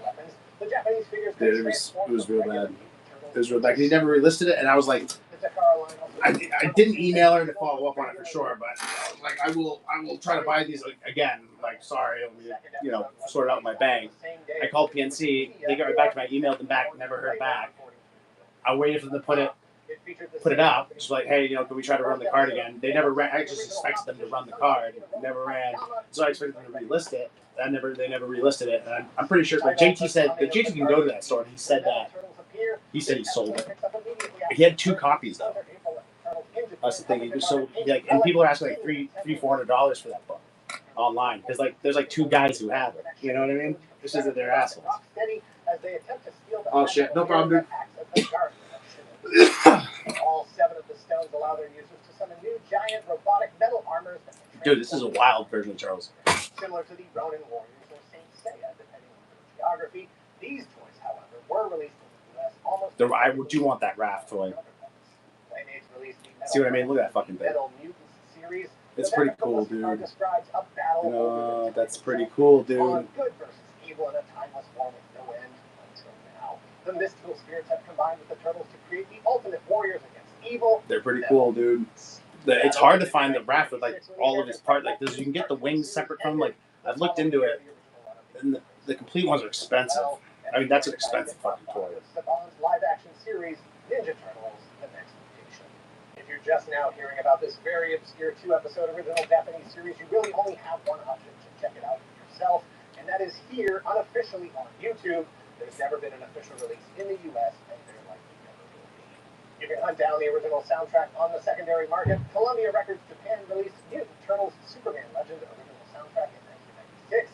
You get the original Takashi Miike score from both episodes, as well as the opening theme song Power of Turtles by Hironobu Akiyama, and the closing theme song Chikiwa Ogenki by Boku. Spoiler alert, the Turtles franchise survived 1997. In fact, 2024 is the 40th anniversary of the first issue published by Mirage Comics, and while The Legend of the Super Mutants didn't have a significant impact on the franchise in the U.S. or in Japan, it has been recognized as existing after 1996. For the 25th anniversary of the franchise in 2009, a TV movie called Turtles Forever was produced. The series finale for Teenage Mutant Oh, you do Ninja see the Turtles super appears shirt. 7 Dude, I seasons sit here and I just watch. The plot revolves around Dimension X shenanigans conducted by Krang and Shredder that resulted in the blurring of the multiverse before it was cool. The original 1987 cartoon team up with the then. Let's see if I can switch this. After capturing both turtle teams, Shredder reveals the plan to destroy the turtles across all dimensions, and he offers a hint. Okay, hold on, give me a second. Dimensions, Oh no, because you have to switch to Discord to watch it. That doesn't matter. Turtles from 1996. I was gonna, because I can on Discord you can see. Yes, because everything is canon. You can see behind, like you can see me actually run stuff. Multiverse. You're welcome. I'm sorry. Cowabunga. Turtle power. Oh shit! I sold a print, man. After That a decade sucks. plus of dominance, the achievement of maximum popularity and exhaustion of every possible storytelling medium and I like half, dude. product, Those dude and like dude Ronin books, man, and like oversized like magazines, like and I just had to do like JT's dude JT shipment was like I did it to myself because I sold him two or 3 magazines and I wanted to give him with his order.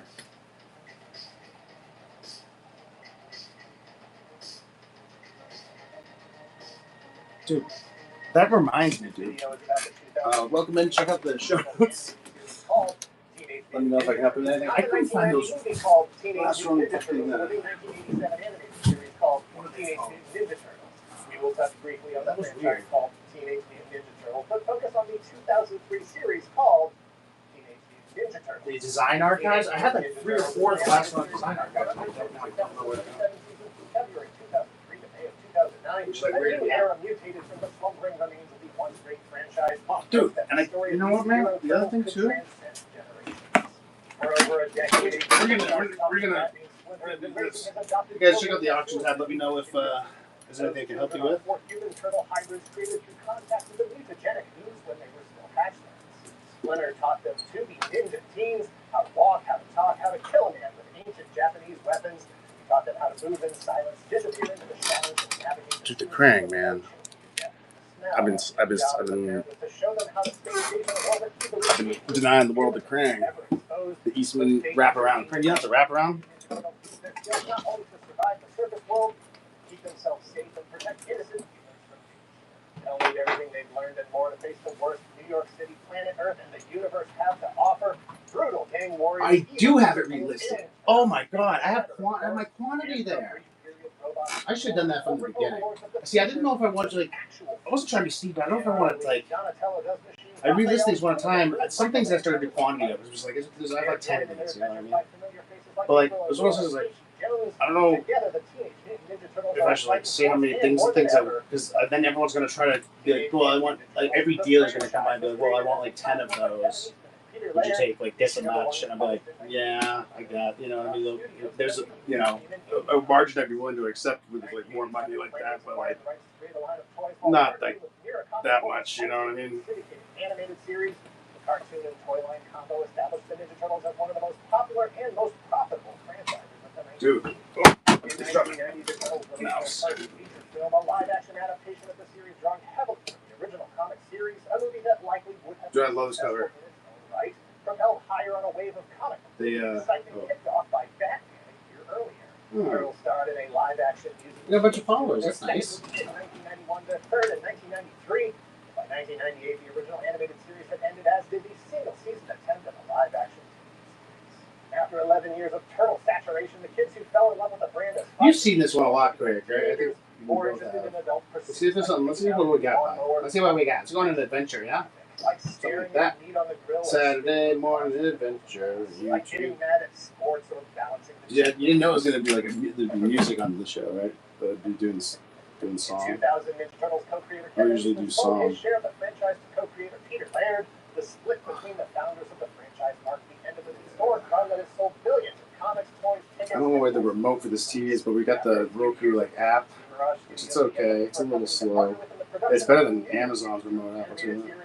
Most of the networks and producers they supposedly wanted to pick up where the original series left off, in tone and profits, if not in actual narrative, focused on humor, made for younger kids, sell lots of toys.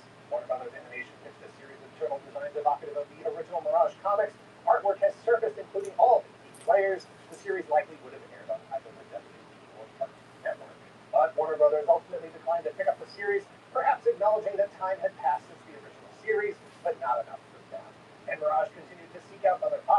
other interpretations.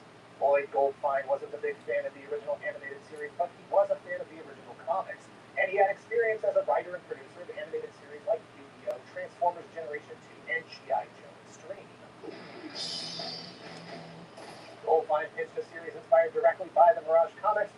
As he put it during a 2009 Fan Expo panel, quote, "There was all this great material that we could mine that hadn't been used in the original run of the show, and so why not do those stories and make use of all that great stuff?"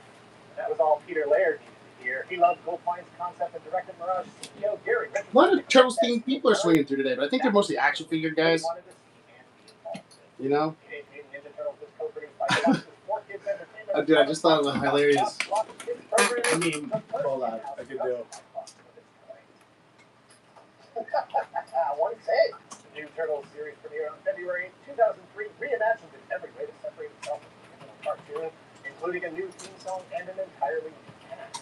Michael Sinter-Nicholas, Greg Abbey, Sam Riegel, and Wayne Grayson replaced Kim Park, Rob Paulson, Barry Gordon, and Jonathan Coleman as Leonardo, Raphael, Donatello, and Michelangelo, respectively.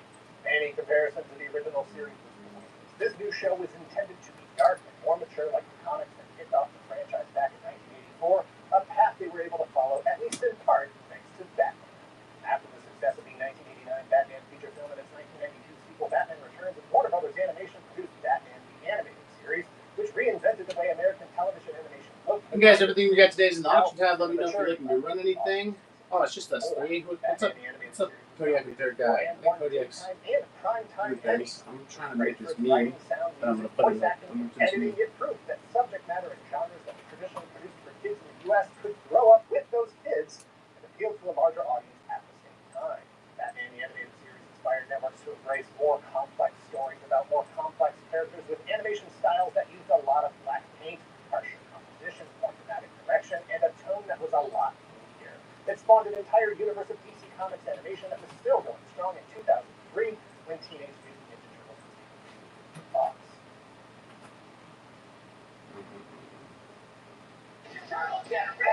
It's a snack. It's a snack. A fucking snack.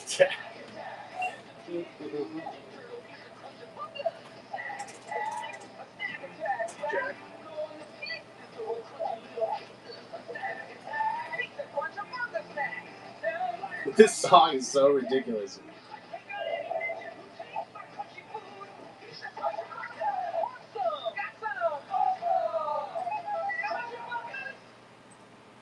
Season 1 of Teenage Mutant.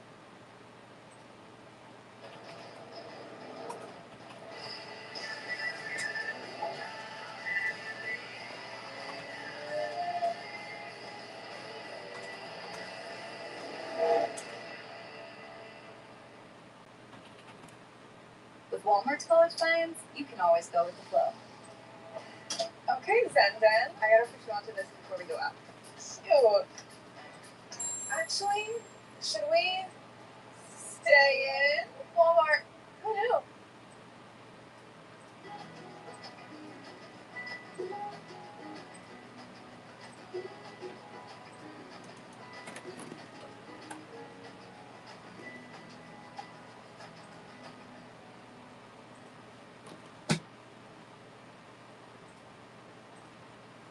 More episodes each, winding through stories inspired directly by the comics and adding new characters and concepts to the mythology. However, in 2006, after 104 episodes, the direction of the franchise changed.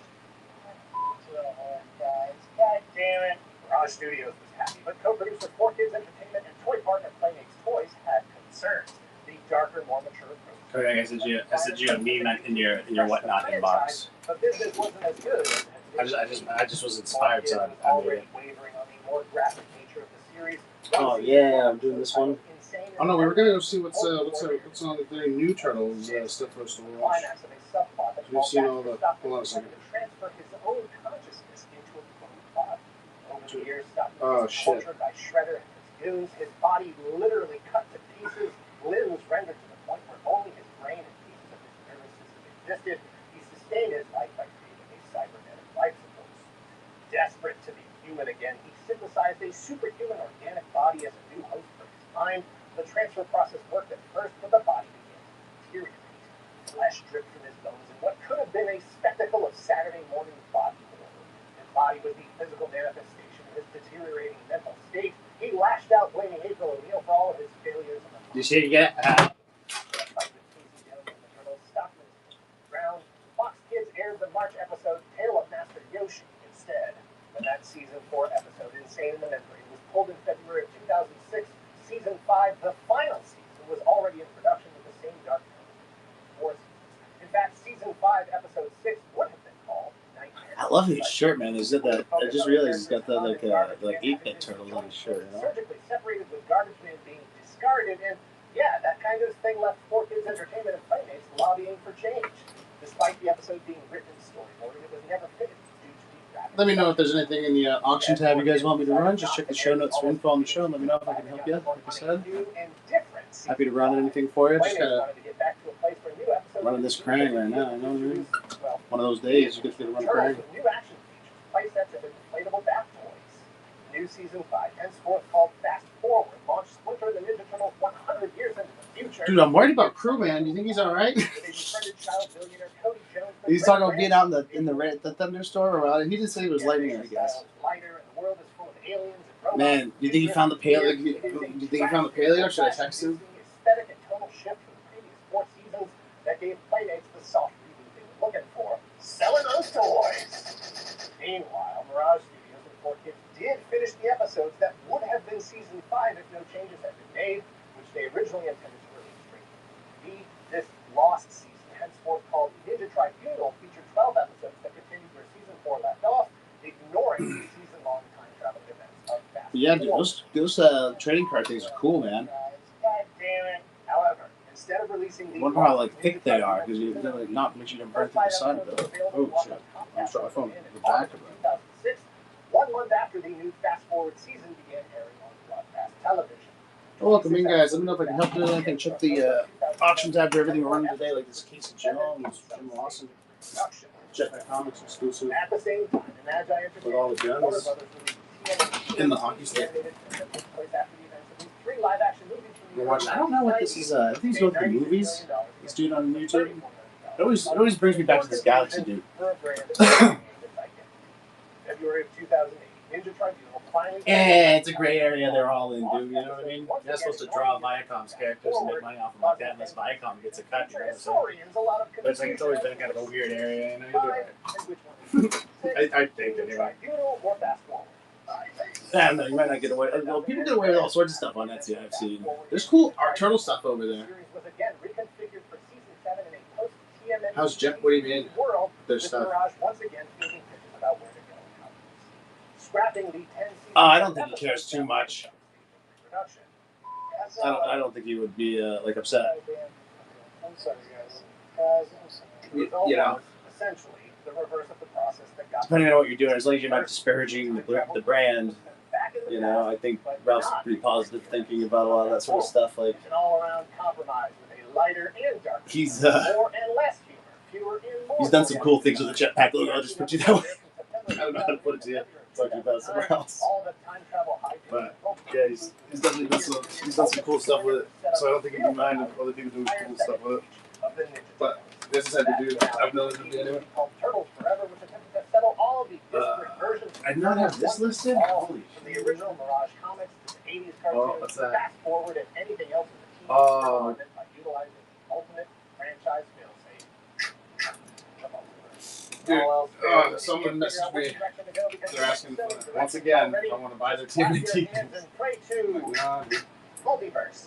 The multiverse meals all, includes all, values all. That's like one box with literally all people. Like 1, 2, 3. No, that's Phoenix. 4, 5, 6, 7. After 25 years, the franchise was Buddy and Turtles Forever homaged it all, wrapping it up. Asking me to buy. I can bundle them for you as well. I don't know what he's talking about. And even the Mirage comics. I don't even look. I don't open them. I just look and see what they're saying. Stay in the no-no zone. The negative zone. The message requests folder. You know? Where's the recitations go to that? Jumbo figures, vehicle, playsets, role-play gear, and dozens of minute variations imperceptibly different. As of this video. Teenage Mutant I was Ninja doing Turtles something, I are got not sidetracked with the available message in request entirety folder. VHS or DVD. Some episodes are available on physical media, but the easiest way to check it out is renting or buying via streaming services like Paramount. Dude, that would be cool, yeah. Yeah, you totally dig that. Teenage Mutant Ninja Turtles was filmed as a direct contrast to the cartoon. Dude, you gotta come out this way, dude. I'm telling you, man. Bring the whole fam.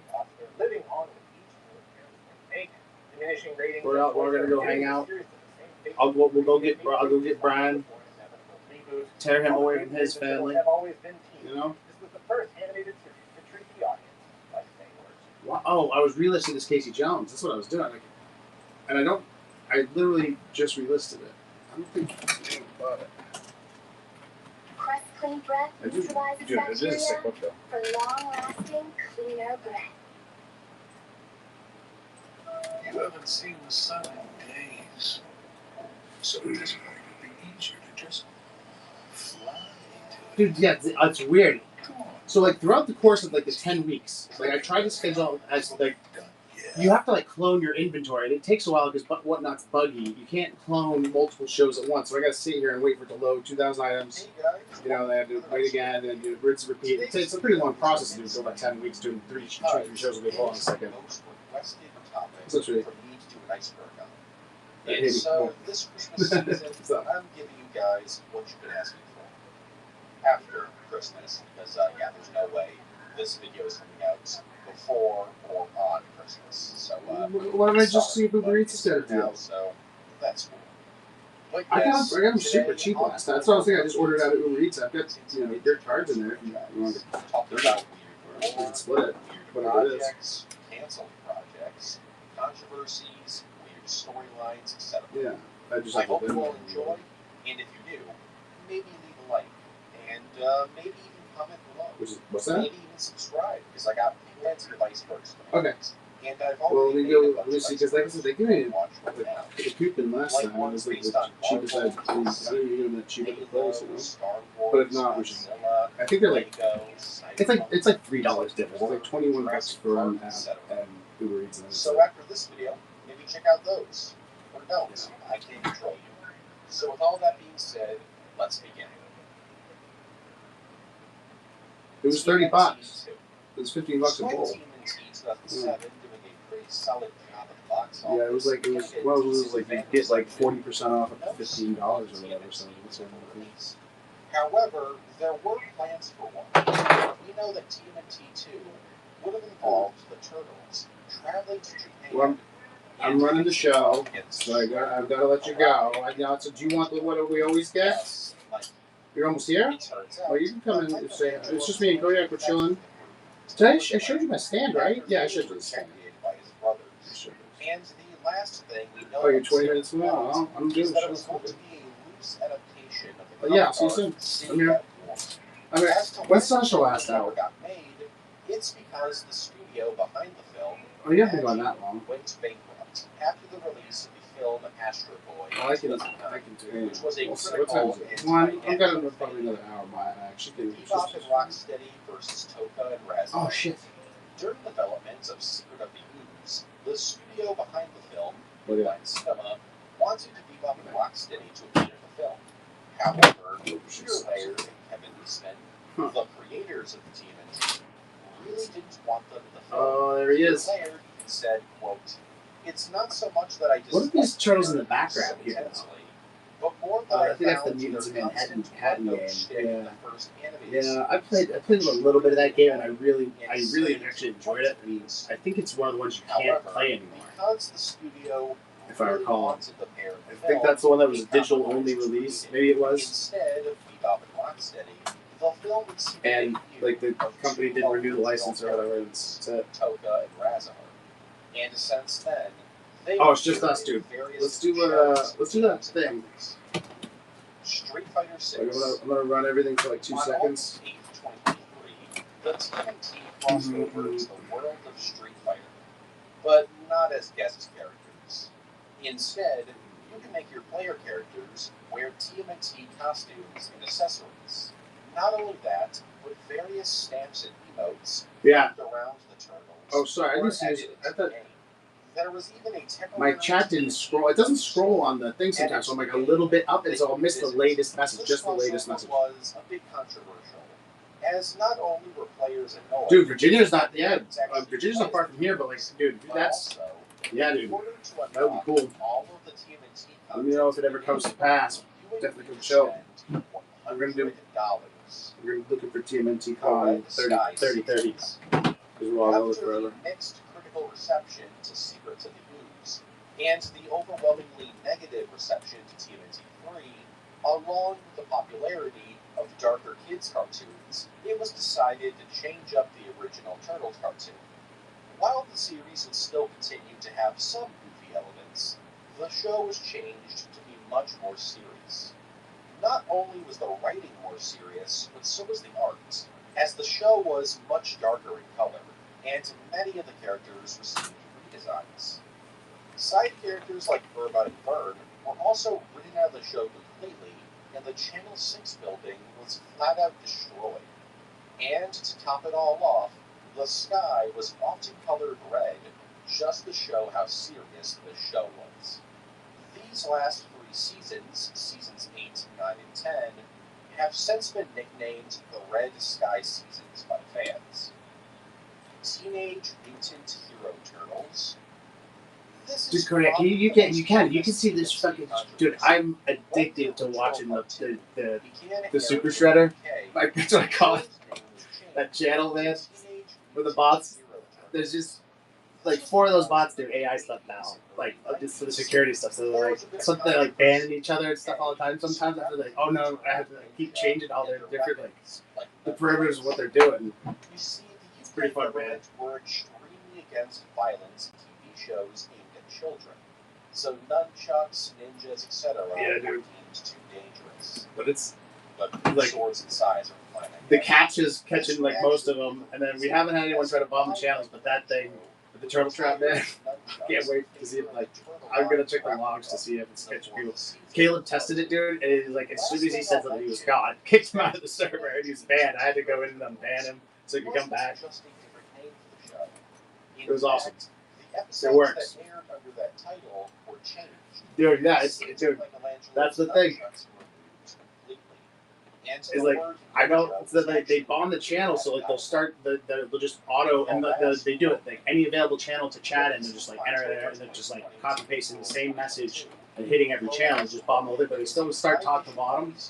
So the first channel they won't obtain a role to be able because the roles are what allow you to do certain you can change what people can see and whatnot and the permissions they have based on their role. Like what they can do, like obviously like you guys can ban people, but like not like the cool dude role. That's just like the regular guy role. The unverified role you can't see anything but the verified channel. And you have to like verify the capture there. But you guys have to do that because they introduced it after.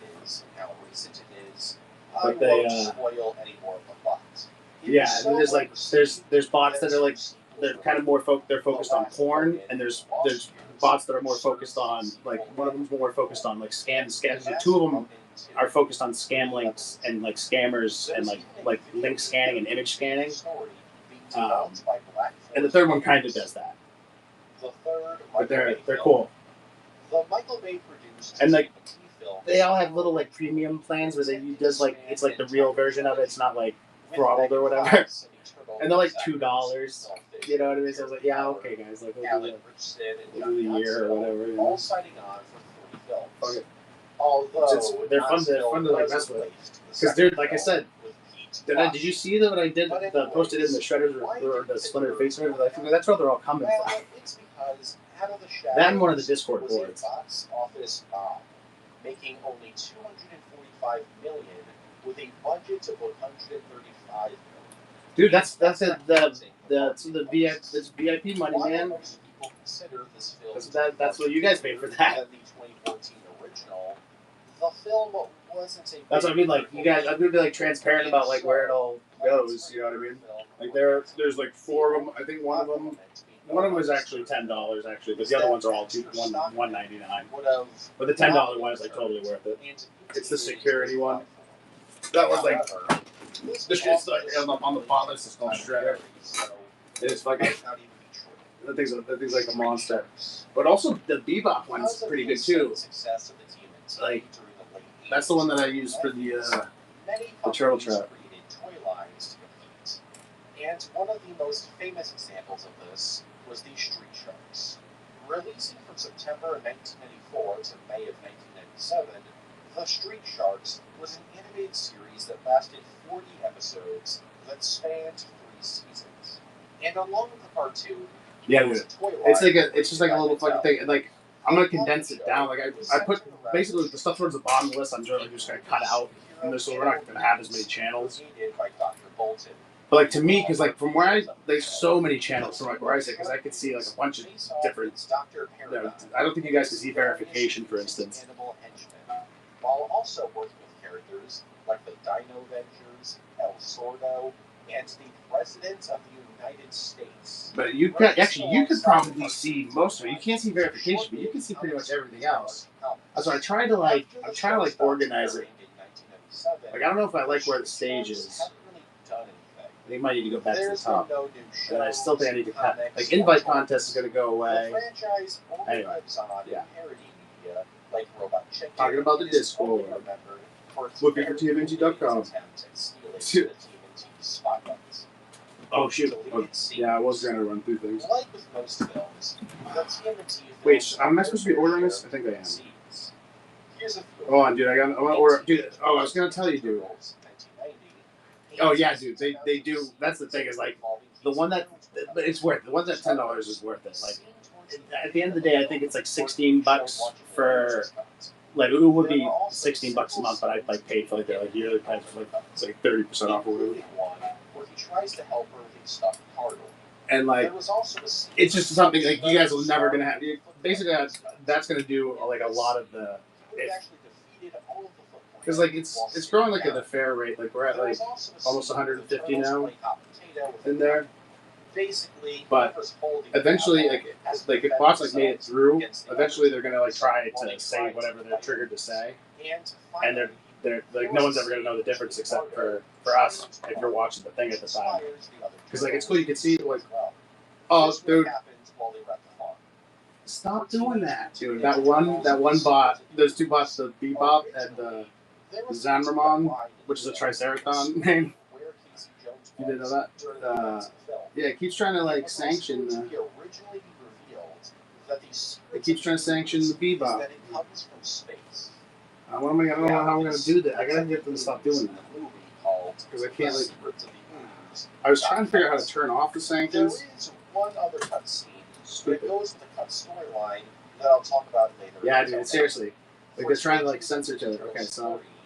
The only deleted I tried to fucking whitelist its role. Like, I don't understand. the scene of Michelangelo not wearing his bandana or the samurai helmet. Although, honestly, this might be in the film. There was also a line that was cut from the film that explained where Casey Jones was during the events of the second film. Yeah, they did this twice. Also, while so not these could be below technically a deleted scene, there was a banner of Usagi created for the film. It was put on set. Yeah, okay, it is. However, in the final film, you can't actually see it. For TMNT 2007, there was a scene where Casey Jones proposes to April O'Neil after receiving Raphael's motorcycle as a gift from the set.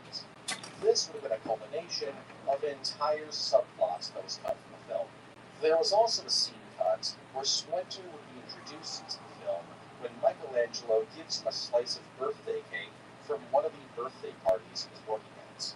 And speaking of birthday parties, Michelangelo working as a birthday party performer was supposed to go on for much longer. We would also see him driving the turtle van. And finally, yeah, I don't want to fucking do that. I think it should be good because it's higher in the permission tree, but I don't know. Teenage Mutant Ninja Turtles 2014.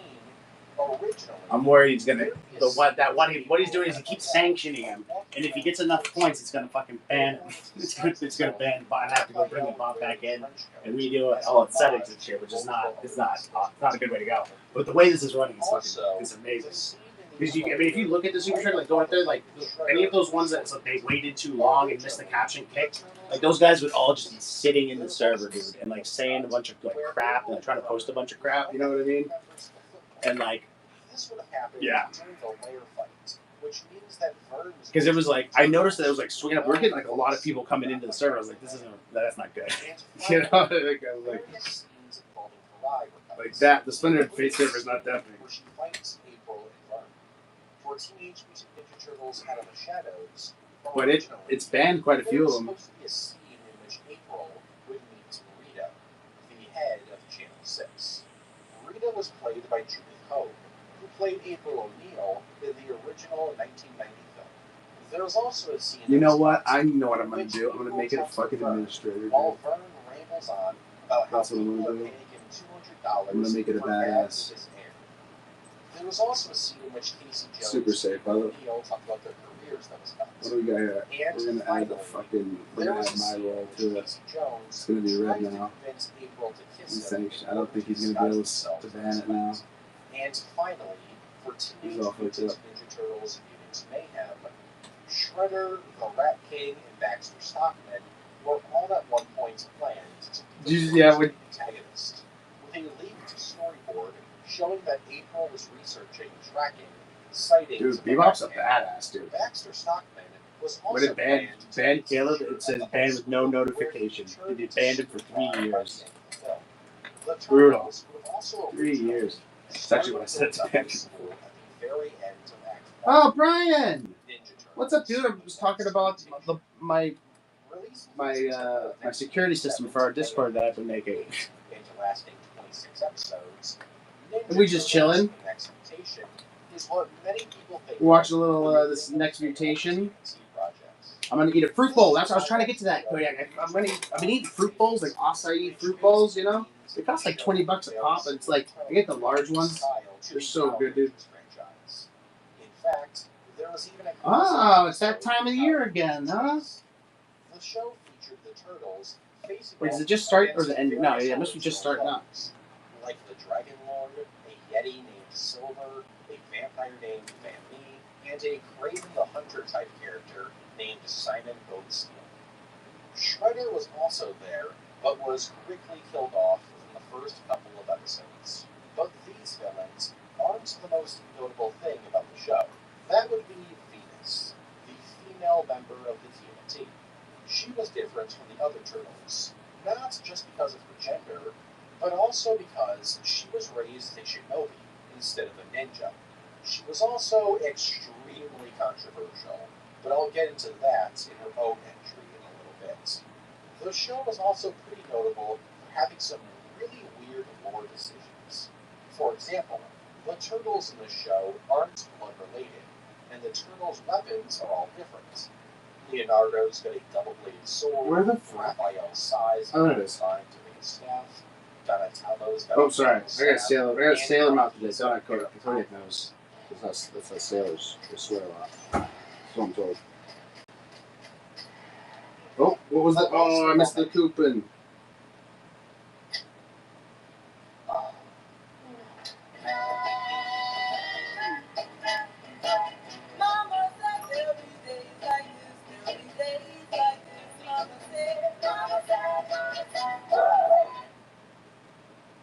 Premium cuts of meat without the premium prices. Dude, I sold some heavy metal jetpack exclusives to Crew and JT today. The Tide boosted test. Clothes smell like work? Stinks. Tide is boosted. The other stuff can't match Tide's boosted clean. Test passed. Smells like clean. It's cleaner, whiter, brighter, and fresher. It's got to be. So you do a T-ball. So I don't know what I'm gonna do today. I'm gonna chill. I'm gonna try to watch TV. I've been finding shows like the Spider-Man Noir was really good. Do you watch any like superhero stuff like that? That was really good. But I binged it all, man. I've been watching rewatching Mystery Science Theater at 3000 actually. Watch all FIFA World Cup matches on Fox. I watched like some of the classic ones and then up through like I watched the Netflix ones again. I hadn't seen it in a while. Okay, here we go. Find sports, shows, and movies on YouTube. Add over 45 streaming services in one app. This show would get its name changed in the UK and several other European countries, as the word ninja was still controversial. Yeah, dude. So the show went on to be renamed Hero Turtles, The Next Mutation. The Blue Door. In August of 2012, an early draft of the TMNT 2014 script was released. Oh god, Written by Josh Applebaum and Andre Mimic. The Blue Door is dude, I struggle with the Uber app. It sucks on this phone. I don't know why. Media ever. This is the famous TMNT or actually Alien script. You see, Yeah, dude. It's really good to just like relax and watch. Like it's a, you know, it's light. It's funny. You know what I mean? This made people really upset. Dude, nice. $35 again. It's fucking dope. The plot of the film centered around Casey Jones, who would be the film's protagonist. He'd be a security guard who would discover the alien turtles who'd come to Earth via a dimensional portal. Splinter's also there, and he's also an alien. Casey helps out the turtles alongside his girlfriend April O'Neil, but they're having some relationship problems. And so is Michelangelo, because the woman he's in love with is back in his turtle dimension. Yeah, he wasn't going to be the goofball in the film. That, for some reason, was Oh god, now I gotta figure out. But what about Shredder? What was his role? Well, he was also an alien who could grow blades from his I body. think that's hers. He's working undercover in the U.S. government as Colonel Schrader, and he leads the Foot, and he leads Black Ops unit. But Shredder wouldn't be the only villain in the film. Krang would be there too, and he was the one who killed the TMNT's parents. He rules over the turtle dimension inside his Technodrome. But why did he kill the turtles' parents? Well, because the turtles were the chosen ones and were destined to defeat Krang. Oh, and Bebop and Rocksteady are also there, and they even fight Splinter. The film ends with the turtles all going their own ways. In response to the script being leaked, Michael Bay stated that this script was an extremely early draft, created before he had even gotten involved in the project. However, regardless of this, The Blue Door remains extremely controversial. Teenage Mutant Ninja Turtles 4. Originally, the original TMNT trilogy was going to have a fourth installment. Yeah, man. I was just saying to someone, I don't know who I was talking to. I was telling that one of the first Ninja Turtles book I sold on Whatnot was actually number 4. It was just, it had like these weird brown stains down the left side. That like, it's funny from a distance you really couldn't tell, but they're Leonardo would gain the ability they're very apparent to me. into a chrome-like surface that could protect him from So I let it go. I think it sold like $250 or $300. I was like, well, cool. This is what I was like, I don't really want to sell this, but I guess I want to sell this price. I told myself I'd get a nicer copy. It's like, you know, I've owned and sold those books so many times. Did I tell you about what I got the other day? The knockoff weird porcelain statue thing. That thing's I'm gonna show you. I'm gonna hop on and show you guys that thing when I get it. It's fucking weird, man. Oh, I guess I can check my video receipt. No, I think he didn't like have it on. Yeah, dude, it's some weird stuff. I actually was like nervous because I didn't think it would get here in time, and like, it's whatever. Like, I'll get it up if it arrives late. As for the other characters, yeah, dude. Super Shredder would return, and the Turtles would have that to consult against him alongside new foes named Fang and Spider. Spider it's open one, dude. Upgraded sometimes. But the Turtles would be backed up by Casey Jones, who would now have the ability to punch. Let's open some, dude. You want to open some? I think it'd be fun. Member of the TMNT. Some fucking. Because that's the thing, man. It's like I could, you know, I could look them up and just list them. Have like a few little Marvel things there in the buy it now just for fun. I don't know. That's what I could. Maybe that's what I could do with the buy it now. I could just like start putting what like odds and ends in there, and then like years down the road, be like hilarious. Or like this was like an alternate. I don't get to open many of these because I mean I didn't really push them too much. You know what I mean? I did run like these like. There were also some other characters. I did run like blind bag shows. Oh, why am I doing it like that? I can just open it off camera. It's not like you guys. You can't, when people are buying, you have to do it on camera because, like. TMNT was a box office disappointment. And They think you'll slip a swapping on them, you know? Decided to shelve. Oh, you got a ratio almost should be swappers. We wish you a Turtle Christmas.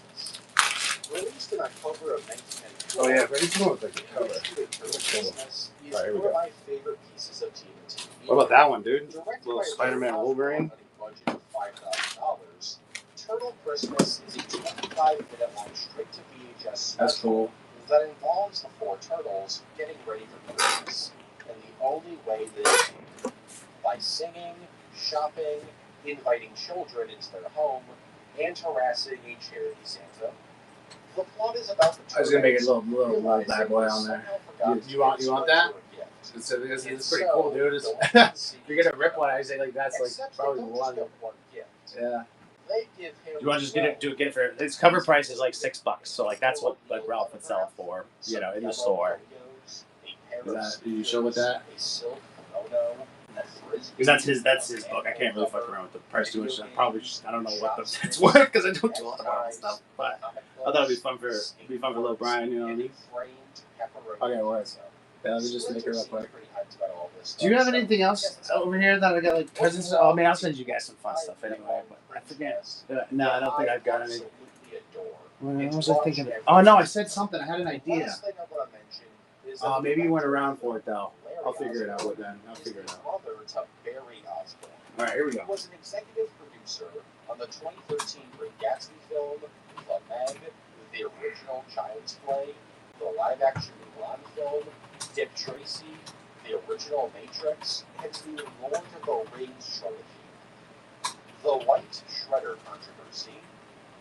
In the 2014 film, William Fichtner plays a character named Eric Sachs. However, originally, he was supposed to have a dual role of sorts, as Eric Sachs was originally going to be revealed to be the Shredder. This wasn't a good script idea. A ton of scenes of this version of the movie were filmed. When this twist was released to the public, Give me just a second. It always takes a minute to do the thing. Many of them saying the film there it was is. whitewashing. Check this. Here we go. You ready? As in most pieces of TMNT, It's legendary. You gotta get a screen cap. Yeah, a screen cap of this, Brian. There were times when he was voiced by somebody who wasn't. There goes. Most notably in the original cartoon, but in universe, the character was still Asian. Thanks, bro. Appreciate you, dude. Dude, that's awesome, man. You guys still want to open another one? Like, I kind of want to do one more. But a new actor. Yeah, GG, man. Woo woo. The official Brian Comics TMNT won the little Brian book. That's like like I said, we gotta put this in the Hall of Fame. Outside of a few scenes that we love it. Dialogue in. However, despite all of this, tie-in material for the film still kept the original twist. Most notably, in 2014 video game adaptation that was released in there. on the Nintendo 3DS. Weird villains. So in all the Marvel and DC superhero icebergs I've made, I go over some weird villains. And I was going to do the same with this iceberg, but weird villains are kind of a staple. It's forever emblazoned on the Hall of Fame. Weird on purpose. Of course, my man. So Happy to do it. Happy to do it. They'll ship in a bag for you. They just kind of, they're bags. See, I heard there was like a Robert Downey Jr. one in these. You know what I mean? Like, what if I got a stack of these, dude? Like, what if I've been sitting on a Robert Downey Jr. this whole time? You know what I mean? I could be cleaning up. Maybe that's my new market in Marvel brands. No, we're gonna open this one now. One more. I'm not going crazy. This isn't one of those shows, guys. I know you know what I mean. I'm excited to start looking at stuff. You never know what's gonna stop. You know. I still got some 13s. Oh, we got the Scotty Young. Yeah. Not bad. See, that's one of, if I'm going to do a keeper, like, I just put that in my buy it now, people are like, oh, it makes sense, it's Scotty Young. For whatever reason. Yeah, dude, yeah. Dude. You're going to say, like, what is going on in there right now? He doesn't have any powers. just a criminal who is driven insane by the sounds of a clock he's trapped here. There's A.J. Howard, who's a billionaire who's secretly a spy agent, planning on taking over. We got some monsters too. With an army of hypnotized youths. That's why I didn't order big on the 40s, man. I mean, on the 300s. People are like, how many the 300 are you getting? I'm like 40. Because fucking when that shit is, when everyone's done with that shit, it's like they're all done at once, and you can never tell when it's gonna be. And like everyone knows, and it's seen by now, the bottom drops out pretty quick. It's like you gotta be in there like that day, you know. That's why crew was super pissed. There was a delay on like our shipment when we went, because I went in on some, and then later on Ralph sent me some. But at first, it was just crew and I splitting. Like the first shipment, but the dude who got it through like had like a delay or whatever. He was not happy about it, and I was like, well, whatever. As long as it's like the next day, I end up getting them. So I ended up running on Thursday. We were supposed to get them like Wednesday, you know what I mean? I think you do, Brian. I think you do have this one. I seen, and it was weird. I opened it. I was like, yeah, I know. I think he has this one. Yeah, that's what I was like. It could go in the buy it now. You might loan buy it now. Item. They hatch from meatball eggs shaped like xenomorph eggs. 10 what? I'm buying 10 of the blind bags. You want 10 of the... What are you talking about? Most of all known on this list. First appearing in the 80s cartoon episode, Enter Mutagen. Oh, I was like, dude. That's like... You know, that was like, so out of character for you, but as far as I've known you anyway. Like the first time I've seen you go hard on Marvel, you're in 10 Marvel books. Yeah, dude. I think I'm gonna wait and see what they go for, and then I'm gonna make my judgment call, man. You know what I mean? Like some of those books are going for stupid money, even though the 1-100s. You know what I mean? Because it was the first appearance of. Have you read this yet? You haven't read Volume 6, have you? Either you guys. He can also travel through realities whenever he wants to. Sorry, can I? Oh, fucking goddamn it! Directed by Shunji Oka and released on May 21st, 1986. I can't. Never mind. Won't tell what to say, dude. That fucking thing about that character, though, I don't like. You know. Right? Are you reading Volume 6 right now? All right, that guy, that character. You know what I mean? Like, there's the cover where he's with the full moon in the background, kind of thing. I forget what his name is. That's just Splinter, like reincarnated. Like it's like Splinter changes into that guy. It's like their way of like bringing Splinter back. And I was like, yeah, I don't know if I'm on board for this, guys. Yeah. You want to see my stack of like turtles, like modern turtles that I have to read that I haven't read yet? Like AK, like my sub, like I still have all that I gotta get through, but. I'm going solo as of next week, so I got plenty of time to do it. I'm super stoked to just sit around and if I can read Turtles all day and do tech support and do whatnot. I'm doing so many whatnot shows, guys. You guys have no idea. I'm just gonna be on, just sitting here every day watching whatever. Hopefully I can set it up, and I'm gonna bring the rack. The box is coming. Everything's, you know what I mean. It's all coming.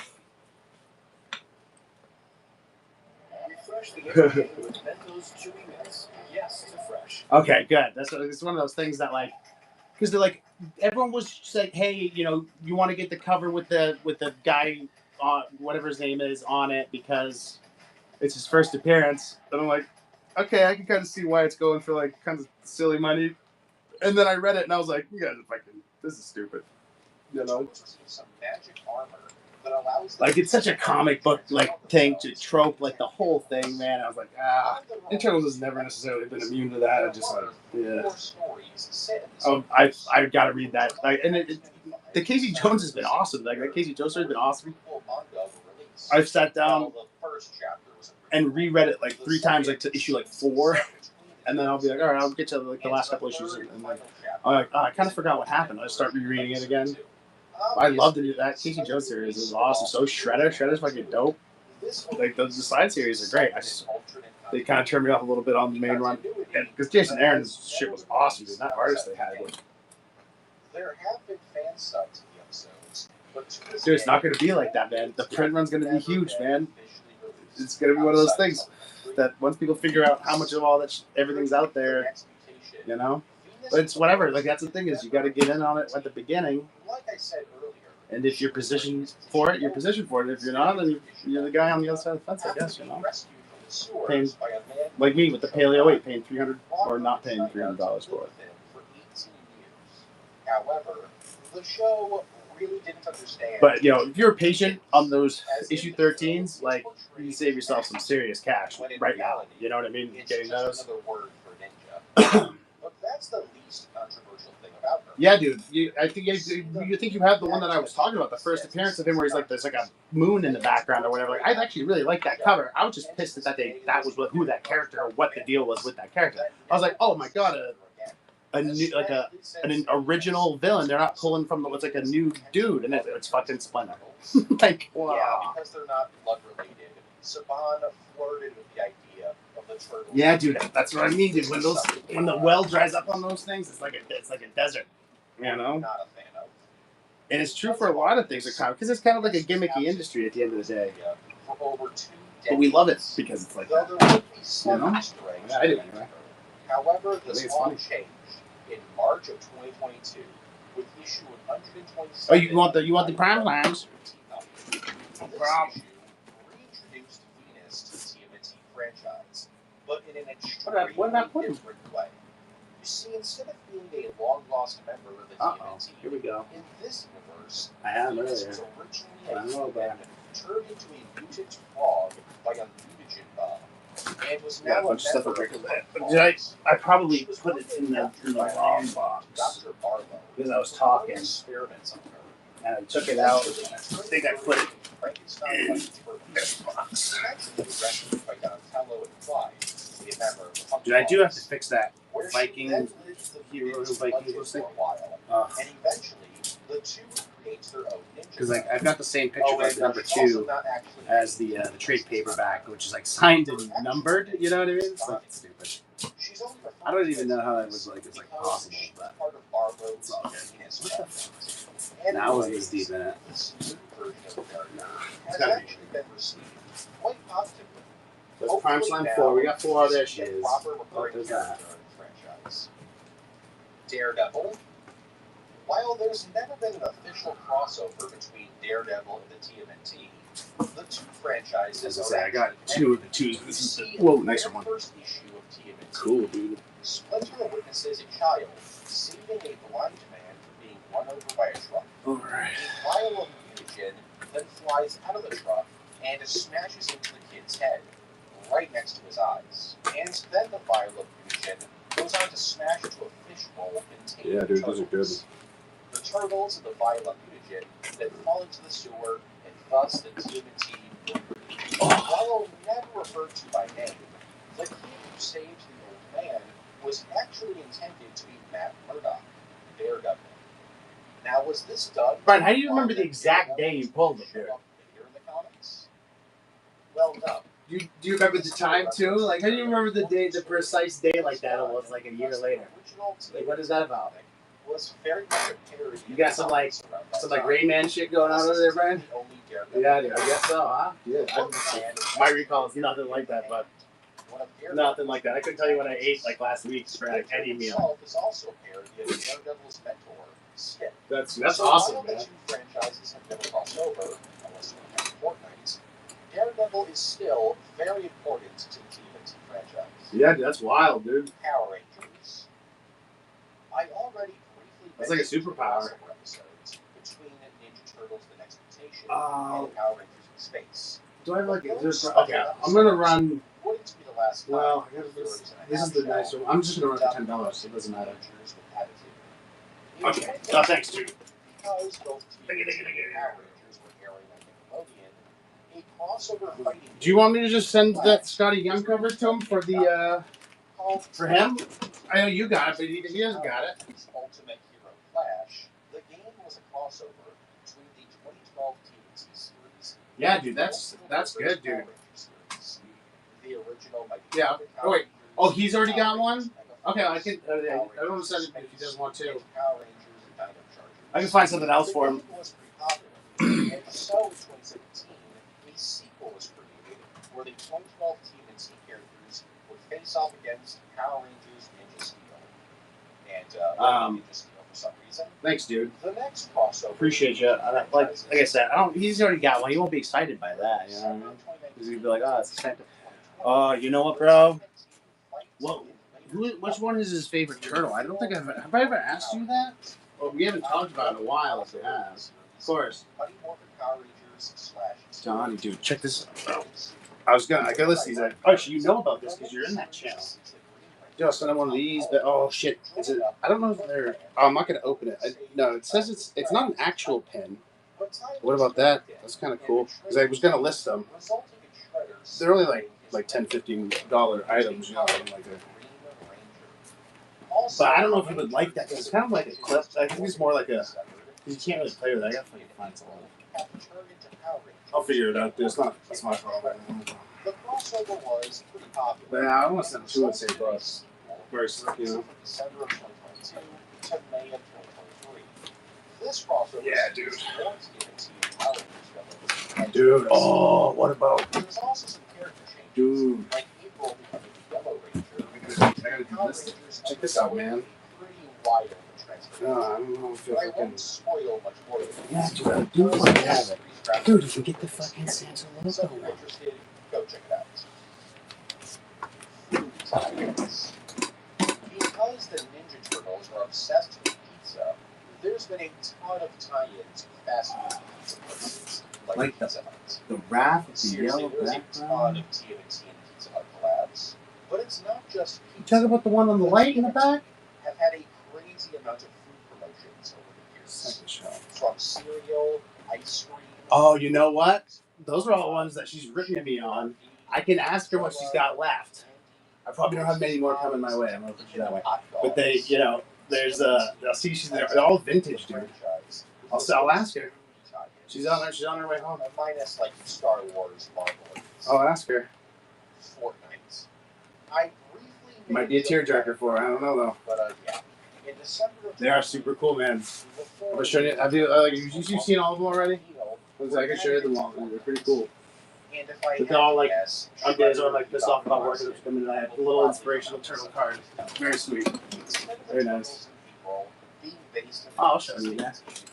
They're all vintage, super cool. I don't know, you know, she always pulls like just like the Hero Turtles pinball machine, man. Like I would never think to get that.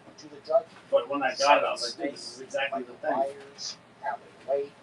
Lewis Hamilton, Omni-Man, Pretty cool. It looks almost like Steve's work.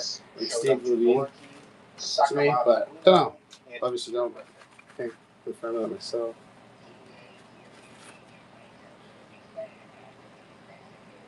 Sorry to hear you're sick. And on the inside it says, hope you kick it real soon. Hope you kick it real soon. And it's from the Nexoft Corporation. You know? What a cool name. What a 1989 name. Leo, I want you to get well fast. On the inside says, we got to kick some shell. Friends like you are hard to find. And that's the Splinter one. And that's, I think I took me a while on this one. He's looking back and forth, and the turtles are up in the, they're up there. They're kind of like laughing at him. He doesn't know where they are. And it's a Raphael, too, a good friend who knows how to have fun. Oh, you know, dude, that one was congrats on 500 followers. So these bad boys are coming with me, but I'll ask her if she's got any spares for you. Yeah. Oh, it's all right, buddy. We're out. You know, we're adults about it. It is what it is. Maybe someday we'll come back together, though. I don't know if I'm going back to North Carolina. It's hot down here, dude. Oh, yeah. So Donnie, dude, what do you think about that? September of 2009, the Nintendo Wii and the PlayStation 2. Smash Up is. Did you see it? Like, it's this one. It's got like a. Yeah, dude. It's got a collector card with it. He's got different heads, and he's got the fists. Alright, we'll send that. Well, it fell on the floor. But I think we're. Dude, what is cool about it though is the BST does these, like Best Action does this, like these boxes where like they don't do stickers and shit, so they're not sealed. So like they meant you could take it out and put it back in, like the box is still show. Not that. Yeah, dude, he's tell O'Brien it's a 2023 convention exclusive. Though it also Says has it right there. voice cast. So it's Right there. You'll see it's on the little one. Yeah, it's the Battle Ready Donatello. I just gotta delist it. I had a Donatello pop figure too, but like I feel like that's not as you don't want a pop figure. It's not. It doesn't articulate. You know what I mean? All right, cool. It's done. It's done. By kidnapping Fugitoid so they can have it build them a tunnel. The turtles spring into action. Where are we at? Oh shoot! I gotta check and make sure the fruit bowls aren't sitting outside. Brian, I got fruit bowls. I've been like addicted to acai like fruit bowls. You know. There's this place right down the road. They come deliver it in like 10-15 minutes. And you just gotta get like all different berries and like bananas and strawberries on it. I think it's about to arrive in like 8 minutes. If you guys are still around, I'll show you what I'm talking about. I get honey on it. When it arrives, I'll show it to you guys, and then probably we'll raid somewhere and fucking call it a day for now. I might be on later, probably not.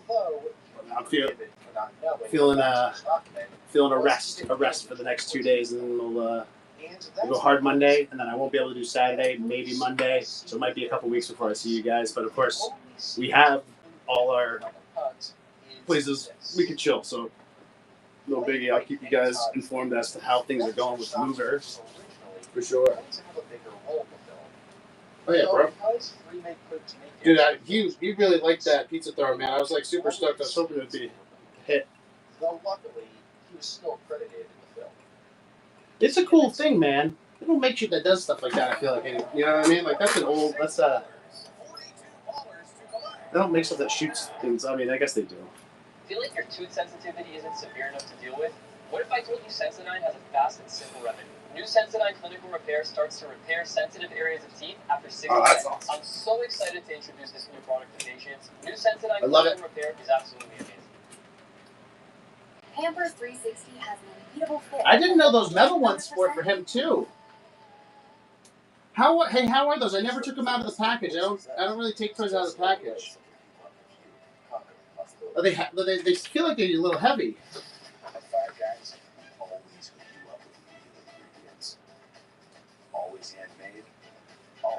Cody, you see what he said? Dude, he's always in here, man. There's always two guys in here, just chilling. I mean, there's more stuff than left time. Dude, all the time, man. Sometimes he takes a show off or two. You know, he does his thing. He's got stuff he's got to do, but otherwise we're just chilling, just watching. And we were supposed to go. I got sidetracked. I was gonna try to find something that like we both hadn't seen before. I've been letting it kind of. It's been going to a lot of the same YouTubers recently. The Technodrome and Dimension X have all been introduced. And somehow. Oh, what's up, Caleb? Welcome in. Check the show notes. Follow us for more TMNT shows. Let me know if I can help you with anything. Besides that, nothing is known about this film. Great yeah, and dude. Bad. In issue 27 of IDW's TMNT comic, released in October of 2013, both Walter White. You did say that, dude. You did fucking say that. I'm telling you, man, my memory is not like your memory, problem. And you can't get upset with people if they don't have your superhuman memory, all right? We all got the things going on, you know? Turtles in Time show. Released in August of 2009 for the Xbox. But actually, now that you say that, I do remember you saying that. Turtles in Time show is a remake Yeah. of the original Turtles in Time video game. For those that don't know, Turtles in Time is often regarded as the best TMNT game ever made. Oh. Well, at least until Shredder's Revenge came out. Apparently that game's amazing. It's like when they only got like, I don't know how the licenses work, but I wonder if there's like more to use to do all 4 turtles, or yeah, I mean, in some instances, I mean, it must be because you have to get the tooling and the molding, all this shit. But obviously, raw material. But they. Yeah, the game wasn't very well received. Oh, she found the bank keys. Cool. The game just didn't really have any replay value. Yeah, dude. Interesting. Online was pretty cool. This is. That's wild, dude. What parts? That whole thing? He's not metal. Is he metal? Is he made of metal? Is it just his arms and his head? Like the center mass looks like it's plastic, right? Like that whole thing can't be metal. Overall, it was kind of a failure. Maybe it would receive some kind of cult following nowadays, but it was never given No shit. As in Wow. 2011, Dude, by the way, I love that Father's Day thing he made for you. That's great. and since the game didn't receive any physical copies, it's now pretty much I'm sorry I've been missing your text. I've been, dude, laser focused on this show, dude. Great show. It is sick. Yeah, dude. I put that, like, you get a frame for that bad boy. Find a place for it, man. Like, straight up.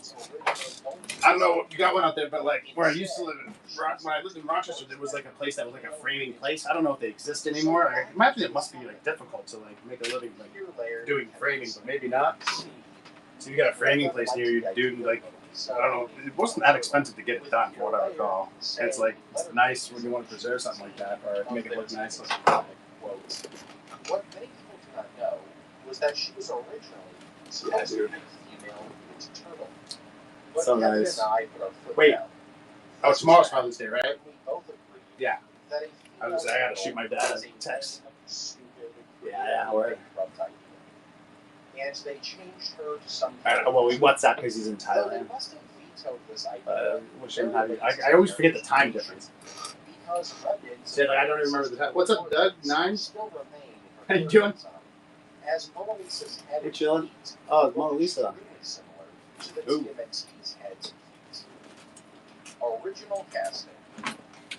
Sadly, I wasn't able to find much. Dude, let me know how that is, man. I've been seeing the commercials. It looks funny. Or actors who auditioned for TMNT films. I was only able to find information on. Yeah, you gotta let me know. You gotta give me the full report on that. I'm curious. And 3 from the Michael Bay. Oh, I got a From Venmo the here. original April O'Neil, Nicole Kidman, Sean Young, Jennifer Beals, Melina Griffin, Brooke Shields, Sandra Bullock, Marissa Tomei, Winona Ryder, and Lorraine Bracco were considered for the role. For the reboot April, Anna Kendrick, Elizabeth Olsen, and Jim Levy were considered for the role. For the reboot Casey Jones, Joe Manganiello was considered for the role. And finally, for reboot Rocksteady, I hope CM they do my boy Casey Jones right, and they bring him into Mutant Mayhem, man. Like, that would be cool to get, like, a dope Casey Jones again. PS3, PS4, I'm just afraid they're gonna make him something stupid like the Michael Bay movie did. I hated that Casey Jones, man. I've liked almost every iteration, actually every iteration of Casey Jones other than that fucking Casey Jones. He's a cop, dude. Like, what the fuck? Yeah, he's in Thailand. Armagon and Wingnut throughout New York City. And that's kind of it. Yeah, there's a plot, but it's a simple, the Foot Clan is trying to take Oh, that's cool, dude. So, it's almost time for me to wish him happy Father's Day. Well, besides the fact that It is time. games, Yeah. the most well-known hack and slash developers. So get him right when he's sleeping. Extremely short life. Only 7 months. You see, the game was published by Activision, who partnered with Platinum Games to make 3 licensed video games. A Legend of Korra game that apparently no one likes, Transformers Devastation, which was pretty good, and this game, which was easily the most mixed in the trilogy. And in January of Just send him Happy Father's Day. We'll see him. I think you gotta get him right in the And so, the game He always goes to bed at like 8 o'clock, so.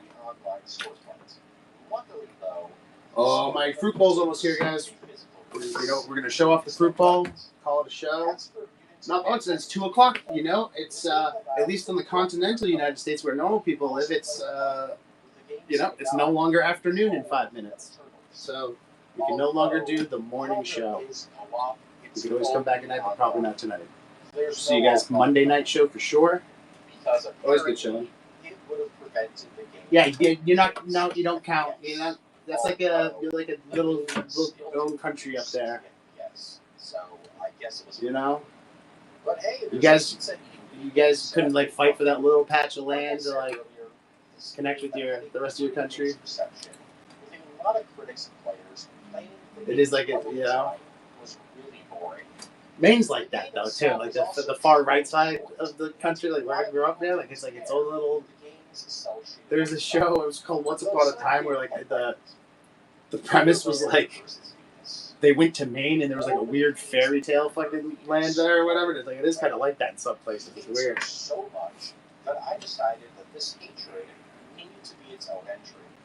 The reason why People aren't right. any piece of media following the next mutation was because of Laird's hatred for the character. He refused to let her show up in anything or even be mentioned.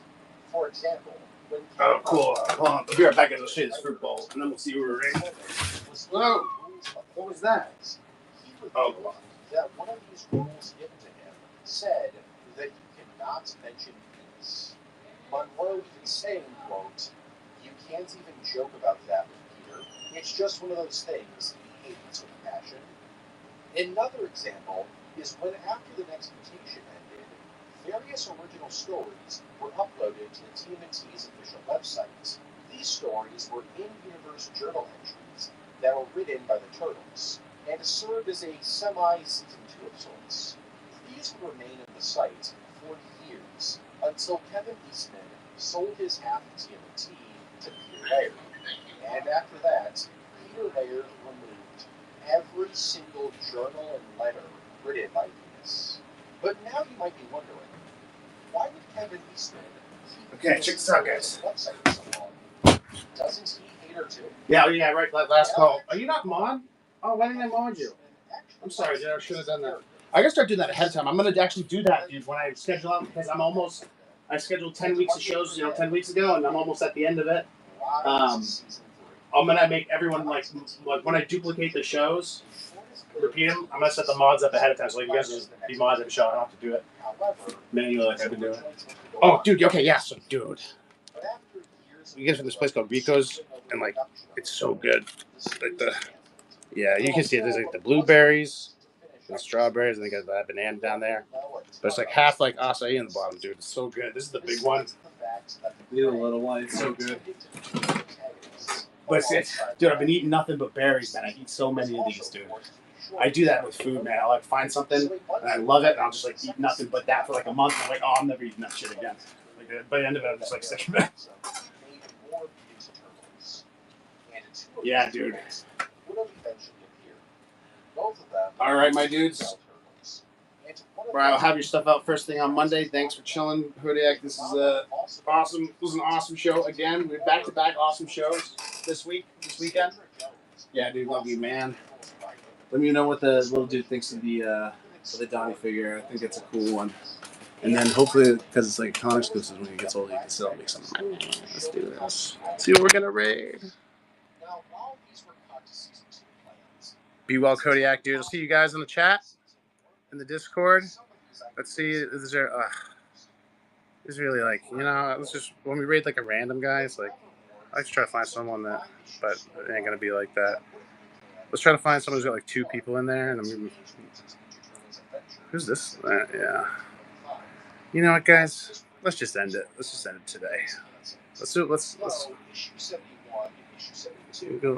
We're doing the. Dude, I get the page punches up there. JC sold me those for like half price. I don't really know what the I like them actually. Like a lot of people didn't like the page punches. We go over here. We got some of the prints we were talking about earlier. But we're starting to move stuff around now. And there we go. Oh, so we got stuff moved off of that shelf. Anyway, all right, guys. Catch you next time.